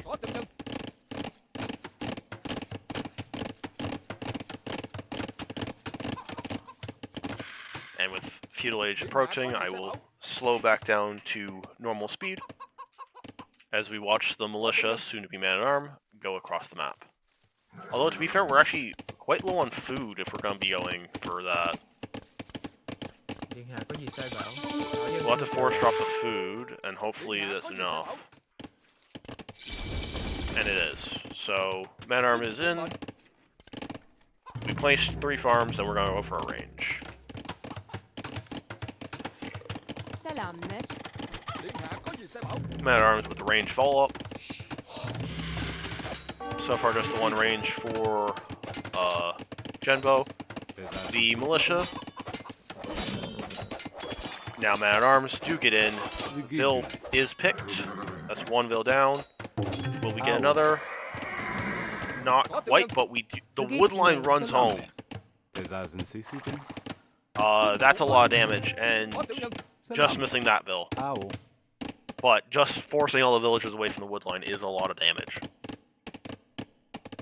We also forced those away from the papayas, which is also damaging to the eco. This is actually a really rough situation for Genbo now.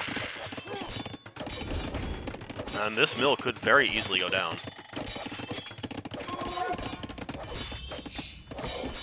The scramble onto gold here and the back wood line.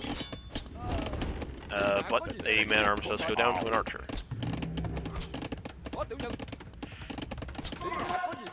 Back home, we have made an archer and a skirm. But they are not going forward quite yet.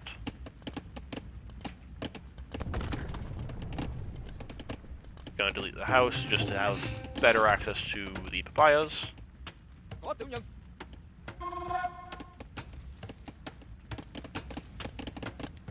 Selamlar. And we're gonna start sorting our eco out. So Lonzo should be ahead just because he hasn't had to do the same type of sorting of his eco that Genbo has done.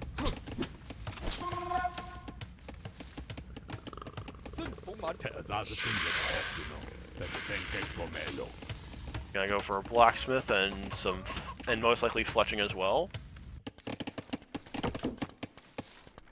Both a bit later to lumber to double bit than normal, but with the chaos at Genbo's base and the pressure with the man-at-arms, it's not unsurprising. It's good that both players remembered to get the tech in the first place. Gonna overload berries a little bit from Genbo, but we have fully chopped our stragglers, so it's gonna be a little bit more inconvenient to build our farms than it would otherwise. And fletching is coming in for both players now.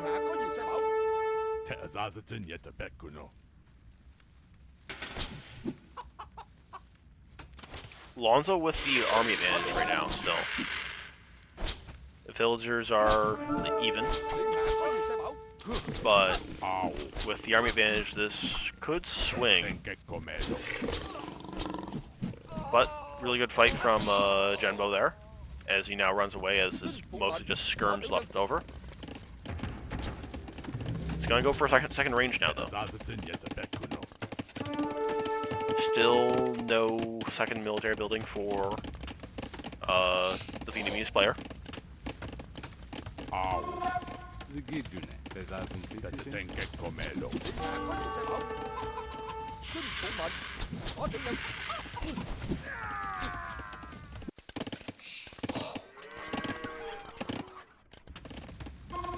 Selamlar.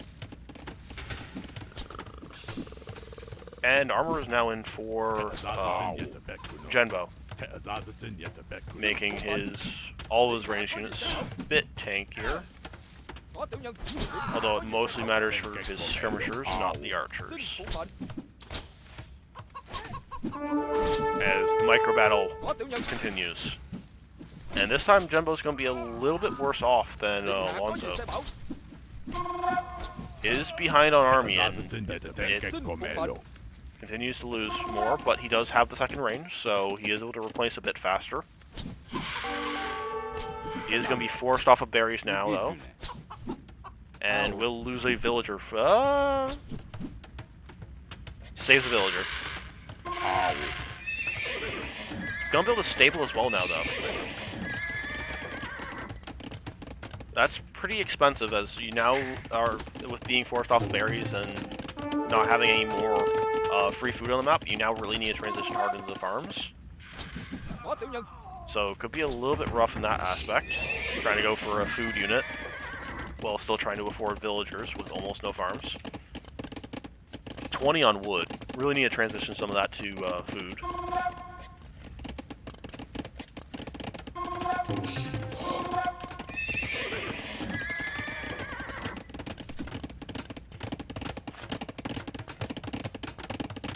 And we're gonna have another...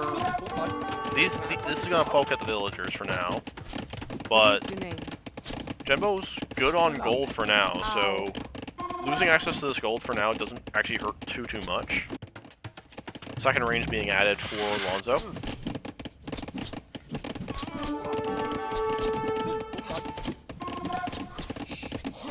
And Genbo's gonna circle around to try and take a good fight before Castle Age hits for Alonso, but the timing difference to the Castle Age is gonna be relatively large. In large part because Genbo did go for the stable and the scout, which did hurt his eco. Or rather, hurt his timing to the next stage. But he does get the clear up on this army.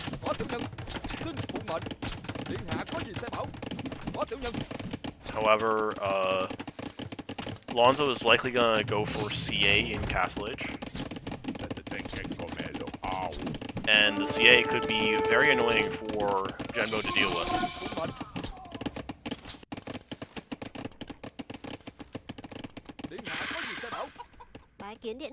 Two villagers. Might go for forward siege then as well. Oh, no. That needs to go, like, right over here. Like, that really needs to go forward, Alonso. Like, you're an age up. You have crossbow. Crossbow's gonna kill everything you've seen that your opponent can make right now. Because they don't have, they don't really have anything to deal with your crossbow right now. So this should have been way forward, like, all the way up here. You're gonna go for Siege Workshop like that, make it all the way forward.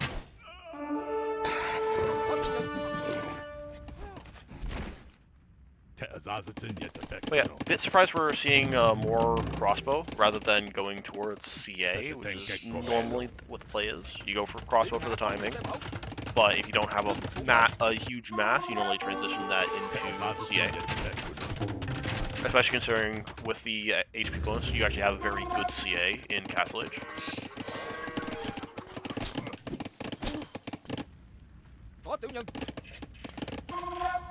But yeah, he's gonna make this Mangonel. And he's gonna want it forward, but it has to roll its way a long way forward. He also might send it backwards defensively. He's gonna send it back defensively. Just gonna get a bit of a boom and not gonna use the fast time in Castle Age for an attack. Just gonna go for eco instead. This is a nice nook for the crossbow for Alonso, though. Nice and cozy. Also denying this woodline. Gonna get a couple skirms and an archer in that Mangonel shot. And Genbo is finally up to the next stage.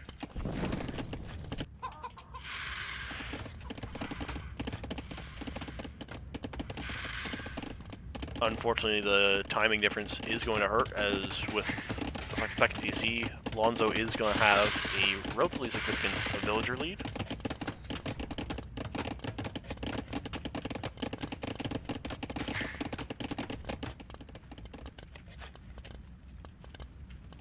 And I don't know what Genbo's gonna go for. Most likely, crossbow. As the Ethiopians have a very good crossbow that fire faster. But with the timing difference being what it is, it could be a very rough situation. Điện hạ có gì sai bảo? Lonzo's gonna shift over pretty heavily to stone.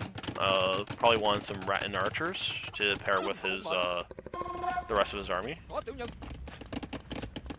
as that unit does very well against other archers due to its very high pierce armor.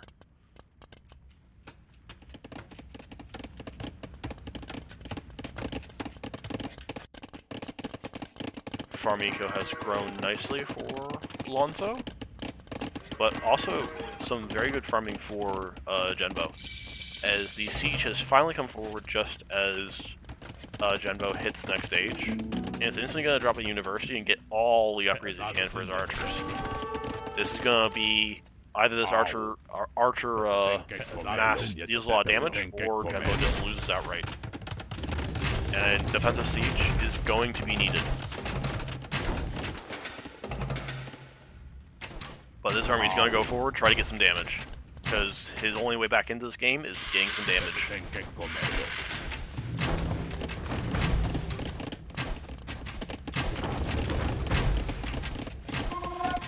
Unfortunately, because he had to drop the siege workshop, he's not unable to afford ballistics as well. So this will be an army without ballistics, even though he really wanted ballistics for this army.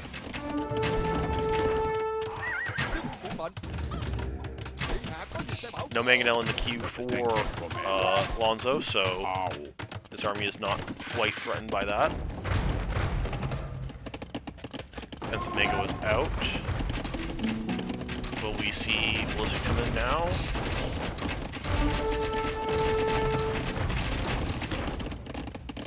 Good shot from Mango. Goes for 1 for 0. Ballistics now coming in for Genoese Crossbowmen. Probably going to try to break a different wall to have a better angle in, or just going to retreat. Is just going to retreat. Not the biggest fan of that when you're behind and you need damage. Because, quite honestly, there's a lot of vills that you could have gotten if you just snuck in. 2 for 0 for the Mangonel. That's really good for Genbo.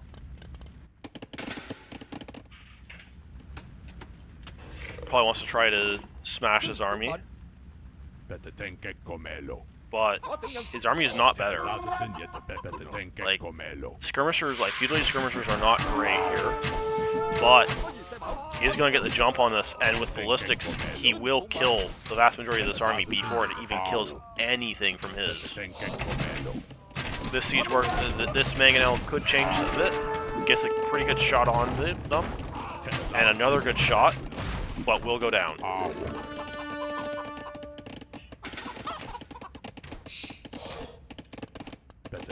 Pressure still on Genbo to actually deal some damage, as the eco is much larger for Lonzo.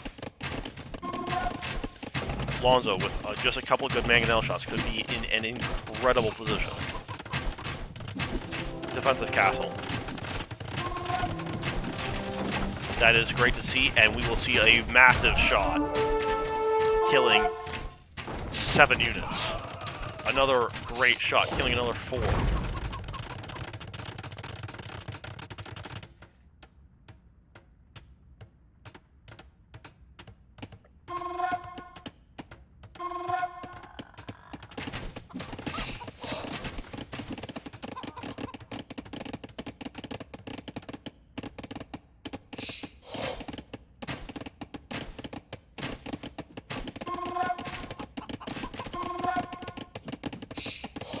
Ban the bot that showed up in my chat.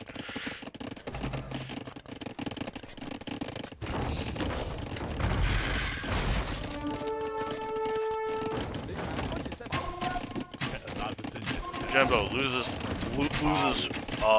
the Mangonel. manages to snipe the other one with his archers. However, Lonzo is up to the Imperial Age with 25 more villagers. And a castle making Rattans, and Rattans are very strong here with their already 5 pierce armor.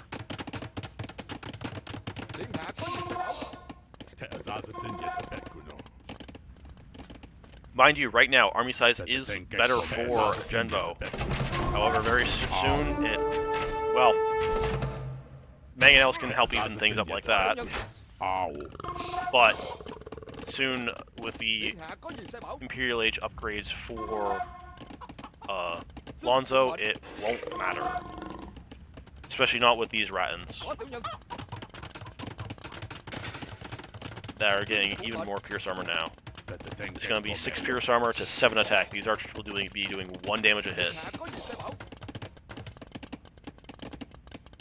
And all of a sudden, it won't really matter how many they have versus... it is going to matter if you take fights before you have your upgrades, though. So, not great. Lose a bunch of HP for free there. You don't want to be taking this before your armor's in. But with your armor in now, this is actually a pretty decent fight to take. You can actually take this fight, and that's a very nice shots from the Mangonels there.